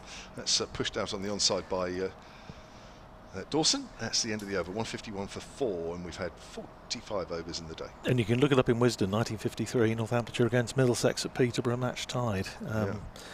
Just Jack Robertson was one of those players like Dennis Brooks, who was just such a wonderful opening batter in county cricket, but there were so many around at the time, with not least Len Hutton and Cyril Washbrook. They just hardly, Jack Robertson wouldn't have played many test matches, I don't know how many, but not that many. And Dennis Brooks played just the 1 in the West Indies on Gubby Allen's tour in 1948. Scored just about 30,000 first-class runs and 1 test cap. It's going to be Ben Sanderson. 11 tests. It's not many, is it? Apparently he was 100 times better player than that, wasn't he? As you've just alluded to. Wonderful. As and dear old John Langridge at Sussex, of course, probably scored even more runs and didn't play for England at all. Here's Sanderson in again, bowls, and that's a beauty again to Felix Organ outside the off stump, and just swinging away, just shaping away, beating the outside edge, goes through to the keeper. This is really good stuff from Ben Sanderson. Just Mr. Consistency as far as Northamptonshire are concerned. You'll appreciate, we were talking earlier about how you can make stats prove whatever you want them to prove, but I did a little exercise earlier in the season when we were trying to sort of place Ben Sanderson in context as far as what he's achieved for Northamptonshire, as he's in again, bowls outside the off stump this time. Organ leaves well alone, goes through to Vasconcelos, and his figures for Northamptonshire at the start of the season in terms of wickets taken average are almost identical, or were almost identical, to those of Curtly Ambrose in his time with Northamptonshire, which just puts into context, couldn't be 2 more different bowlers, but my goodness, he's produced the goods. Here he is again, running in, bowling to Organ, who just a little bit straighter, and he's able to get inside the line, nudge it away into the onside for a single, fielded by Tom Taylor. Organ to 62 and Hampshire to 152 for 4. You used to have a lot of fun facing Curtly at your place. Not. Who No. was the other quick guy you had overseas? West Indian for a little while. Winston Davis. Winston Davis, that's the one. Yeah. Whippy. Smaller than. That's right. Yeah. Well, Winston was with us. Was played in those 2, 87 when Northamptonshire got to the 2 one-day finals and lost them both. Wow. Which we don't like to talk about too much. Here's Sanderson in again outside the off stump, left alone by Liam Dawson. I did my little bit of copy for the programme on the Isle of Wight, I did say that that was a way to curry favour with any Northamptonshire supporter, is not to mention the 2 cup finals of 1987. Okay. Just writing a note.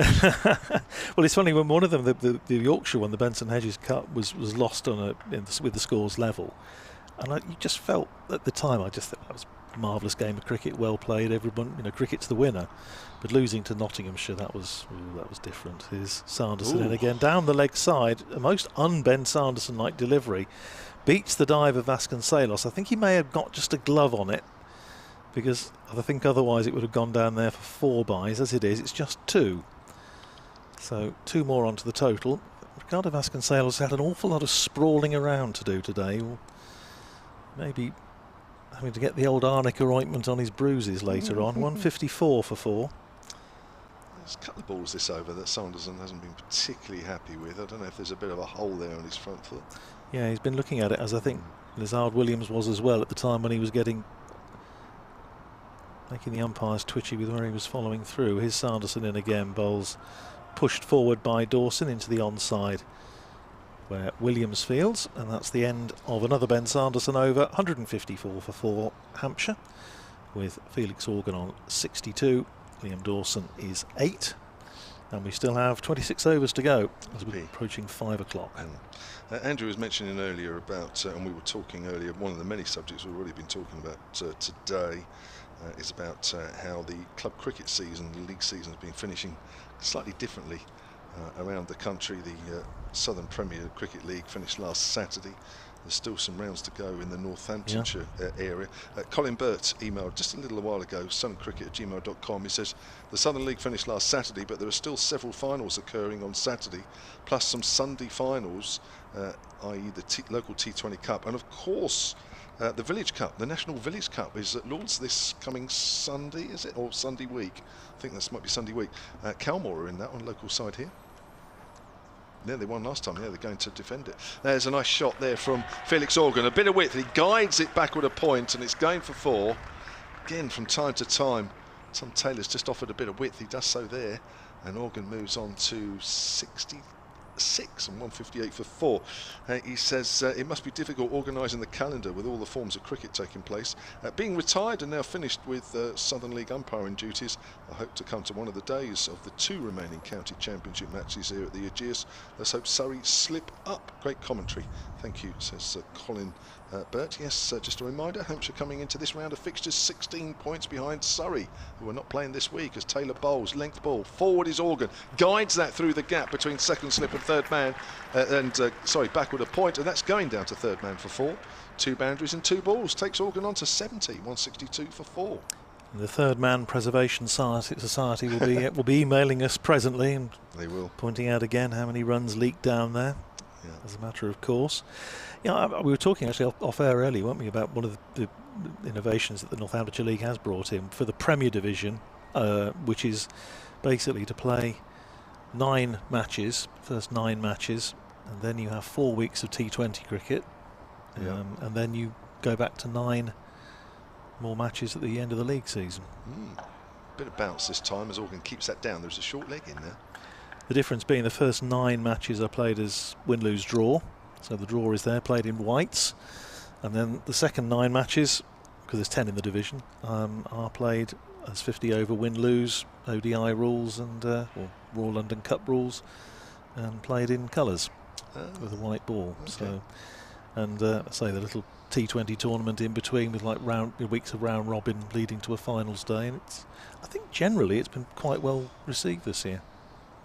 Taylor right arm over from that pavilion end, bowls.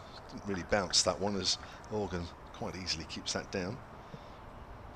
So the 1 wicket that's fallen since tea, James Vince driving at the man we're watching bowl now. Taylor got a thin outside edge through to the keeper.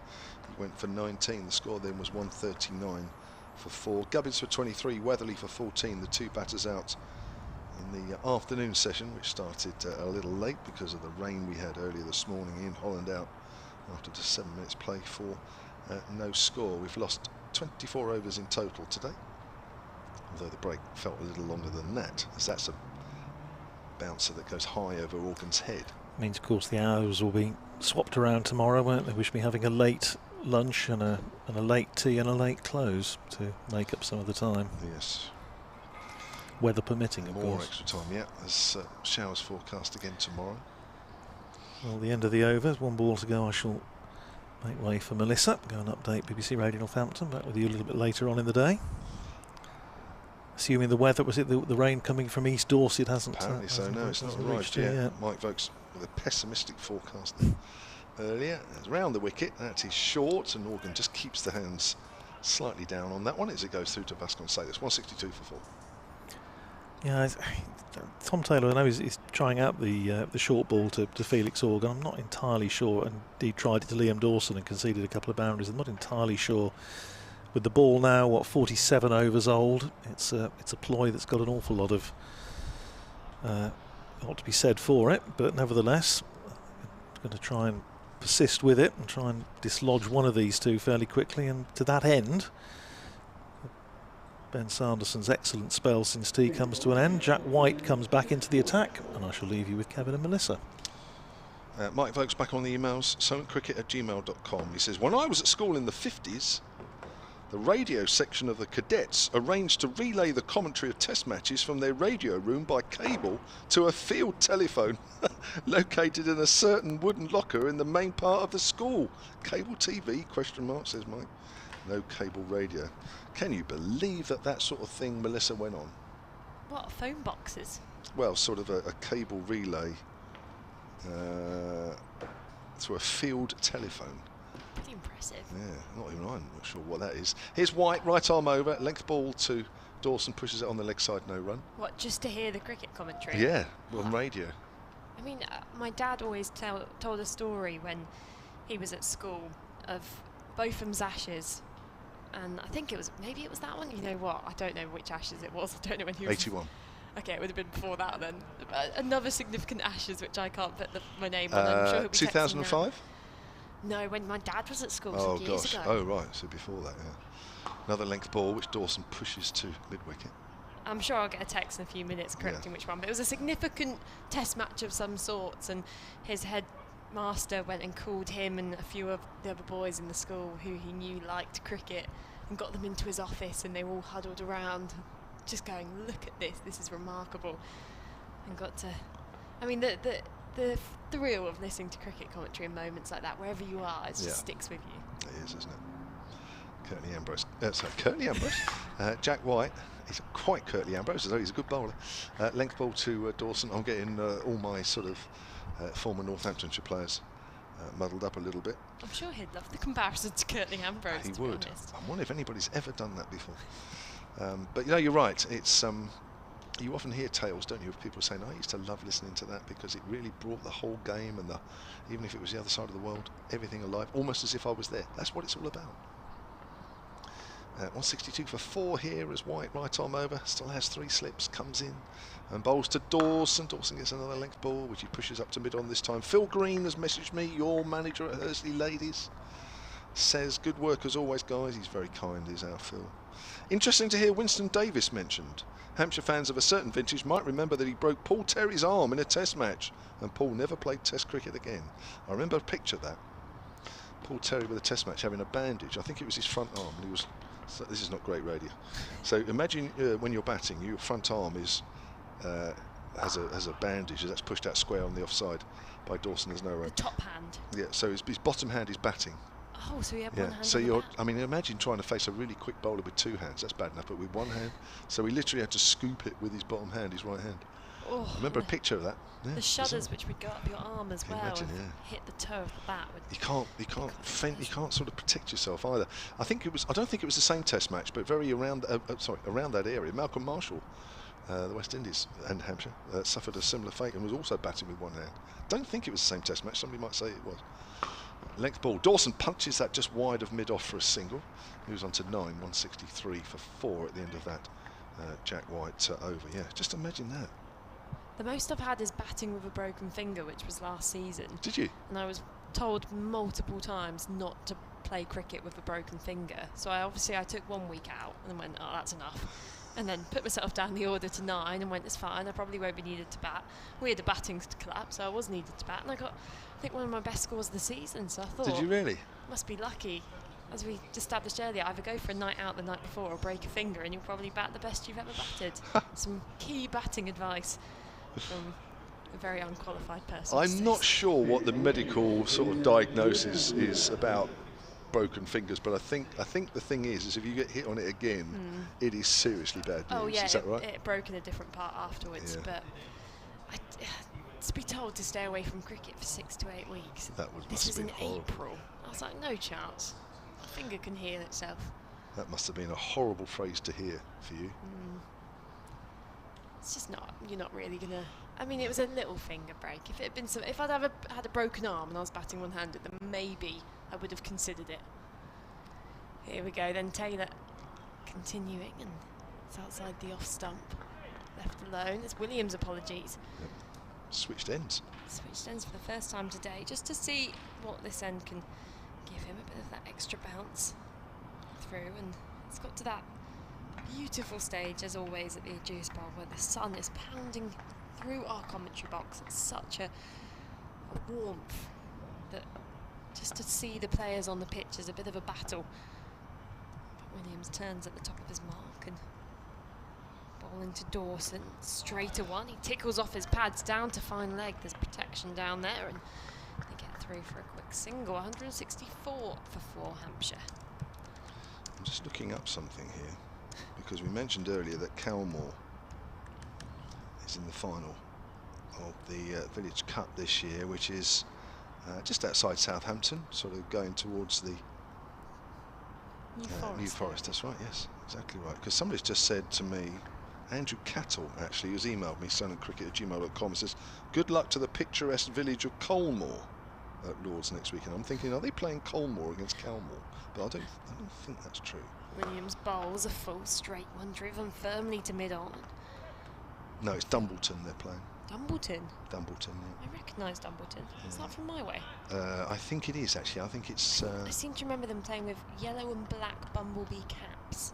They're the club I'm thinking of. It would have been more exciting to see a Colmore versus Calmore, though. Yeah, so I think Andrew that obviously knows Calmore well, having told me on email that it's Colmore. So I guess you look at that, he doesn't know the place at all. We have a couple juniors at Hursley Park play men's cricket at Calmore, so they're quite excited to see them progress into the final again as Williams bowls, and driven by Dawson, a slight misfield extra cover enables them to get through for a single. Gloucestershire way. Dumbleton. So 2 southern teams. Is there village teams from the north come down as well, or the Midlands? Where's the final? So you won't want any other teams turning up, to be fair, Melissa. That might cause a bit of confusion. I didn't know whether it was a finals day and we were having playoffs, because that would make it more an occasion. Williams towards the crease and left alone by Organ, who's 71 not out now. You really have been commentating on a lot of 100 Dawson, actually, yeah. matches and T20 finals days now. That's the thing, that everything has to include more than 2 teams. It's got to. Where's the second match? There's actually a day-nighter being played straight after this. I've organised it. Patting his bat on the ground. Dawson eagerly awaits this next delivery from Williams, who's bowling on his pads and flicked in front of square on the inside. He's timed this nicely, but the fielder in pursuit will keep that down to just the 2 runs. Good shot for 2 there from Dawson, and the score 167 for 4 at the end of that over. 49 overs gone, and heading towards a good total here, Hampshire. Just the 4 wickets down. Yeah, I think they'll be happy, wouldn't they? 49 overs, only lost 4 wickets on a wicket that certainly helped the seamers. And with the weather conditions we had this morning as well, it could have been a lot more of a... I mean, when Ian Holland's wicket fell early this morning, I was worrying that it was going to be one of those kind of days, but the innings of Felix Organ has anchored this Hampshire batting total. He's played really well, hasn't he? You expect him to play and miss once or twice, you expect him to edge once or twice, but he hasn't given a chance. No, it's been the batters at the other end who have looked a bit more shaky. Jack White then into his 12th over, right arm over, and always beaten there. Has he got an inside edge through to the keeper? And he's got to go. He's got to go. I think the the Northamptonshire fielders behind the wicket didn't really appeal because I think they thought it was that obvious, and Organ looked like initially he didn't want to go, but it cut back on him. Good take from Vasconcelos, and Organ goes for 71, 167 for 5. Just as you talk a player up and the patience they've played, the lack of chances they've given Felix Organ, potentially the wrong shot there to that delivery. It was veering in, some late swing and just a bit too close to cut. But brings a good innings to an end, and he's played again an innings really, it seems as if wise beyond his years. It's been so well timed, it's been patient, and it's given Hampshire a foundation to work with. But 5 wickets down now, you'll just feel as if they've got to regroup here with Dawson at the crease and being joined by Donald, who needs a big score here, aiming for at least around the 250 mark. I think, yeah, but I think they'd be happy with over 200, just over 200 here. I think the ball is still doing. We've had one ball change, so you'd think significantly the ball hasn't changed that much, but it may have done a little bit, may be a little bit harder. But even so, we're in the 50th over here, and we're still seeing balls jag back like that. I think 200 might be a decent score, especially with Hampshire's attack. Wow, 3 of the leading wicket takers in the county championship so far, and even if they've caught themselves just bowling tomorrow in the conditions we're expecting, a bit of mizzle about, some more cloudy conditions expected in the morning and going into the afternoon. But for now, and often you find in these evening sessions, the batting becomes a lot easier. The sun out and the ball not doing much. So that wicket from the Northamptonshire bowlers is just proving that there is still a little bit of something, but also they've been working incredibly hard on this surface. Yes, I agree. So, and Aaron Donald is the new man for Hampshire. He will be keeping wicket in this game due to the injury to Ben Brown. We normally see Ben Brown coming in around 6, but Donald's coming in at number 7. Was left out in the last championship game up at Scarborough. That was before all the 100 and the Royal London One Day Cup took place.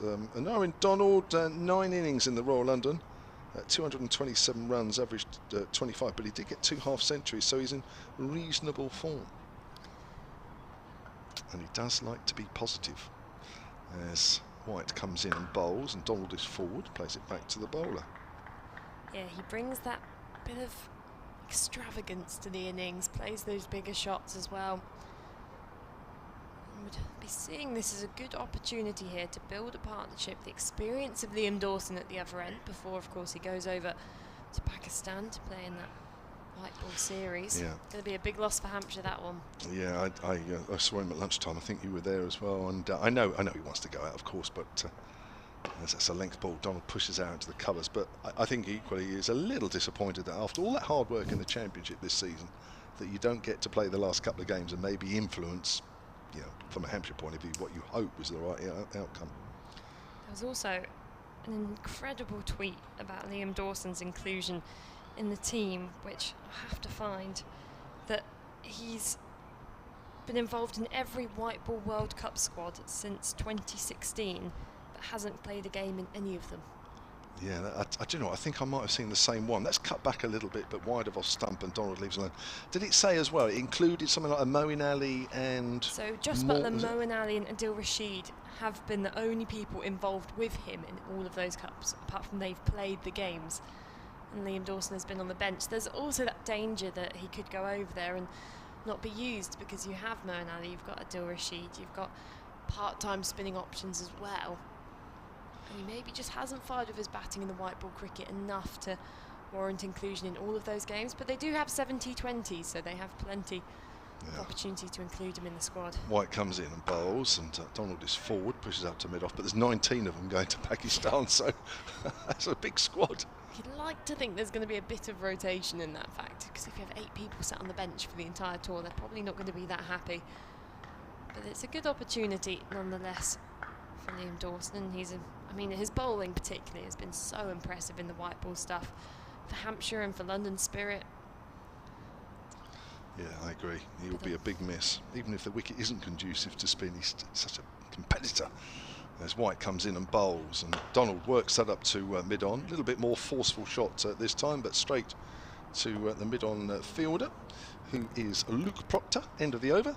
Wicket maiden for Jack White. He has 2 for 27 from 12. So what do you think Hampshire will do in those latter stages games? Will they include maybe the spin of Mason Crane, or do you think they'd use Felix Orban as the frontline spinner, hold down an end, and then include another seamer?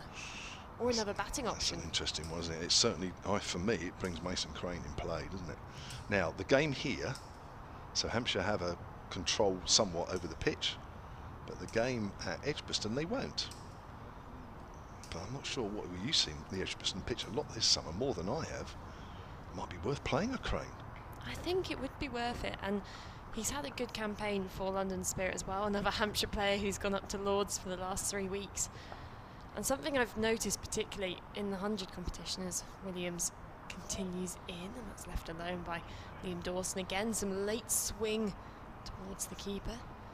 Score remains 167 for 5. Is that he's not a permanent inclusion in Hampshire's white ball squad. You often see him jumping in and out of the team, and the same in the red ball squad.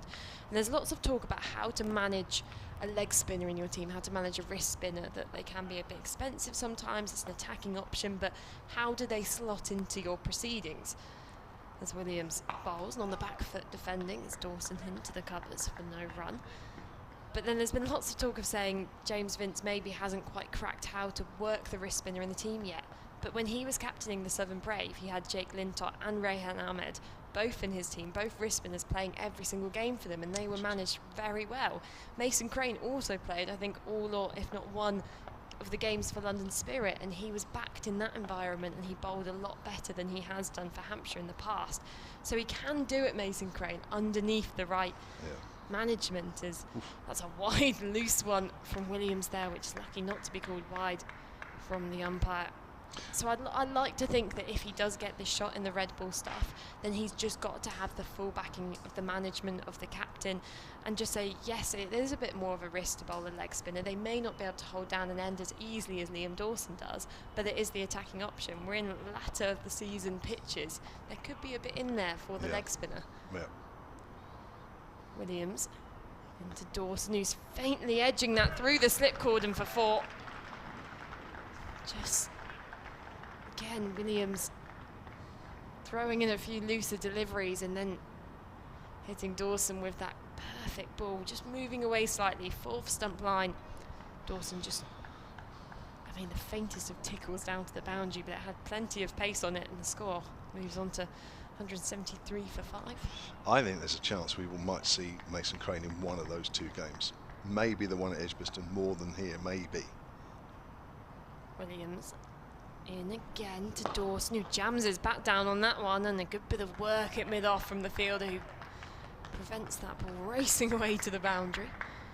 Score remains 173 for 5. Andrew Cattle's back on the emails, solentcricket@gmail.com. He says it was a spelling mistake. It is Calmore, he says, near Totton. That's right, it is. Suburb of Hampshire, just outside of that. So yeah, he's redeemed himself, Andrew has. Not Colmore. Williams bowls a shorter delivery through to the keeper behind the stumps. He flicks it to second slip and throws it straight over his head. Not quite as smooth operations as they would have expected. 1 ball left in this over. Or 2 balls left in this over. It's definitely going to be interesting to see the selection process of the Hampshire team, and I think it's definitely going to be flexible to the surfaces they show up and see at the time, whether they consider themselves needing another batting option. Williams bowling and solid in defence, Dawson. And that does complete the over. There was just the 1 delivery left. 173 for 5 after 51 overs. Hampshire ticking along nicely here, but Northamptonshire taking regular wickets. And of course, if people have their own thoughts on Mason Crane's inclusion in the red ball side, or who should replace Liam Dawson when he goes to Pakistan, then do get in touch on Twitter @SolentSport or @MelissaGStory, or on the emails, which is solentcricket@gmail.com. Sunshine bright once more here at the Ageas, making us just move around a little bit, trying to find what little shade there is. Fack has tweeted @SolentSport, FAK. Great to hear that Calmore have made it to the final. once more. I have moved away now, but still follow Hampshire. Here's a picture of volunteers even, levelling the square at Calmore's Lopplewood ground. Here's Jack White bowling, full delivery, and Dawson works that to mid-wicket. Sorry, Donald. Sorry, works that to well, widest mid-on, and there's no run. Where my parents' ashes now lie.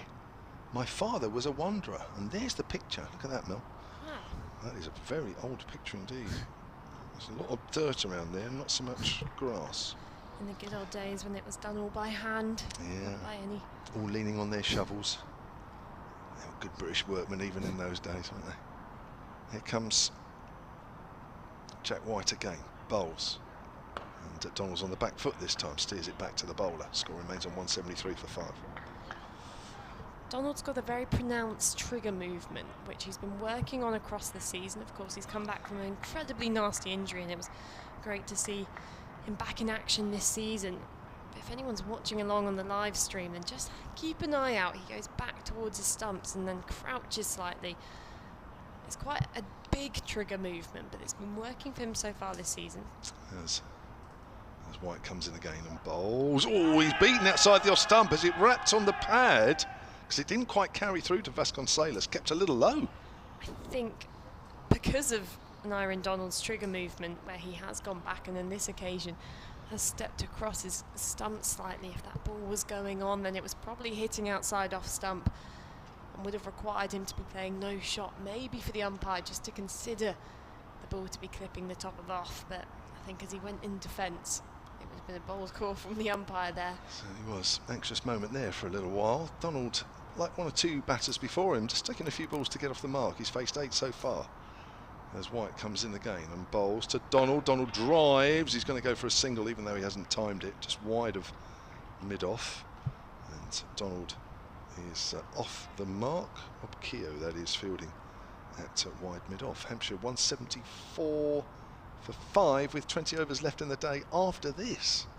It's going to be a long day. It's going to be a long day. It'll be a nicer day when the sun sets, I'll tell you that. It will. I've managed to extend our microphone as far back as possible from the sun. You've done well there. But I fear that if I trip backwards, then I'm taking all the equipment with us. You've got a nice extension on that one, as that's turned away on the leg side by Liam Dawson. I almost feel like I need to get a ticket for a bus ride to talk to you. You're that far away. It extends even further, but I don't want to risk pulling it too far in case I do throw all your nice expensive equipment into the wall. Well, it's the BBC's. Oh, the BBC's nice so all expensive that, equipment. you will be sent a big bill. Don't fancy in that. the summer. I've got the wrong earphones, haven't I? Definitely. My one doesn't move at all. It's just a hard wire. Yours is one of those ones that twists around and you can extend it loads. As Dawson gets another length ball, which he pushes out on the offside, and that will be the end of White's over. 13 overs, 2 for 28. He's bowled well. Williams at the other end yet to take a wicket on his debut. 12 overs, none for 44. Dawson has 16. Donald has 1. Hampshire 174 for 5. They've got a tough few games coming up, Northamptonshire, so they'll be looking just to capitalise on the position they've got Hampshire in. Yes, Hampshire have runs on the board, but they are 5 down. And if you can just make a bit of an in-row here, find one more wicket, then you can feel as if they would be happy. I think the conditions, or at least the conditions, have behaved the way they thought they would, but Hampshire have probably batted a lot more patiently than they expected. Yeah. And it's always difficult, that first transition from the white ball format back into the red ball stuff. You often see some flimsy dismissals from opening batters or top order batters where you just go, that shot maybe would have worked in the T20, but not out there in the middle now. But both teams quite evenly poised in this position. It's just this final session deciding who's going to win the day of play. Williams in to Donald, who's driving gloriously through the covers for 4. Again, that pronounced trigger movement, allowing him to step from outside the leg stump over in front of his stumps and just reach that ball, which was a bit wider. You feel as if he had that conventional stance, he wouldn't have been able to stretch for that one. But in the end, a well-timed and well-placed shot. Certainly was. There's a little cameo here from Nyren Donald to get Hampshire well past 200 will be handy. Mel's not only standing a million miles away now, she's also found sort of a chair to stand up on. The barriers are too high here for me to see. Williams into Donald, who this time's punching off the back foot, finds the extra cover fielder, and a rolling dive prevents a boundary. Wasn't expecting this at the start of the day. I'd love a bit of Bazball now. Did you? Yeah. I think my team tried to play Bazball yesterday when we were 57 runs on the board after 10 overs, but also 6 wickets down. Felt like definitely a clash of two styles. But Donald here, just complimenting Dawson, who's been patient at the other end, leaning on his bat. And in comes Williams to Donald, who's struck in front, just inside edging onto thigh pad there, or maybe mid-drift. It's a dot ball as the ball trickles out along the used pitches to either side. The square's definitely looking like a... I'm not sure how to explain it. It looks like someone's got a bit of green paint and brown paint and kind of rubbed their hands throughout the whole thing, trying to guess which pitches are left to go. It's quite a big task. In comes Williams, and Dawson and Donald looking to flick that down the leg side, stepped across his crease, misses out on that one, although there was a man deep at fine leg, so the most he may have got is just a single. Because of course there's the remaining 4-day game against Kent to be hosted here, and a couple Southern Vipers games, or just the one Vipers game? One, that's just on Sunday. So they must only need a couple more pitches ready to go, and you have a look at it now, and it's not exactly clear which one it might be. There's a relatively untouched one to the right of this one from our angle as Williams bowls a shorter ball to Donald, and he gets a bit of glove on that, down to the boundary for 4. You hear the big thud of the ball hitting those advertising boards. It's a shorter ball from Williams, good pace, just misdirected, and again not accommodating for that trigger movement of Donald, where he just makes it a bit easier to access the leg side if the bowlers stray off their line ever so slightly. He didn't get it high enough either, did he, really, to cause Donald some problems. Just the one Vipers game, unless of course they're in the Rachel Hayhoe Flint playoffs, where I don't know, I don't think there's been a ground decided for that yet. No, I don't think so. But of course they'll have their eyes on Lords on the 25th of September, the final. Williams bowls and driven gloriously again down the ground by Donald, who's looking like a man in form here, and a man ready to capitalise on what was an over-pitched delivery from Williams. He's been expensive today for Northamptonshire.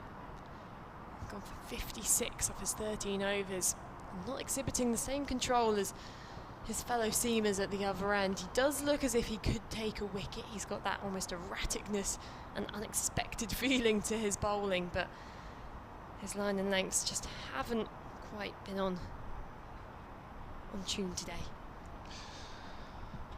Sunshine still bright as we head into the last, the final 20 overs. In fact, we've got 19 left in the day. I have to say, looking at the weather at the moment, there's a good chance we'll get all 19 in, and that's despite Mike Vokes' poor weather prediction. Or I shouldn't say poor, that's the wrong word, actually. Unflattering weather prediction of rain coming in from East Dorset. If it is, it would feel like it's still around that area. So I think Hampshire would want to play as much of this game as possible, not being unkind to Northants, but I think they'd want to be playing a majority of these 4 days to give themselves a chance of forcing a result. Here's Jack White, runs away from us, bowling to Dawson, who's in behind that one. Jack White starting his 14th over. The 2 wickets that have fallen since tea. James Vince caught behind off Tom Taylor for 19. He edged a drive there, not quite a half volley, and Felix Organ caught behind off the man bowling now, Jack White, for 71. That cut back wickedly, and that was some 20 minutes ago, so there is still something out there for the bowlers. Hampshire at tea 129 for 3, only 39 overs though at the tea break because of the rain this morning, as that's pushed away on the leg side by Dawson, and there is no run. I just had almost a delirious thought that it was raining, and it just turns out it was just sweat dripping down my face from the raw sunlight. I think it makes your mind do crazy things. I think I'm going to start hallucinating a second ball on the pitch. Are you? Maybe 20 players. The sun's very low at the moment, isn't it? It's like being in the desert. Yeah. The sun's about as low as it was for like a T20 when he started T20 about 7 o'clock earlier in the season. As Dawson's forward, he pushes that as far as the man at point, and there is no run. I'll go to the end of this over, and then we'll get Andrew Rad in, and then Melissa will come in alongside him. I'll get out the sun for a little while, which I know Melissa's dying to do. Tactical. I love a break now, guys. Don't worry, I'll take one for the team. I'm going to go sit in the shed. I might get a cold glass of water as well, maybe with ice cubes in it if I want to treat myself. Shall I bring? Has your water gone? My water's gone. Is it? I've got a bit more actually. I'll top your glass up. Just reminded me that this other one's nearly gone. As White comes in, 3 slips still wait for another catch down the leg side, and that's taken off, and that's a good catch from Vasconcelos, diving high up down the leg side. Great take, didn't take it cleanly, but even so. I'm not sure whether the reactions of the Northamptonshire fielders there would suggest there was a bit of glove on that one. Ooh. The bowler had a momentary lapse of, a show of frustration in his follow through did White, and there was a few other fielders with hands on heads. I don't know whether it was just, wow, that's a great bit of keeping, or, oh no, that's been put down. But it was going to be at 4 anyway, so I'd lean towards more a good bit of fielding there from. It certainly was. It's had to be his most athletic best today, as Dawson just pushes that into the covers, can't quite find the gap. As that's fielded by Rob Keogh diving to his left. He was trying to go for placement there, Dawson. Didn't quite find the gap. Keogh's just practicing his off spin. I'm wondering if he might be coming on. Does bowl some off spin. So Melissa's along. Also got the option of Cobb. Yes. He's done a lot of bowling this last few weeks as well. Captaining Welsh Fire. Yeah. Well, I think personally I'd quite like to see some spin, because obviously it means we get away a little early. As Jack White bowls, and that's cut away, and that's a good shot there from Dawson. It bounced on him, and he just rode the bounce, went with the shot in the air, knew exactly what he was doing. End of the over, 190 for 5. Melissa Story is going to stay on, and Andrew Rad from BBC Radio Northampton will come into the attack. I think we are going to see some spin actually, which in a way I'm surprised about, although the seamers have worked hard today, even though we've only had 54 overs, but they've been under pressure really to take wickets, because it is a wicket that is helping them, probably a wicket that hasn't helped them as much for a while. I don't know, Andrew Redd will be able to give you a better update than that, because obviously he's seen Northampton throughout the summer. Welcome back, Andrew. Oh, Kevin, yeah, I think it's interesting they decided to go in without Simon Kerrigan, who we regard as your sort of top spinner. As it is, they do have Rob Keogh, who's bowled pretty well in the championship this year. He's picked up 25 wickets at 30, including a 5 to win the game down at Canterbury against Kent. So he's in a little bit of form this year. He seems to have recaptured his bowling a little bit this year. I think largely down to, or at least partly down to, a change in his approach. He was just walking in a la Shane Warne last couple of seasons. Now he's just seemed to be trotting in. He's actually got a little bit of a run, and I think it's given his action a little bit more energy, and I think that's reflected in his performances this year. This sun is actually extraordinary now. It's very, very hard to see what's actually going on. And I know we have a fantastic job, and we never want to complain about how lucky we are up here, but I will post a picture on Twitter just to say how devastatingly difficult and warm this is. I don't know how you're wearing a jumper still. No, it's I'm deeply impressed. Well, no. I just wish I'd remembered to bring a cap, but I didn't. Anyway, it is going to be Rob Keogh coming into the attack for the first time, first spin of the day. Now, the umpire, Steve O'Shaughnessy, has just worked out that with a forward short leg in there's a slip and a forward short leg under the helmet, and with a forward short leg and the shadow he's casting, he's actually going to move across to point. So here's Keogh, bowls first ball, which is a little bit wide, a little bit floaty, and it's slapped to extra cover by an Aaron Donald. No run. Picked out the fielder, apart from the slip of the forward short leg, a backward point, extra cover, mid-off, long on back, mid-wicket saving one. Appeal for LBW, not out, says umpire David Milnes. I don't know whether maybe height was an issue there. Let's have a little look on the replay. A little bit of height. I think it may just have been drifting down leg side as well. Not out at any rate. And then just to complete the field, there's a deep mid wicket about 5 yards in from the boundary and a deep square also just in. And there, Donald, using his feet beautifully, drives through extra cover for 4.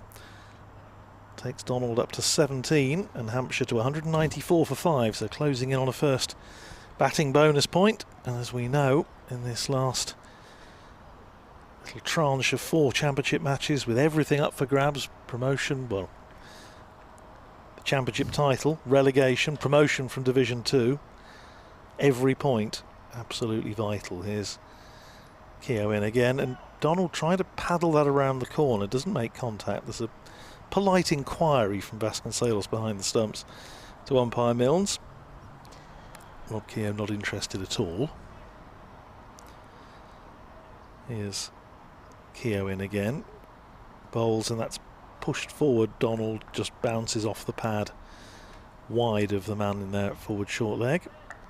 Emilio Gay stays at 194 for 5. We still have 17 overs to go after this ball, so it's a good hour, isn't it? A good hour. With a bit of spin, I suppose that might make it a little bit less time to use up. Once again, Donald using his feet superbly.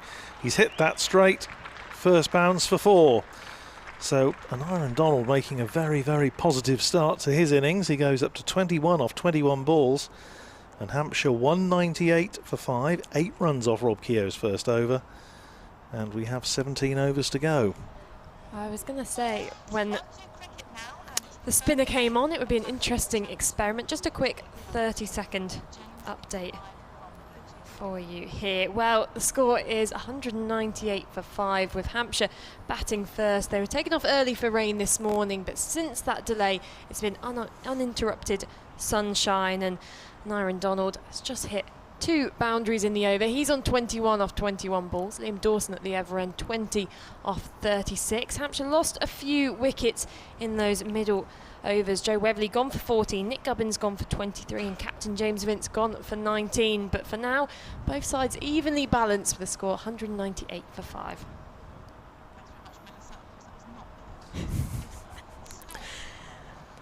A certain amount of mirth because they misidentified you as Kevin James. It's not, I was going to say an easy mistake. It's not remotely an easy mistake to make, but anyway, there we go. I've had that a few times before when people are not expecting you and you come on with the quite feminine voice and they suddenly go, oh no, okay, that's not a person called Henry or a person called Kevin. But as I was saying, I was interested to see what the experiment would be with spin and what approach Donald would take. He's got this chance in the red ball team, and obviously in the end Keogh going the distance for those 2 fours, but I'd like to see Northamptonshire persist with the spin, first of all to get through some of these overs quite quickly, but because eventually there is the chance that Aneirin Donald may just top edge one or anything. He seems to be taking the positive approach, strike rate of 100 now, and he's made this look like a different pitch already to the other players around him.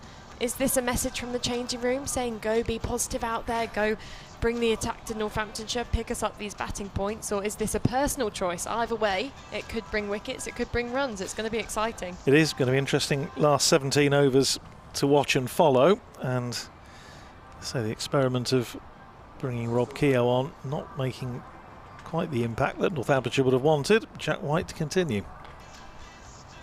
Well, White then coming over the wicket, bowling to Dawson, who's defending back to extra cover for no run. I thought our correspondent was saying about rain over East Dorset. I did have a quick look on the radar, and I think there was a little bit of fairly light rain just to the north of Poole. But I think that's probably not going to reach us, certainly not within the next hour or so. Yeah, we're in for another night of thunderstorms, apparently, so they're saying, which yes. We both heard last night, and Kevin James slept through one of the biggest storms I've ever heard as White's bowling, and this is dropped by the feet of Dawson on the back foot, looking to punch that through but not quite making the contact he needed. Well, it just proves as though further proof were needed that Kevin always sleeps the sleep of the righteous, so he obviously wasn't disturbed by it at all, whereas you and I were. It tells a story. It was the lightning as much as anything. It was quite dramatic, certainly over. It felt like being back in the 100. I did get slight PTSD. Every flash of lightning, I was like, oh no, it's a DJ coming back. There's pyrotechnics, there's fire around me. Just needed a good night's sleep. White bowls and defending at the crease. There's Dawson again into the covers. Yeah, the forecast, we were talking about this earlier, weren't we? The forecast for the next couple of days isn't that marvellous, to be perfectly honest. It's there's a lot of heavy showers around, and it's just a question of how many we cop and how many we dodge. But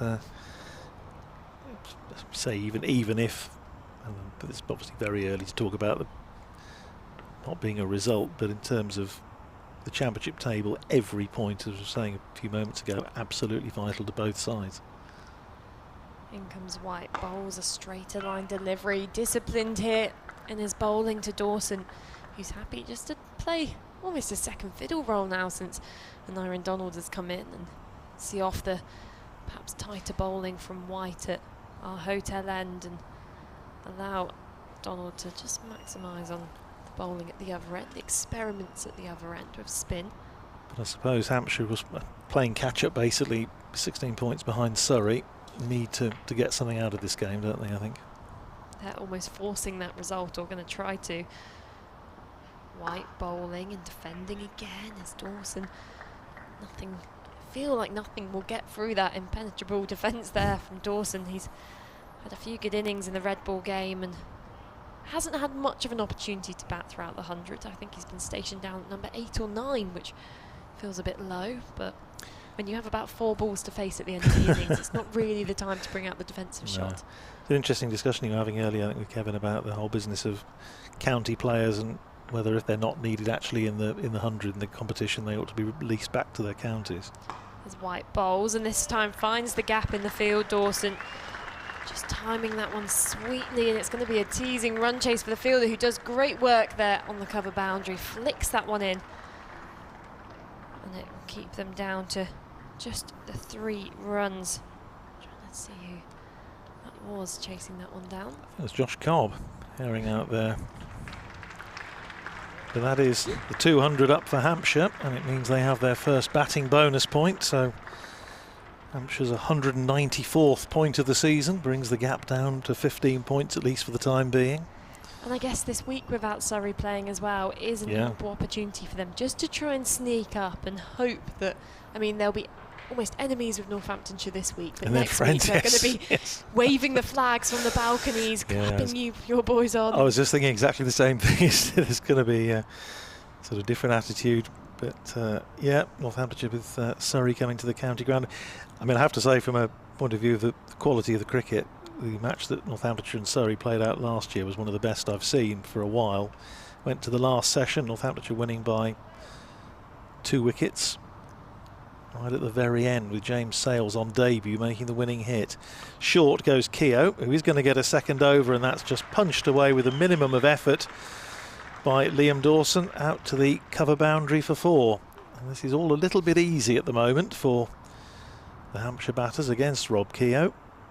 205 for 5. Dawson up to 27 off 43 balls. Keogh's bowled 7 balls and gone for 12 runs. The forward short leg has disappeared. The slip is still in. This time Keogh bringing Dawson forward, plays it out into the covers, and there's no run. The sun, mercifully for us, has just gone behind a cloud at the moment, which we don't usually say, but from our commentary position does make it a little easier to see. Once again, Keogh bringing Dawson forward, Dawson pushing it out into the offside. Fielded out there in the covers, and there's no run by Will Young, Northamptonshire captain, who's been in the slip cordon for most of the day. There no longer. Taylor is the only slip. Nudged round the corner by Dawson. A dive by Lizard Williams. Gets a hand to it, but can't stop it cleanly. Emilio Gay, beg pardon, not Lizard Williams. I noticed he's got the shin pads on, of course, because he has been in there at forward short leg. Must be very difficult running and diving in those shin pads. Anyway, they get 2. Dawson to 29, 207 for 5. Here's another ball round the wicket for a bigger bill for LBW. Not out, says the umpire, as Keogh again bowling full, which is admirable. Dawson going for the paddle round the corner, misses. Big appeal, not out. I think he probably was. Keogh doesn't look monumentally chuffed with the decision, but I think that may have something to do with the fact that he's bowled a couple of moderately expensive overs so far. Finished the over, Keogh in again, bowls, and Dawson squeezes it into the onside. He's going to get a single, and he's going to keep the bowling, so well counted.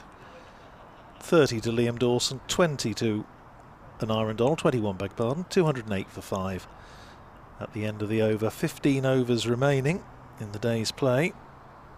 It's now, what, 5:45 local time, so it is going to be, what, 20 to 7? Yeah, 25 to 7 maybe. The only thing I can think about is light, which at the moment with the sun up and some nice blue skies to our right seems okay, but when we look to our left and when the cloud cover does come over, it does get quite dark. My game yesterday, even around the 5:30 mark, was getting a bit tough to see the ball. Well, it's going to be Lazard Williams replacing Jack White from this hotel end. And yeah, I mean, it could well be an issue, and I suppose the other thing to think about is that presumably tomorrow, as Kevin and I were saying earlier, because we've lost time today, we'll have to make up some of that time tomorrow, so we'll have late lunch, late tea and late close of play. And when we had 2 of those days rolling on in sort of one after the other, the match against Lancashire at Northampton, we finished up on the 3rd day's play, finishing at 6 minutes to 8, which was a long day. Well, nothing breaks my heart more than hearing the words late lunch. It's not good. It's not good news. Williams bowling to Donald, who's punching, or Dawson, apologies, who's punching that off the back foot. Again, a bit of extra bounce generated from Williams, who's back to his original end, hotel end, where he had found a bit more success and found a bit more rhythm, but he's been expensive for Northamptonshire. Into his 14th over now, just the 2 maidens, 56 runs out of Hampshire's 208. Looked a threat this morning, but probably a bit less so since, I think. He's in again to Dawson, who's defending back to the bowler. Again, holds the pose just to reiterate the solidness of his defence. 208 for 5. We were saying earlier, weren't we? I think the 3 bowlers that we used in that short session before we came off for rain, I thought Williams and White were probably the 2 that looked most likely to break through, and probably Ben Sanderson slightly less so, but Williams hasn't really kicked on with that this afternoon. And as you say, he's been a bit costly. He runs away from us, number 6 on his back, and bowls the same length delivery. Punch to cover, no run taken. I mean, I think the first 15 overs really was one of the strongest periods of bowling from Northamptonshire. It really set the tone for the day, and I'd like to think that if they'd stayed out there and if it hadn't have been for the rain delay, then Hampshire would have been in a vastly different position now. They would have had the best use of the cloudy skies, and I'm sure they would have picked up a few more wickets, because it wasn't looking easy out there. Yeah, I think that's a very sound point, I think. Williams bowls a full-up delivery this time, and on the front foot defending as Dawson this time patiently. But it's like we were saying earlier, and it sort of goes with that sort of situation as well. You need a little bit of luck, and you know, Hampshire, say, battled away really well. I thought, you know, Felix Organ, I know we've already sung his praises, and rightly so, but 71 off 137 balls doesn't look on the face of it anything massively special, but in the context and conditions he had to face this morning, it really is an effort worth considerably more than that, I think, in the book. Oh, that's P-rolled. That's gone straight along the floor. I've missed that one entirely. There you go, that's the one which got me yesterday. Looking at this again, that is remarkable. It was, again, a length delivery. We weren't expecting dramatic bounce from it, but Liam Dawson has played the classic cricketer's shot of when you don't really know what to do, so you kind of jump up straight-legged and try and slam your bat down like playing French cricket. But on day 1, that's not what you want to be seeing, especially, well, you do want to be seeing that if your name's Keith Barker, Matthew Bass or Kyle Abbott. True. As in comes Williams again, length delivery defended by Dawson, and this has been a good return from the hotel and a maiden for Williams. I'd like to think if he keeps bowling those areas, keeps this up from this hotel end, then he'll stay on for a few more overs here because he's generating good pace into the latter stages of the day. It's just been an issue of almost sometimes it feels like he was trying too hard to make something happen. Maybe, I suppose, it doesn't matter how experienced you are, and he's obviously an international cricketer, but you're playing your first game for a new team. I suppose you always want to try and impress. Make an impact. Just go back to the point you were making, which I think was a very good one about the timing of coming off, and I think Northamptonshire will feel that they just got a little bit of momentum there, which then was interrupted, but that's the game. Here's Keogh bowling short, and Donald stepping back to try and cut, doesn't make contact, goes into the gloves of Ricardo Vasconcelos, and Rob Keogh tries his own sort of rather low-key version of the Stuart Broad célèbre appeal, however you pronounce it. It wasn't really terribly convincing. Keogh in again, bowls to Donald, who's across his stumps playing it into the onside. Fielded there by Sales. In there, it's fairly tight at mid-wicket, looking to save one. Slip now the only close catcher, the 4 short-leggers. Disappeared. There were 3 men out on the boundary, all on the leg side, as that's again just back of a length, and Donald rocking onto the back foot, punching it back down the pitch. Keogh fields off his own bowling. There is a long on the boundary. Deep mid-wicket about 10 yards in, and deep backward square similarly, just a little bit in from the boundary, as Donald drives again back down the pitch. Keogh fields, and there's no run. Although not quite in the Simon Kerrigan class when it comes to getting through the overs quickly, Keogh is at least rattling through them at a reasonably healthy rate. Short, cut away for 4, and there's not a lot of margin for error for Rob Keogh, and that just sat up and invited an Aaron Donald to hit it for 4, and he didn't need a second invitation. Goes away through the covers, takes Donald to 25 off 26 balls, 212 for 5. Important little innings this from an Aaron Donald, as Melissa was saying, for him, but also for the side and for just resting the initiative back. Here's Keogh flighting that one up, driven back down the pitch by Donald, half stopped by Keogh, just deflects it behind the stumps but recovers quickly enough. In any case, they weren't thinking about a single, so that's the end of the over. 212 for 5. Keogh's bowled 3 overs for 19. Hampshire 212 for 5, Donald 25, Dawson 30. We have 13 overs remaining, and you may have called the weather about spot on here, Melissa, because it's starting to get a wee bit Noah's Ark, isn't it? Just over that over the far side of the ground. And I was just wondering, because, excuse my ignorance, but seeing Keogh bowl, and as I've been watching Cobb play in the 100 quite a lot, is he then considered to be the behind Keogh in terms of bowling? Yeah, certainly in red ball, yeah. Because it's funny been seeing him almost being the second bowler for Welsh Fire. Absolutely, and in Blast he will usually open the bowling for Northamptonshire in T20 Blast cricket, but doesn't bowl much in red ball. Here comes Williams continuing after that last great over, and that's a Yorker first up to Dawson, who pumps it back to him. Well, the lights are coming on. They are coming on bit by bit, which you would expect, as you mentioned, the clouds are rolling in, and I mean, we may get to the point, if it does get quite dark, 13 overs left, that the umpires may enforce spin from both ends, which we have seen quite a few times here before, when Liam Dawson and Felix Organ have been bowling in tandem at each end. Williams bowls and drops this one into the offside. Dawson again plays it on the back foot, but ends up playing that shot in a crouched down position, so the ball bouncing a bit less than he expected. Talk about Josh Cobb's bowling. He got the wicket of Will Rhodes in the championship match against Warwickshire at Northampton back at the end of June, and that was his first county championship wicket for 3 years. Wow. There we have it, specialist white ball bowler.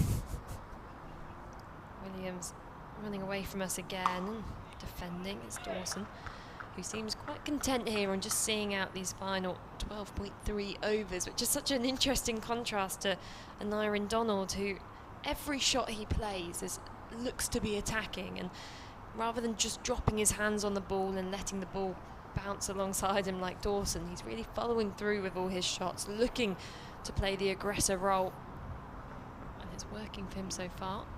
He's 25 of 27. Dawson on strike, 30 not out, and ducks underneath that short one from Williams, who I must say has used that shorter ball today exceptionally well. Always seems to select the correct ball of the over to throw it in there and just keep the Hampshire batters on their toes. The lights here are interesting because you see, obviously they vary from ground to ground, and some of them come on more or less instantaneously. These obviously take a little bit of a while to warm up and get going. Maybe somewhere in the back room there's the Hampshire members on bikes pedalling to desperately get them on as quick as possible. Be very eco-friendly of them. Williams outside the off stump, a wayward delivery which Dawson has a little go at and just drops his hands at the last second, but we did see that, Liam Dawson. We saw you have a go with it. It was a flirt, wasn't it? It was definitely a flirt. I think does that count as a member's perk then, as they huddle around the back on their little hamster wheels running around? And I'd consider it an honour to power. Yes, that's what I was thinking, absolutely. Exactly. Yeah. Maybe it can be an interactive fan experience. Yes, we had the wicket-keeping challenges and T-shirt guns at the 100, but you can cycle for a floodlight here at the County Championship, as that one's defended by Dawson again to point.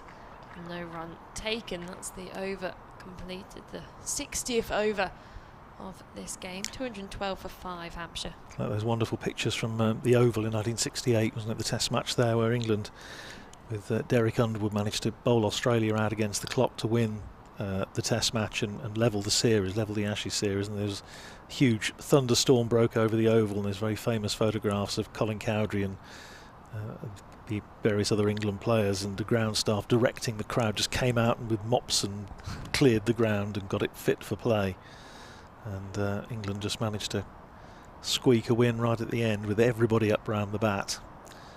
So, well, people power.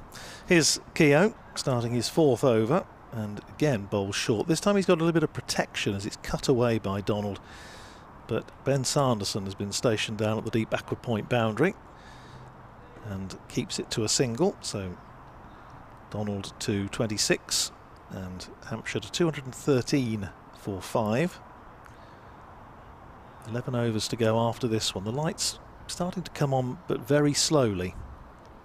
It's only about 2 panels of each yes, one that's right. which is lit up. It's not like the ones at Edgbaston seem to come on quite quickly with the E. Big E's for Edgbaston. Here's Keogh in bowling to Liam Dawson, nudges it round the corner, pick up an easy single, just spotted the gap there. There's a man at Emilio Gay on the 45 saving one, and a man just in front of square saving one. They just picked the gap between the two and came through for the single. Takes Dawson to 31, 214 for 5. Here's Keogh in again, bowls to Donald, who's trying to nudge that away round the corner. Doesn't manage to beat Emilio Gay, still in his shin pads, saving one on the 45. Does look rather odd there with these huge bulges out of the at the bottom end of his trousers. Down the wicket comes Donald, attempts one of those big drives that we saw in Keogh's first over. This time he doesn't get hold of it. It runs out to deep point where Sanderson fields, but they still come through for a single. Donald to 27, so the intent is clearly still there. 215 for 5. The lights now taking rather more of an effect. Pedaling that bit harder as Keogh comes in, and that's driven sumptuously through the covers by Liam Dawson. That's as good a shot as we've seen all day, and that's raced away to the boundary and extra cover for 4, and it brings up the 50 partnership for the 6th wicket between Liam Dawson and Aaron Donald, of which, well, fairly evenly split. Dawson's scored 23, Donald 27, couple of extras, and Hampshire up to 219 for 5. So 3 partnerships of 50 plus in the innings so far. Here's Keogh in bowling to Dawson, pushes out into the offside. Vasconcelos comes round from behind the stumps to retrieve, and that's the end of another Rob Keogh over. 4 overs for 26 he's bowled, so he's been going at 6.5 and over. 219 for 5. Donald is 27, Dawson is 35. 11 overs to go. And a perfect illustration of these two's different batting styles there in that over, with Aaron Donald charging down the wicket early on and actually yorking himself in the end, taking the aggressive approach, whilst Dawson has just waited for that over-pitch delivery from Keogh and just guided it through the gap for 4. But both finding success out there in the middle, and the floodlights now almost full effect. Speaking of the big Edgbaston E's, which I had a lot of time, I spent a lot of time with them at the Commonwealth Games, probably a bit too much time there. And I went to Headingley for the first time the other day as well and saw their fantastically shaped floodlights, and I think every ground should have a quirky floodlight. I would put that forward as Williams continues bowling to Donald, who wristily punches that to mid-on, short mid-on, for no run. Because what would Northamptonshire's be? Well, I was just thinking, I mean, I suppose because Northamptonshire's traditional emblem is the Tudor rose, rather similar to Hampshire's, indeed rather similar to Yorkshire's, rather similar, you know, that might be, Yorkshire may already have got in first there. Certainly the one-day cricket, and you'd be looking at it, I suppose, more for white ball cricket, they have the S for steelbacks and a sort of stylised S that's now the branding for the white ball team. Williams bowls and flicked down to fine leg by Donald, picks up a single. That's funny. Or maybe, so that's a possibility, or maybe, I suppose, to look at our traditional local industry, something like a cobbler's last, it could be in that sort of, or a boot. I think that would be quite good. That'd be quite good. I like the idea of the S, and I don't know whether you would have encountered this, but when I was at school, the main bit of graffiti you would find on desks would be this S challenge, which you would do by drawing 3 lines and connecting them into the shape of an S. I'm going to try and attempt to do this for you now as Williams bowls an over pitch delivery and worked past short mid-on. This would be 4 runs to Liam Dawson, who's just accelerating along nicely here, moves the Hampshire score into 224 for 5. Now, I know this isn't great radio, but I'm going to try. Visual aids on radio. There's a first time for everything. So you draw 3 lines next to each other. other. Right, I'm with you. 3 at the top and 3 at the bottom. And if I just remember this correctly, you connect the second top one to the third bottom one and the first top one to the second bottom one, and kind of draw diamonds on top and then turn it into an S like that. Oh, right. It's very nice. It was very popular when I was at school. I'm not sure why. As Williams bowls, back of a length, dropped to point by Dawson, looking to pick up a quick single. Doesn't. So you could go for the edgy, trendy S, which was down with the kids in the early noughties. I'm not sure Northamptonshire usually is, you would immediately associate with being edgy or trendy. I would hope not, anyway. We didn't do that at my school. It was a bit difficult to do it on a slate. Of course, we had slates when I was... Not really. No. Not quite that old, but getting on for. You got me there. It was very colourful of me. Here comes Williams and looking to a bit lazily cut that one was Dawson. It was minimal foot movement. He always slapped it away as if to go, well, if it comes off it does, and if it doesn't, it's not the end of the world. And in the end it just dropped into the covers for no run. I mean, I'm not sure what Hampshire would have. I'm sure again it would probably be something quite floral if we went for the, but even better with the Hampshire Hawks in T20 format. Oh yes, of course. Bird-shaped floodlights. They would create some great shadows on the pitch.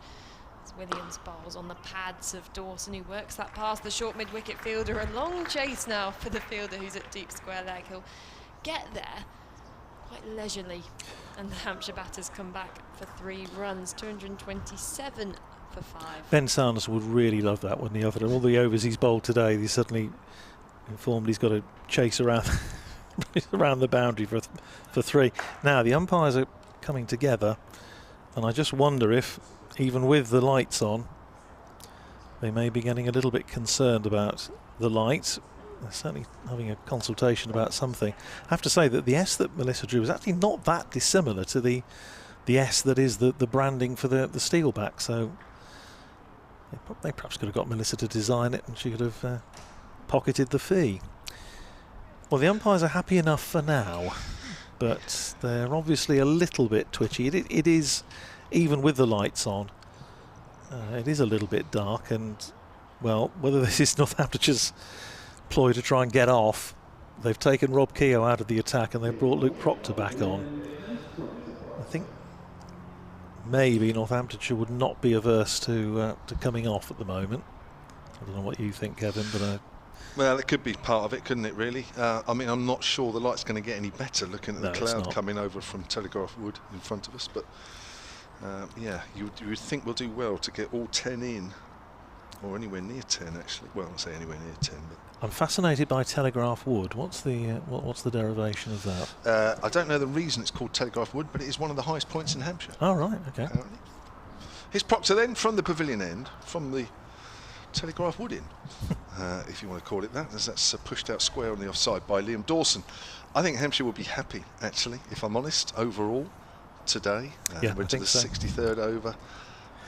I think on another day, Northants might have felt they could have got at least another couple of more wickets, but I think on the balance, having lost the toss, I think as we get, well, 28 for 5, you would think, there's still, what, another 18 overs left of this ball, that there's a good chance Hampshire will get 250 plus. I think they'll be more than happy as Donald pushes that up to mid-off. Yeah, I rather agree with you. I think you made the point earlier, I think when you were on with Melissa, that it's probably worth more than that, given the pitch, and given slightly worryingly that already we've seen one or two, well, basically P-roll along, almost grub along the floor. It obviously has the most of the movement was with the new ball, as you would expect, but it's still been doing a little bit all day, hasn't it? Yeah, I agree. That's pulled away by Donald out towards deep mid-wicket. I'm not sure. Is that Williams out there? I'm not sure he picks it up straight away. Looks like he slipped as well a little bit, but he picks it up cleanly enough. He was heading completely in the wrong direction, and now he's probably said something about I didn't see it, and now they're going to have another chat, the umpires. Here we go. Look at the Northants boys. Look, they're already walking off. Look at them. They're already walking off. Ben Sanderson's, he's rooted to the spot down there. He's I'm not going to walk any more steps than I absolutely have to. I wouldn't be surprised if we go off. I wouldn't be surprised if we go. And now the sun. Oh, sun's just. The sun is just about poking its nose through the clouds over to our right. So I think we're going to stay on.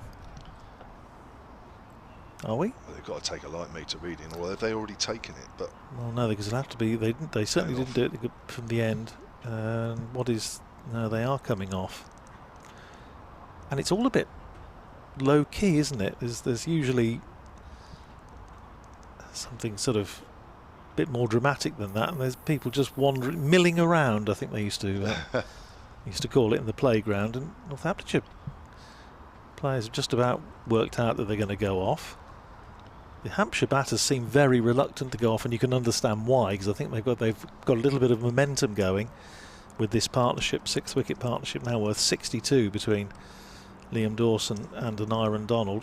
What I don't know, and I'm just looking at people already starting to move, whether there may be the odd little spit of precipitation in the air, whether Mr. Vokes' rain in East Dorset has got here. He was right all along. But there's a little bit of something just over the back there, but the players just drifting off at the moment, and the umpires obviously will just take a reading and stay out there. They will of course have to keep that reading, because that will be the guide then for the rest of the match as to if the issue of light comes up again. We had this interesting one actually at Cheltenham, Kevin, when Northamptonshire and Gloucestershire come off for light in rather controversial circumstances on the third night, when it really didn't seem that dark, but they came off, and it was clearly worse on the fourth evening after Gloucestershire had declared and set Northamptonshire the run chase. And we were saying on commentary, obviously the issue is now whether they're going to be able to play the match out because of the light. But they did. And talking to match referee afterwards, they were saying, well, basically the teams and the umpires had said, okay, we're unless it gets really dangerous, we're happy to stay on and try and play through, which they did. Both teams wanted to play. Both teams needed a result, and in the end they played through. And we had the reward that we had as watchers was an absolutely corking game of cricket and a wonderful last session. But it can be done with a bit of will. But as you can probably hear in the background now, the hover cover is being fired up. The umpires are still out in the middle, but the ground staff are now wheeling on the hover cover. Well, plenty of blue sky around. If you're watching the live picture feed, you can see against the backdrop of a much darker hotel the sky above us. But normally over the back of us, because we're at the top of the big black box in the middle, that's weather that's already gone. It's what's in front of us that normally dictates what's going on, and that is towards the south at the moment, and that is a slightly different picture. I wouldn't say it's the end of the world, it's not by any means, but there is cloud as opposed to the blue sky which is behind the hotel at the moment. But Liam Dawson's played really well, 43 off 68, and Aaron Donald 29 off 34, just giving the innings a little bit of impetus towards the end of day one, if indeed this is the end of day one. The 2 umpires are out there in the middle, Stephen O'Shaughnessy, David Mills, just to check that the light doesn't improve too much. But I have to say, looking at the way the clouds are going, will the light improve much? I'm not sure. I doubt it. I really doubt it. I think it looks to be going pretty much the way the weather has been coming today, which is over from our left, which is from the east side of the ground. Yeah, I was just trying to do it's instant calculation, bearing in mind this is the northern end of the ground. Geography never was my strong point. So yes, it is coming from, just drifting in from the east, and it's, I don't think it's nothing particularly apocalyptic, but it is now 6:10, and the lights you can see as the umpires just walk off back to the pavilion. You can see that the shadows that they're casting, it is one of those instances where I strongly suspect the artificial light has taken over from the natural light, in which case, of course, the umpires are quite right to take the players off. It just seemed that nobody seemed, despite the fact we were saying that I think probably Northamptonshire would be quite happy to go off at this stage, they didn't really seem very keen to go off. Maybe they just didn't want to make it obvious that they were keen to go off, but it was all a little bit lackadaisical, wasn't it, when they went off. But the umpires are now heading back to the pavilion. So we have 9 overs and 3 balls remaining. So we've already lost I think a couple of those. So I'm afraid I'm with you, Kevin. I don't think there's a lot of prospect of us getting back, but you know the ground a lot better than I do. Well, I mean, looking at the clouds, thinking it's not going to get any better. Just very quickly before we take a break, maybe indefinitely. Oh, hang on. Called the end of the day. That is the end of the day. Thanks to Dan Berto at Solent Sports on the tweets. It says it's called Telegraph Wood because it was the site of a telegraph station in the Napoleonic War. Is that right? Marvellous. Napoleonic War? Anyway, well, I think they used to have like the heliograph and things, didn't they? And not necessarily electric telegraph, but they had like semaphore and all this sort of things. It may well be, but that's very interesting. Thank you for that. I always like to know these things. Every day is a school day on the BBC, as we know. Thanks, Andrew. Enjoyed it today. Thank you very much. Thanks to Melissa as well. She's already disappeared. And she'll be back tomorrow with myself and Andrew Rad, and we'll do it all again, 10:30? Absolutely.